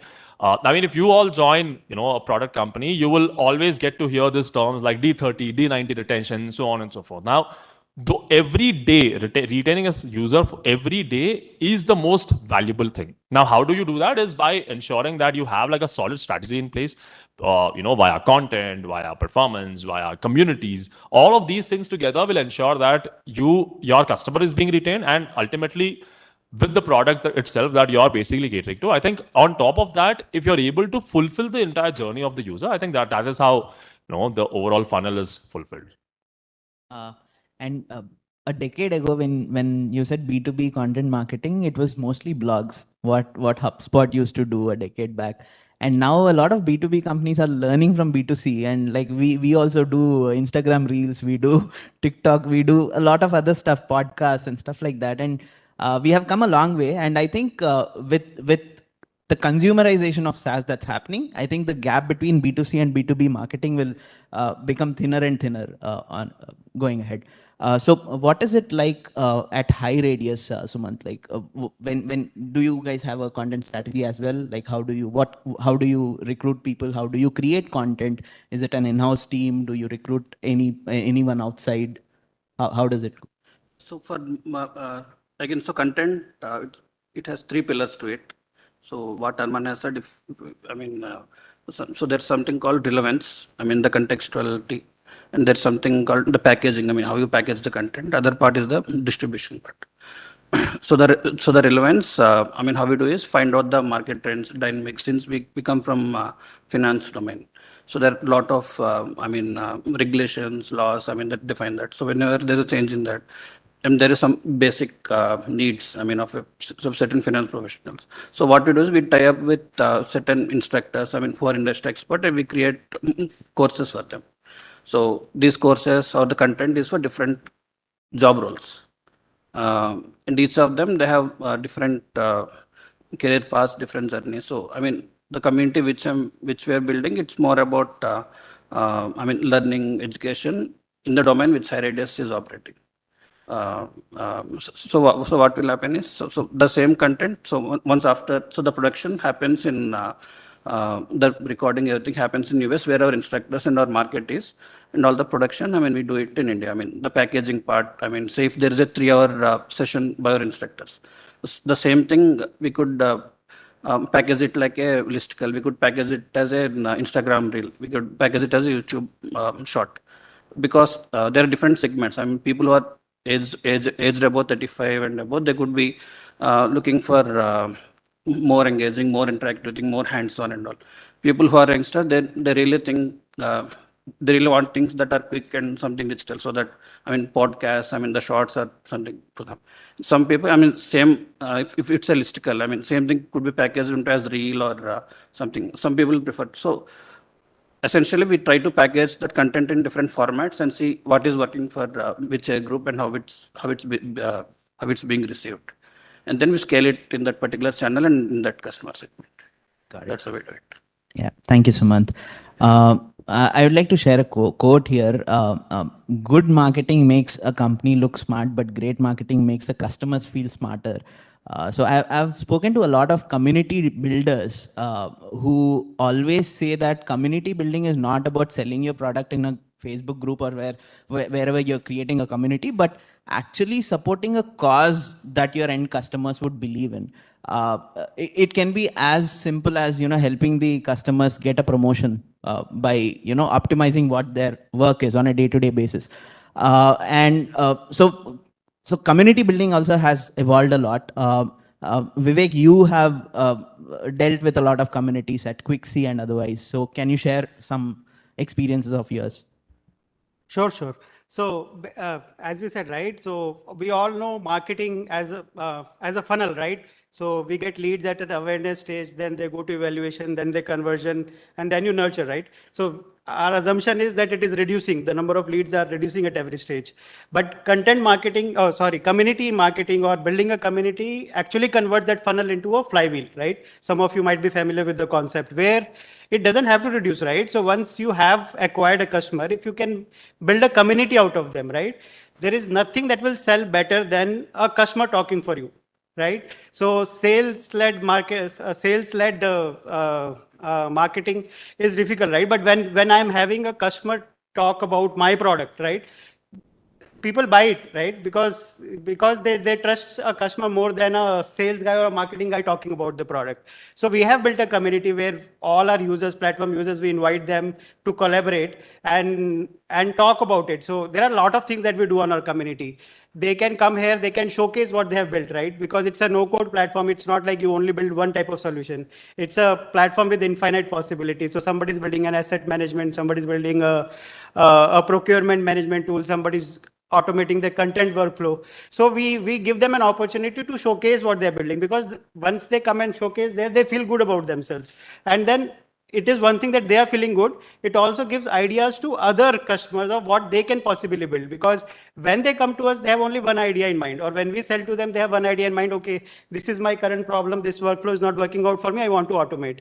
But after that, what next, right? So they come to the community and they get a lot of ideas to build more workflows with our platform. And sometimes they refer to us to a different department and they talk about their experience. So that is one thing that we do. We also do, like, we open up a roadmap, product roadmap to the community, where, because finally we are building for the customer. So if we can have their input on what they think, what features will be most valuable for them, we prioritize our features based on what the community is saying, and that makes them feel valued, right? One is it solving their problem, and they build trust in the platform that it is our platform. So that also gives them a lot of word of mouth leads from there. We do very frequent AMA sessions with the product team, with the founder, of what they are thinking, so that they can collaborate, they can talk about what is working for us, what is not working for them. So we do AMA sessions. A lot of webinars we ask, which we do like with Forrester, Gartner, we do with their analyst. In those webinars, we invite again customers to speak their use case of what they have been able to achieve. So with all that, it kind of like gives us a flywheel effect where we don't have to go do further sales from a customer. He gives us 10 more customers. And that is really like a true value of community marketing. Samrat, would you like to share how you spoke about micro communities in different geographies? Can you shed some light on that? Absolutely. No, I think, and very well put, Vivek. I think it's just sort of the transition from a funnel to a flywheel is a beautiful journey if it happens. And it takes so much to get there, right? You've always got to be present for your people. You've always sort of, you've got to listen into them, whether it's, roadmap feedback, whether it's they have a bug, how quickly can I solve it? They're talking to two representatives of my company. How well can I train them to sort of add value in every interaction? So it's multiple things that kind of add on to creating the strong word of mouth, right? It's also critical that you hear back when there is negative word of mouth going on in your grapevine, the grapevine that you would want to control, so you can do damage control. So you've got to also build that kind of relationship with your customer. We've realized, guys, that HR industry is a fairly old industry. What that has led to is significant sort of concentration of power in a few sets of people, few companies, companies that have monopolized, duopolized, or sort of niche industries. And we've seen they've been the kings of the game for the long time. And we've realized that there is a very small sort of circle. There's very defined grapevines, for the lack of a better word, right? Just a line of communication that we need to tap into. And for us, a lot of that happens on events. A lot of that happens on WhatsApp. A lot of that happens on phone calls, and so on and so forth, right? We've also invested in creating a lot more, right? We've invested in creating a customer success portal. We've invested in creating a customer community where people can come and exchange their ideas, like Vivek was talking about. Hey, I did this in my company. Here's a case study, right? Do you have recommendations on how I can do this better? But I think the most successful for us till date, after doing a lot of these experiments, maybe it's just for the type of the market that we are tackling. It's largely just figuring out a way to get an evangelist in each micro community, right? So if it's BFSI, of which you're talking to large enterprise companies, just figure out that one person who can give you the lay of the land, right? And then that sort of informs a lot of your content strategy as well. If you go back to your original question, I feel like the need to build a community comes first as opposed to content creation. I've seen that time and time again in many. I'll give you an example. Wingify, for instance, which built VWO.com, it's an A/B testing tool. The only reason it succeeded was because of a community, right? This was a simple tool which was put up on Hacker News. Started making 4 lakhs, 5 lakhs a month in the first month of business, right? This is the power of community. And that happened because the founder Paras Chopra spent 6 years on Hacker News engaging with these guys and trying to understand what works and what doesn't work, right? So oftentimes it's just really understanding your distribution network and understanding your users and finding out what will click. And that then sort of gives you that flywheel. And you then try and do as many exercises as you possibly can to keep reinforcing the message that you would want to at any stage of the funnel. An example would be an HR person who has not heard of Darwinbox is largely looking at Darwinbox from a point of indifference. He doesn't care. Doesn't matter what this new company is. I'm okay with SAP. It's legacy. I've been there for a while. It has also given me a nice little badge in this company. This is the guy who brought SAP HR into my business, right? But now that indifference needs to be converted into a fear of missing out. So every messaging that we will do will essentially tell them that if you stick there, there's a potential chance of you cracking on X, Y, Z points, right? We heavily emphasize on the fact that, hey, you have become very, very rigid. You've become an elephant. Can we teach you how to dance, right?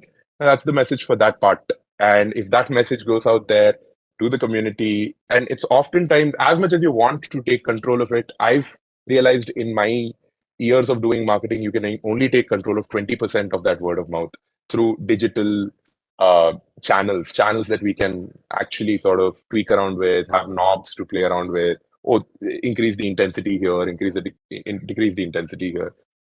We've done a lot of experiments that have worked, but I still believe there's a sense of just giving the right message and letting it do its job, right? Motivate the right person at the right time and you'll have answers. And I think that's the way to sort of rally communities. Thanks, Samrat. For the benefit of the students, I think if you want to learn more about community, I think you should read case studies of how Postman, Freshworks, and companies like Rocket Lane are building communities, and most of their revenue is driven by the communities that they're building. And I personally, I come from a developer tool background, and developers are the most toughest crowd to sell anything to. They don't like getting pitched to. They are very distrustful people, I would say. Unless they use something, and that too, they prefer open source tools. And unless they use something for a while, they really don't, adopt that particular tool. So for us, especially, community building has been a very big, channel that we are doing. And a community is not just like building a online forum where people come together, but it's a combination of online, offline activities, having city-wise chapters where you can have meetups, offline, online meetups on a city-wide level, or mix it up with webinars. And as Vivek said, keep sharing your product roadmaps and stuff, and learn a lot. It's not to sell, but to learn more about how you should build the product, why you build communities. Yeah. So having said that, we have spoken about going global. So then my next question, Vivek, is to you on do international events, participating in them, actually work? Do you get ROI from them? What do you guys do at Quixi? So I think ROI, I would not say that we would get an ROI. It depends upon what is your purpose, right, when you're attending that event. So for us, if it has been more of a branding, we went to Dubai, we went to US, we participated in the event. It is to get your name out, right? Because you are working on your GTM for US, you are working for your GTM for Middle East. So the first step is to get your name out, being a known brand. When you approach somebody, tomorrow you hire a sales guy, when he goes and meets a CIO or a business head, is there any recall value in the person that they're talking to when they hear your name? So for me, like right now, where we are, the stage we are, where we are trying to figure out our international markets, it is more of building brand awareness. And to that extent, I think we did a good job of creating that recall value. But in terms of if you're expecting that you'll get leads when you are very new to the market, I think you will be disappointed. So if it is just branding, building a recall value is what I would say, and that has worked out for us. Thanks, Vivek. Sumant, when we spoke about performance marketing and paid advertising, so in a fintech SaaS perspective, which channel?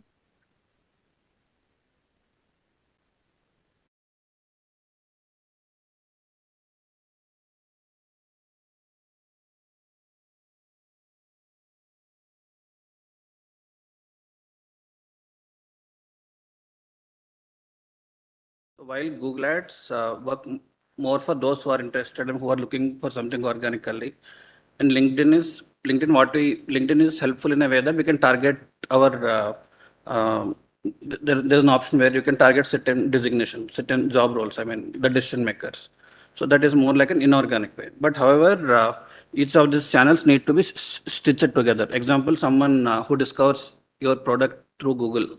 I mean, say he browses your website, he spends some time. After that, we could target the same person using LinkedIn or Facebook retargeting. So it's like all these channels should be synchronized. I mean, that's how we leverage different channels.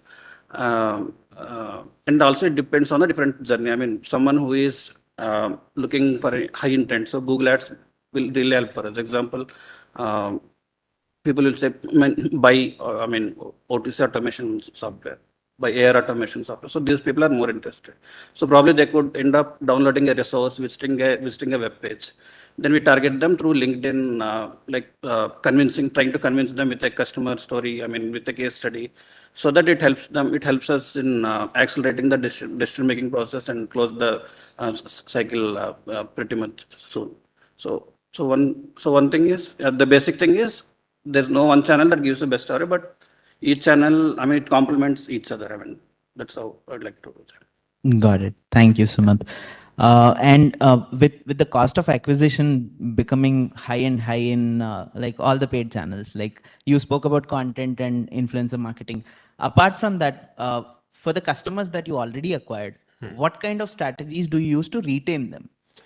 Okay, yeah. So that's again a very important question, and that is, like I said previously as well, I think that is what everyone in the product company thrives for, right?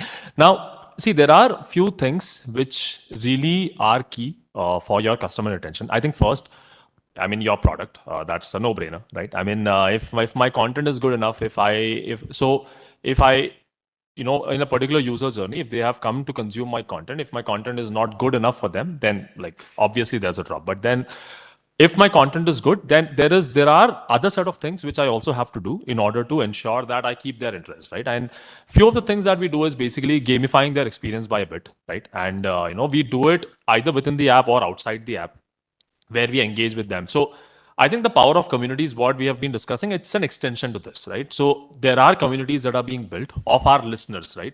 And these listeners, they basically come and interact with each other. They say that, hey, I've listened to the 50th episode. I think that is really interesting. And then, then people share what their experiences are. And then, we ensure that we have like a competition in place. Again, very, very offline in nature, right?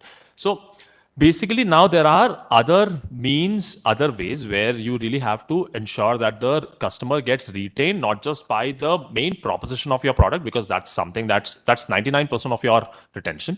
The rest 1%, you have to do a lot of other things in order to ensure that the entire journey is fulfilled, right? Now that could be gamifying, that could be ensuring that you do, closed group surveys, you directly interact with your users, try and understand, try and bring them into your feedback loop and say, hey, what do you think you like, what do you dislike, so on and so forth. So what you essentially have to do is make sure that your users become, your friends, right? And you keep interacting with them, either personally or via notifications or via emails, some way or the other, but you ultimately make them feel important, right? You have to make them important in your journey so that they ultimately, keep retained with you. Now, one example that I would give is, so while I was heading Moj, which is the short video platform. I'm not sure of how many of you know it, but so Moj is a short video platform which was born after the TikTok got banned in India, right? So the entire play for us was having creators, right? Now, what do we do in order to ensure that the creators are with us now, especially when we have so much of local competition at the same time, like the international players coming in with Instagram, YouTube, shorts, reels, and all. So one thing that we did very, very consciously is that we ensured that we have these communities being built, with the creator communities being built so solid, so strong, and it was at every level. So we were doing every single person, including the leadership and everyone. We all used to ensure that all of us basically take some time out from our daily schedule and interact with a certain set of creators. Now, what we used to do was, talk to them, understand what are the things that we can improve, what are the features that they think that we should basically incorporate in our app, what could make their overall journey easy, and so on and so forth, right? Now, that interaction that they used to have, and especially as leadership was representing that, they thought that we are putting them on a pedestal and we are honoring them with this kind of an approach that we took. So now what happened was, most of these creators were on contracts where we used to pay them a certain amount, right? Now at a certain point, we decided that, I mean, that's not the most optimized way of retaining a specific creator, right? I mean, you ultimately have to have that creator for the merit of your platform. Now, the moment we decided that, hey, we are not going to pay so much, right? At that point, that is the moment where it was a test to us, whether all the efforts that we took via community market engagement, everything, will that give us the result, right? And then we had a staggering 94% retention of our creators, while 6% turned out and they went to another platform. 94% is still celebrated back at ShareChat and Moj, because it is massive. Now, that the amount of cost that we saved with that particular thing is massive, right? So oftentimes we don't realize the potential because it's not direct money, it's not direct return on your investment, but then it actually comes back to you at a point where you're really optimizing for certain things, right? So yeah, so that is what it is. Thanks, Arman. Samrat, I'll just quickly add there. Sorry, just to I think I found Arman's anecdote very interesting. Everyone needs to recognize the cyclicity in business, right? There is change happening, and there are times when everyone's sort of rallying towards a simple goal. Like this happened for fintech in India when demonetization happened, right? A single need came on, and everyone had to solve for digital payments. Now, everyone was wanting more digital payments. It's almost gotten commoditized, right? UPI happened. What do you think is the difference between GPay and PhonePe and 25 other pays that we have, right? A black swan event happened. Everyone wanted digital payments, and a bunch of companies sort of figured out a way to sort of deliver great value, great technology at that point in time. So you see a lot of influx coming in, right? And the cyclicity, I really like it because it sets you up for success, right? It's the stage. All you have to do is just sort of go there and do your best. And you don't have to do it like all the time. You just have to identify what those cyclic events are and really sort of leave a mark. Identify those cyclical events, identify those, I don't know, spotlights, if you will, right? And then figure out a way to add value which is different from anyone else, right? What BharatPay is doing today for retailers is very, very different from what PostPay or Google Pay is doing, right? Someone can focus on consumers as the end value creators. And I think Moj did that, right? I think they figured out a way to sort of enable creators in a way where either the process of creation of the video was easier or sort of disseminating their content to their audience became easier. But whatever it was, it is about finding that one sliver of hope and then just breaking it open with whatever you can, right? It's just 94% retention is brilliant. For a B2C company, I've not seen it before. Yeah, so true. So Vivek, out of all the channels that you use for your marketing, like how do you measure, like are there any, for the interest of the students, like what kind of metrics do you track which tell you which channel is working for you guys? what are the key metrics that you track? Yeah, so if we talk about lead generation, right, through the funnel, so we track all the sources. So I'll do it with an example of a webinar. We recently hosted a webinar and we wanted certain number of registrations. So we advertised it on LinkedIn, we advertised through Google Ads, we advertised through Twitter. So we are just tracking of cost per click of how many registrations we are getting. So if you are using Google Ads, we are also checking what is the cost per click. But finally, how many leads we are getting, how many registrations we are getting from each source, be it Twitter, LinkedIn, be it Google Ads, and then how many of them are actually engaging with our content post the webinar. So that is an example of some of the metrics. But if you talk about other metrics that we do measure for our organization, it will be your customer acquisition cost, it will be a lifetime value of the product, of how long the customer is with us, the churn, most important, right? We are talking about retention. So we can never take a customer for granted more in SaaS than anything else, right? Because today they have a choice, because they are doing monthly contracts or annual contracts, and at the end of the year, they have a choice. So you cannot, like marketing and sales cannot keep adding customers when they are all we are losing them at the bottom. So churn is another big metric. So I would say those are the key metrics that we measure. But yeah, otherwise in terms of channels, those are the ones in terms of how the leads are flowing. But sometimes I would say that like sometimes LinkedIn ads might look expensive, but then you also get lot of focus in terms of lot of how you are able to target. So if I want to target all the HR managers, right, in India or in a particular geography, you can do it easily, right, on LinkedIn. So but we don't expect that, okay, we are bringing them to a landing page that they will convert. But if you combine LinkedIn ads, right, with retargeting, then you can see that over a period of time, you actually get returns for the leads that you have actually generated from LinkedIn. So sometimes attribution is not very straightforward process, but at the same time, you just have to see what is working for you. So again, talking about these two different channels, we have to be careful what to use when, right? When I'm doing Google Ad, it is more intent based, right? Somebody is looking for, let us say, Darwin box, right? So Keka would want to bid on that, right? Because somebody is looking and I have to grab that. So it is intent based. But when you go to LinkedIn, it is more of interest based. I'm looking for people who are interested in HR. So I'm going to HR managers. So I just wanted to add that apart from the metrics that we are doing. Yeah, thank you so much, Vivek.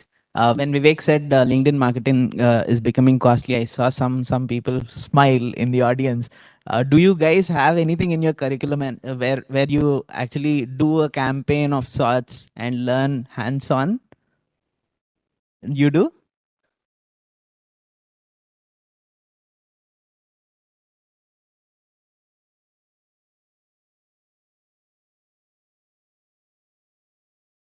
Got it. Okay. Cool. That's really great to hear. That brings me to the closing remarks, wherein I wanted to discuss what we can do to bring academia to closer to the industry, and what are the kind of courses or things that MBA programs in India should include, so that people who are interested in B2B SaaS marketing can get to their dream jobs easily. Sumant, would you like to share something on that?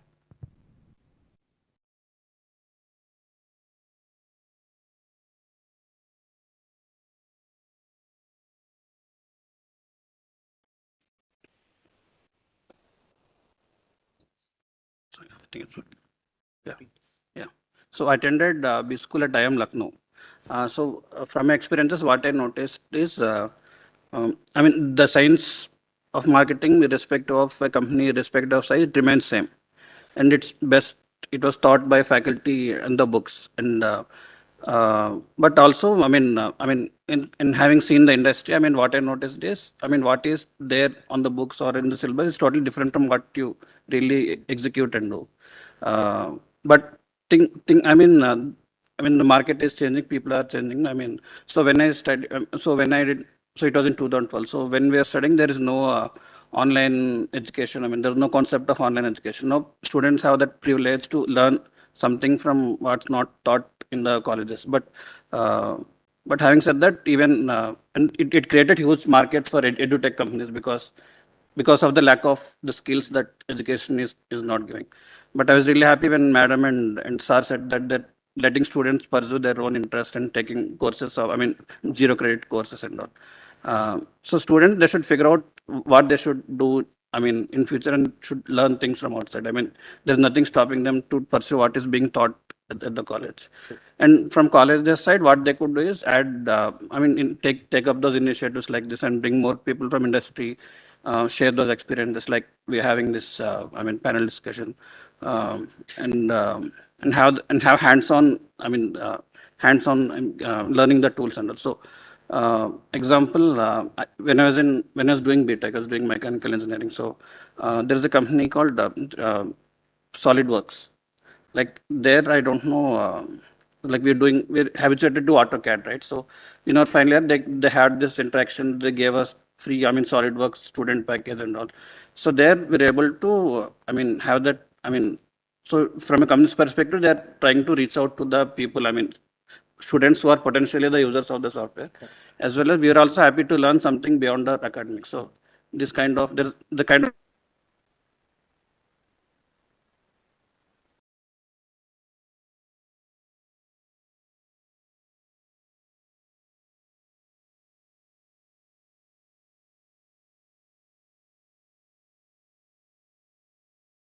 like 3-month programs, things like that, so that they know, the team manager, how to work in a team.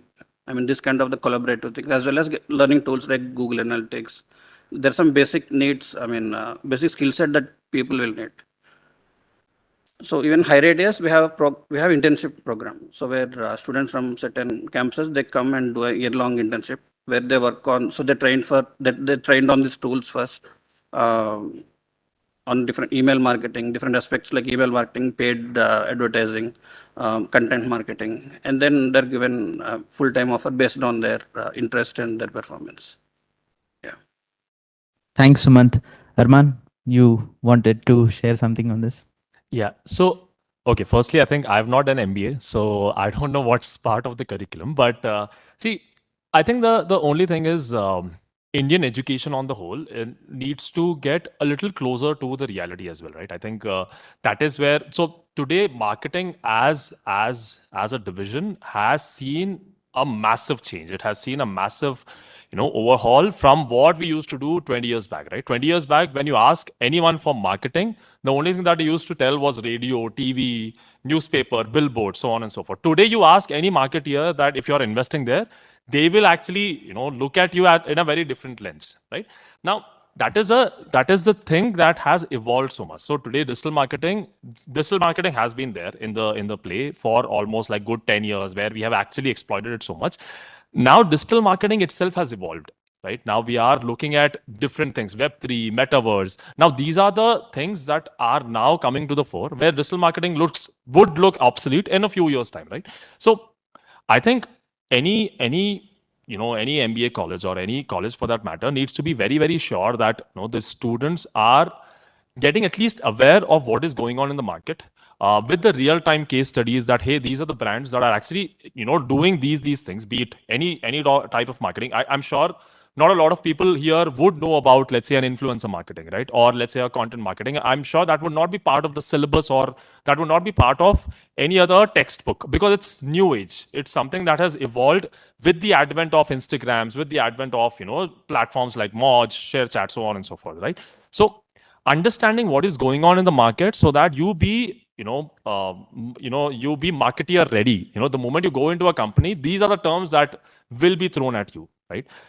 They will ask you, hey, how do we do content marketing now? If you are clear on that, hey, these are the avenues where I have to invest, or anything for that matter, I think bringing closer to the reality is what is needed. And whatever it is, for whatever stream that you're optimizing for, be it B2B, B2C, whichever stream, I think understanding what is going on in the market, understanding the trend, just on an understanding level, because the moment you have certain understanding, it's up to you. Now you basically go back, in your free time, go exploit, get all the knowledge.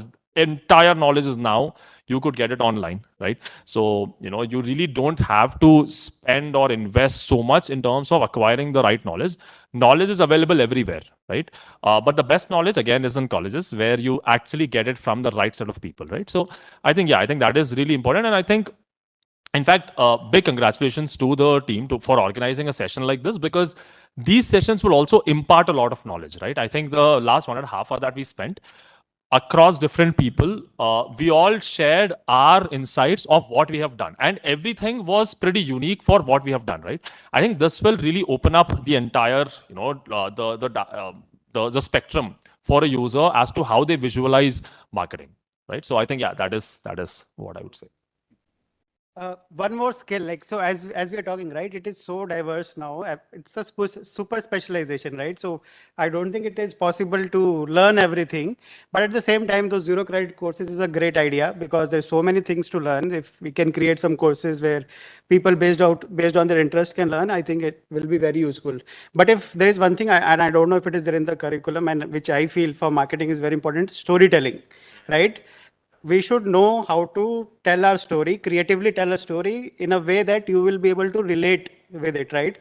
So I think that is something that sometimes I feel is missing with people that we hire, or sometimes we feel that we should be able to ourselves also tell stories in a more creative way, or in a way where we can have a connection with the audience. I absolutely agree on the storytelling part, because that's what is important on content side, community side, everywhere. You're just telling your story to the world, so that's very important. I just wanted to have one quick poll on how many of the audience actually have heard or used tools like Mixpanel or Google Analytics or any other tracking tools. Okay, cool. So to add to what all the panelists have said, what I wanted to say was, when you're talking about when you're looking at marketing in B2B SaaS, especially, and especially in startups, what you have to be is you have to be ready to experiment, because marketing is all about jugaad. And being engineers, you would know what jugaad is. So marketing is all about jugaad, and on a monthly basis, you would run 100 experiments, out of which 99 would fail. And the 1% of experiments that actually become a success will define your roadmap, tell you what channels are working, tell you what things you should be exploring more. So one thing that we at our organization, we look at is how ready are people to learn. Like you might not know tools, you might not have engaged with all these tools and all, but if you can learn on the job, if you're ready to take ownership and experiment a lot and then learn, that is one key skill set that we all look at in startups. Samrat, would you like to add anything to it? Absolutely. Great points from all of the panelists. I think disclaimer, I'm a 12th pass. I do not have an undergraduate degree, neither do I have a MBA. So I'll just give you my point of view on what I think works for me. And it's something that everyone's covered in one form or the other. I'll leave you with two mental models and one warning, right?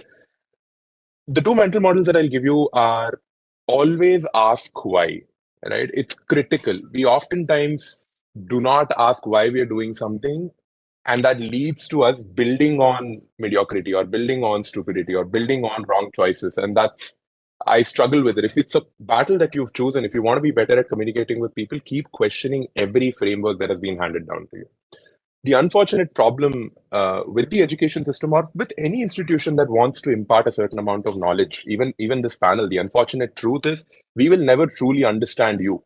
We will never truly understand your reality. So we can say what we can say from our point of view, and we can do our bit in terms of explaining where we come from and so on and so forth.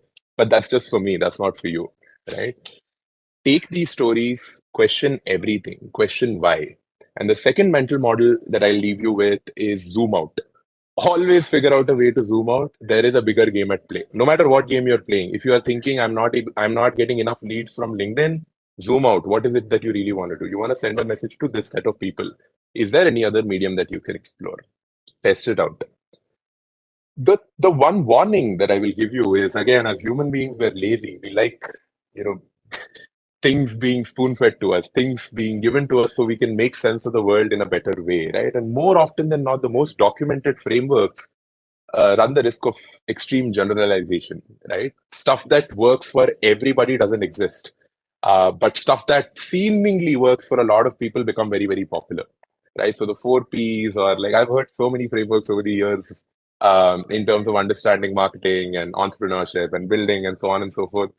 I'll just say, do not take anything for its worth, right? Just go out there, do your research, figure out how it applies to you, to the problem statement that you are solving, and apply it. Be relentlessly questioning the reality and zoom out enough. And do not fall into the trap of existing frameworks. It's good. It will give you direction, but it will not be your answer. So find your truth, wherever that is. Right? Thank you so much.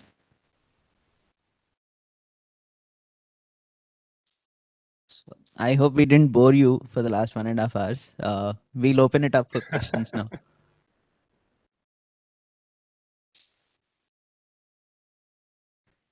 We have questions, some questions coming from the audience on Slido, sir. So the first one is, when we talk about SaaS, billing becomes an important aspect. Why do you think the majority of SaaS firms are in subscription model? And compare between freemium and free trials, and how does one select between these both? I think you can answer. Can you repeat it? Billing is an important aspect in SaaS. So why do you think majority of SaaS firms are in subscription model? And if we can compare and contrast between freemium and free trials models, how does one select between both these for their own firm? I think it depends on your strategy, right? So why is it subscription? Because that is power to the customer, right? You are giving them a choice.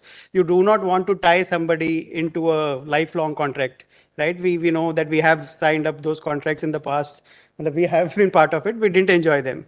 So it is an easy, but that also creates an easy sign up because I know that I have a choice at the end of a year, at the end of a month, whether I want to continue or not. So it's just that it's a way of customer acquisition and it works for the customer. More power to the customer. So that is way I see. If anybody wants to add. Yeah, I think when it started, like if 20 years back, if anyone of you bought Windows licenses, it used to be one CD which came with a lifetime license, and you didn't. Whenever you wanted an upgrade, you again had to put in 20,000 of rupees and then buy a new CD of OS, right? So I think what Vivek said is totally valid. You're giving the power of purchase to the customer, and in order to instead of locking them in, you're trying to give them more choice, and then again, even though the subscription time is lesser than a lifetime license, there is a lot of the strategies that we spoke about, product marketing and remarketing of the users and giving more value on a month-on-month basis. These things become more valuable, more important for keeping the customers hooked to your product. Correct. And the lifetime value will be much higher than what you would get on a one-time sale, right? Even if you do that one-time sale. And yeah, and that's the reason why Adobe moved from a Adobe normal CS6 to Creative Cloud kind of a model. Would you like to add anything here? So why SaaS companies have emerged is the beauty of the subscription part. I mean, again, within SaaS there are enterprise SaaS, there are self-service tools. So predominantly your question, it applies mostly for the self-service tools. Example, like as I said, Adobe, it doesn't require a capital investment to implement your software. It just hands on, and it's self, like be it Adobe, be it some streaming software. So and why free trial is that people are able to, you're removing the bottleneck of a user paying something to your product. Like if it's D2C, there's no concept like the trial, right? So like B2B SaaS, it has that. So it has that capability. Like I can use the product, and so you can let your user try and make the decision. So that helps them close the cycle fast instead of convincing many people down the 8 months, 12 months period of time. It helps user to interact and understand the product and whether it's really working for him and for the company or not. And regarding free trial and freemium, I think that's your choice. What works for you as a startup? the same startup at different stages might have different strategies. You might start with a free trial because you want to acquire a lot of customers in the first year, first 2 years. But after that, once you know that there is traction, you might completely block the free trial, freemium part, and give a free trial, limited free trial for 14 days or 21 days. Buy it if you like it, or else no. So that's a choice based on the stage of the company and the way you're acquiring your customers. Correct. Yeah. So if your business plan allows, and if individual users can potentially use your platform, for us, it is more of teams using it, an organization using it. So freemium doesn't make sense, but nowadays we are getting a lot of requests from students that they want to learn about no code. Can they have access? So there we are figuring out if we can have a freemium plan where individual users can potentially use it. So as Karthik said, it depends upon where you are and your business model. But I would say that if it is an individual use where individuals can use it, and if your business model allows it, definitely do, because it will only help you with advocacy, where if they like it, they will, even if they don't buy, they will talk about their experience. So it is only going to help. So choose it if you can. It's a no-brainer, by the way, guys, in a sense that why talk about something when you can show it to them, na? See that? It's the simplest of it all, right? Like, so just put the product in front of the user. One, it creates an insane feedback loop. Even, by the way, for enterprise products, we try to get as close to value discovery in the selling cycle way before they've decided to pay us, right? We are doing POCs, we're taking their data, we're trying to sort of simulate universes where they can come and do simple actions and then actually realize that aha moment actually happens when you show stuff on the product. So it's almost a no-brainer that, I eventually think that people, technology would allow us to experience anything in the universe without moving in front of my laptop, right? And business software is just the beginning of it. So yeah, it's a no-brainer to want to sort of extend free trial. But yes, of course, your business model has to justify the cost that goes into sustaining a free trial model, right? So be cognizant of that. You are still within the grasp of capitalism while you're adding value. Figure out a way to sort of make it sustainable. Next question. Thank you for answering the question. And the next one is, how does your company provide hyper personalization to your clients, especially in the area of account-based marketing in SaaS, enterprise application softwares? They just want to know about the hyper personalization, how your companies are respectively managing that. Samrat, would you like to go with it? Darwin Box having so many. I was going to recommend people should take out their phones, record the next 2 minutes, and put it up on LinkedIn. Say hashtag ABM. You have 200 likes right there. But I think it's an area that everyone's extraordinarily excited about, right? Just the ability to sort of disseminate information to that granular. The possibilities are endless, right? I am now able to take my central message, break them down into 20 different counterparts, and segment my user base into small micro groups so I can tell stronger, more effective stories. That's basically ABM, right? And it can happen at an account level, it can happen at an industry level, it can happen at a geography level, it can happen at any level that you can possibly think of. Like, filter is your definition. Now, for us, we invest a lot in each account. We know we're going to get a couple of crores, 3 crores out of an account. We are going to invest a lot of time, energy, trying to understand who is in the buying cycle, what their social hierarchy looks like, what their fears are, what their anxieties are. If they have a certain fear, what can we provide them to make sure they're feeling secure about presenting Darwinbox to their organization? If they have confusion, we put them in touch with our other customers. Say, hey, you know what, they did this. Can you figure this out? If they want a playbook in terms of how to run time and attendance policies in Indonesia, that's a tricky challenge, right? I will give you the templates that you need to do it. So it's all about personalizing value delivery to sort of smaller pockets. And how do you do this programmatically is actually what everyone's interested in, right? And for me, we've experimented with multiple things. LinkedIn has been a key tool that has helped us move the motion on account-based marketing. Direct email communications have worked. Our SDR team, the sales development representatives team, these are our people who go out there and spread the message of Darwinbox and intervene at the right time in most folks. These are a set of people who are making continuous phone calls. Our SDR team is very closely aligned with our ABM strategy. Our advertising strategy is largely aligned, but again, at different levels, right? When you're doing a phone call, you can afford to do it one-on-one.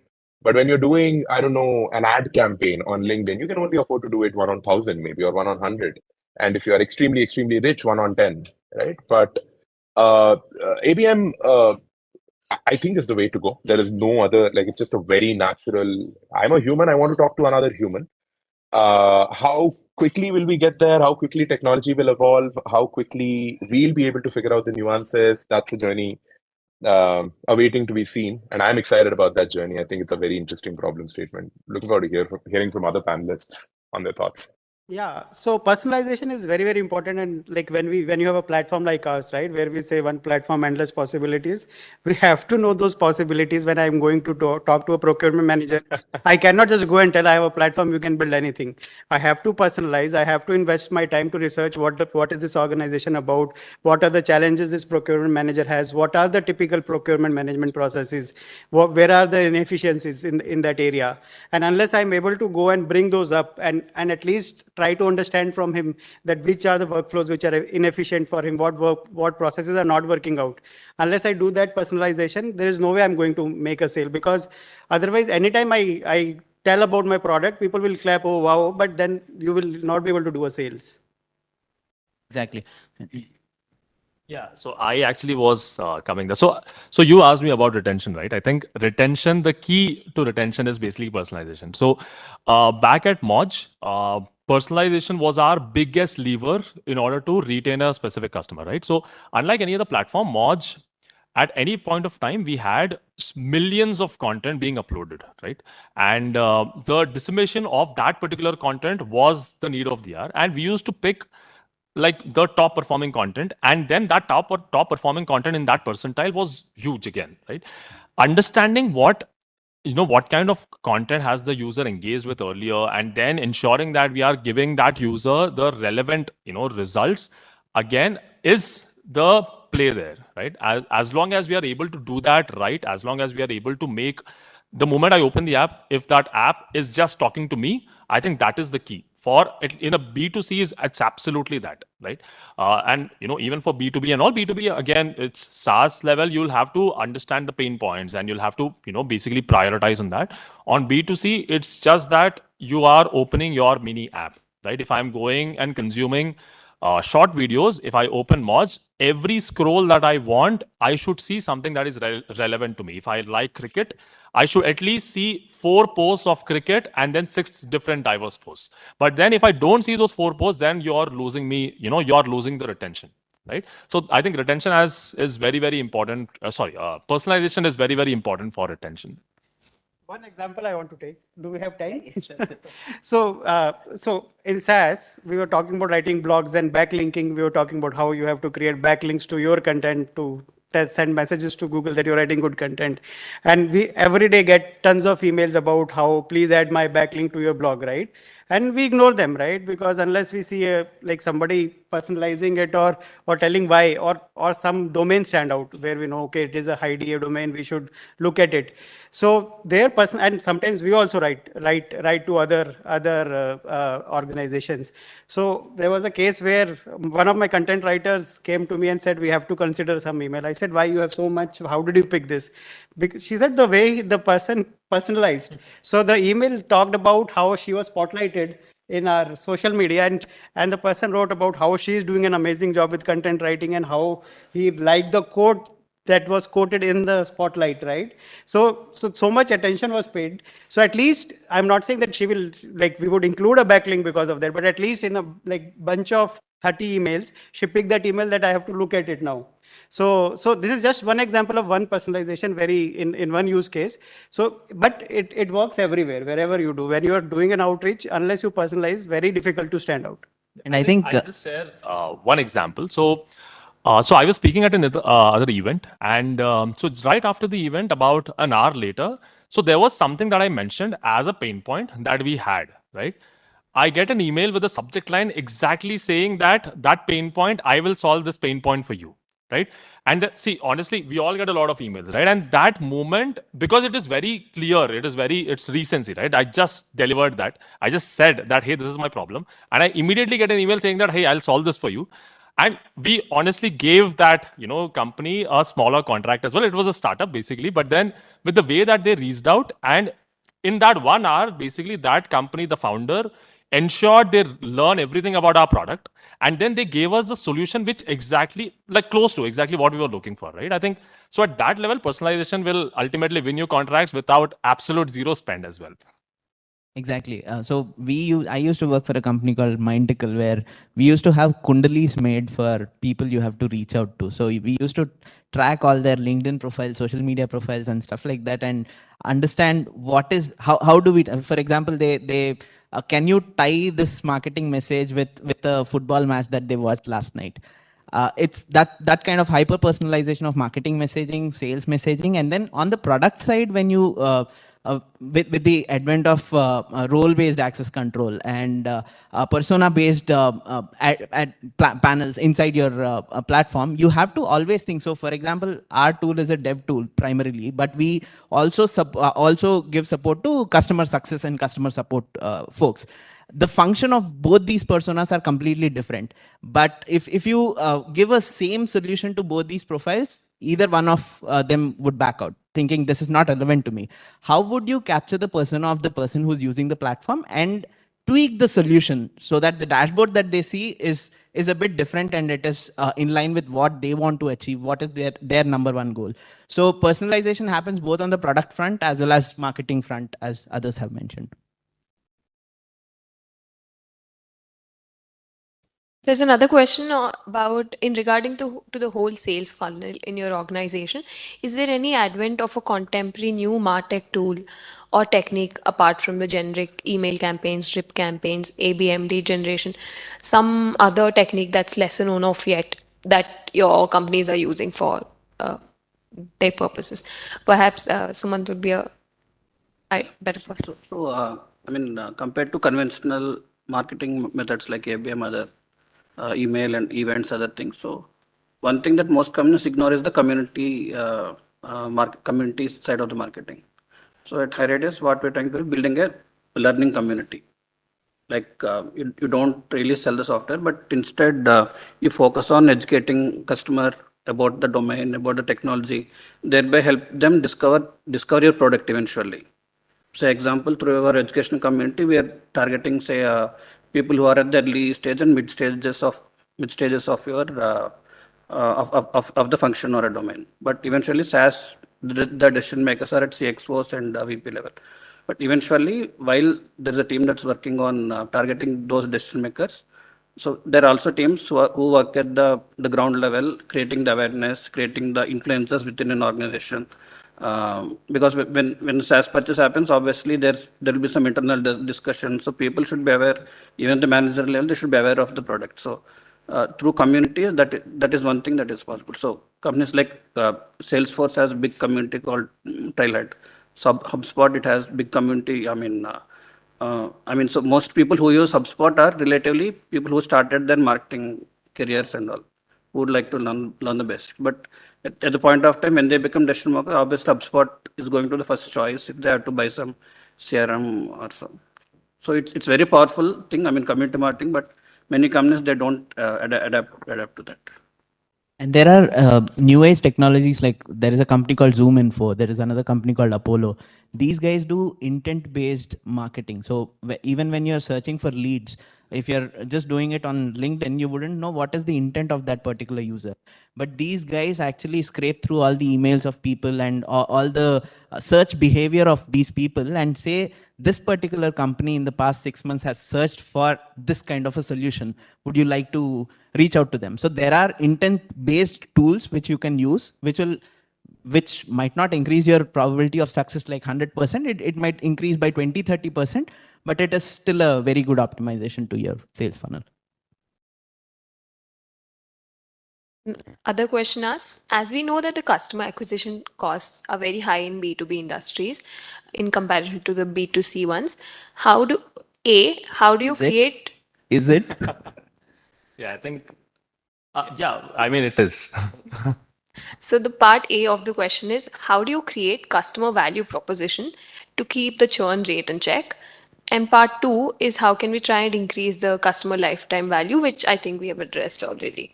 So part A, how do you create customer value proposition to keep the churn at check? I think, yeah. So we talked about communities, how you have to engage your customers, right? Because acquisition is high, but if you can engage them, involve them, and they can refer, come up with referral programs, have Notion as an ambassador program where they pay people to, they give them year-long free license to use Notion, and then for every referrals they make, any promotion that they do, they get incentivized. So create those programs, engage your community, build a very strong customer community, user community, and that way I think is a very easy way. Okay, I should not say easy way, but yeah, definitely the right way to increase your lifetime value and reduce your lifetime value to CAC ratio.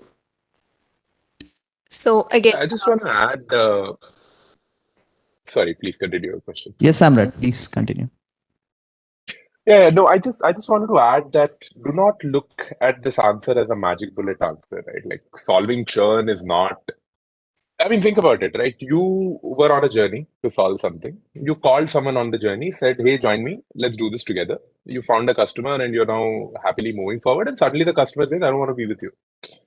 Why is that happening? Could be multiple things. Maybe you didn't make them feel comfortable. Maybe you didn't deliver on the promise. Maybe you did not. Maybe someone else was taking them there faster, right? So be very again. I mean, I think what I've been consistent about is go back to first principles, right? Why are people leaving you is the question, and are you okay with people leaving you? I'll give you an example. The BFSI industry, which is the largest workforce, which controls the largest workforce in this country, has approximately 30% attrition, employee attrition.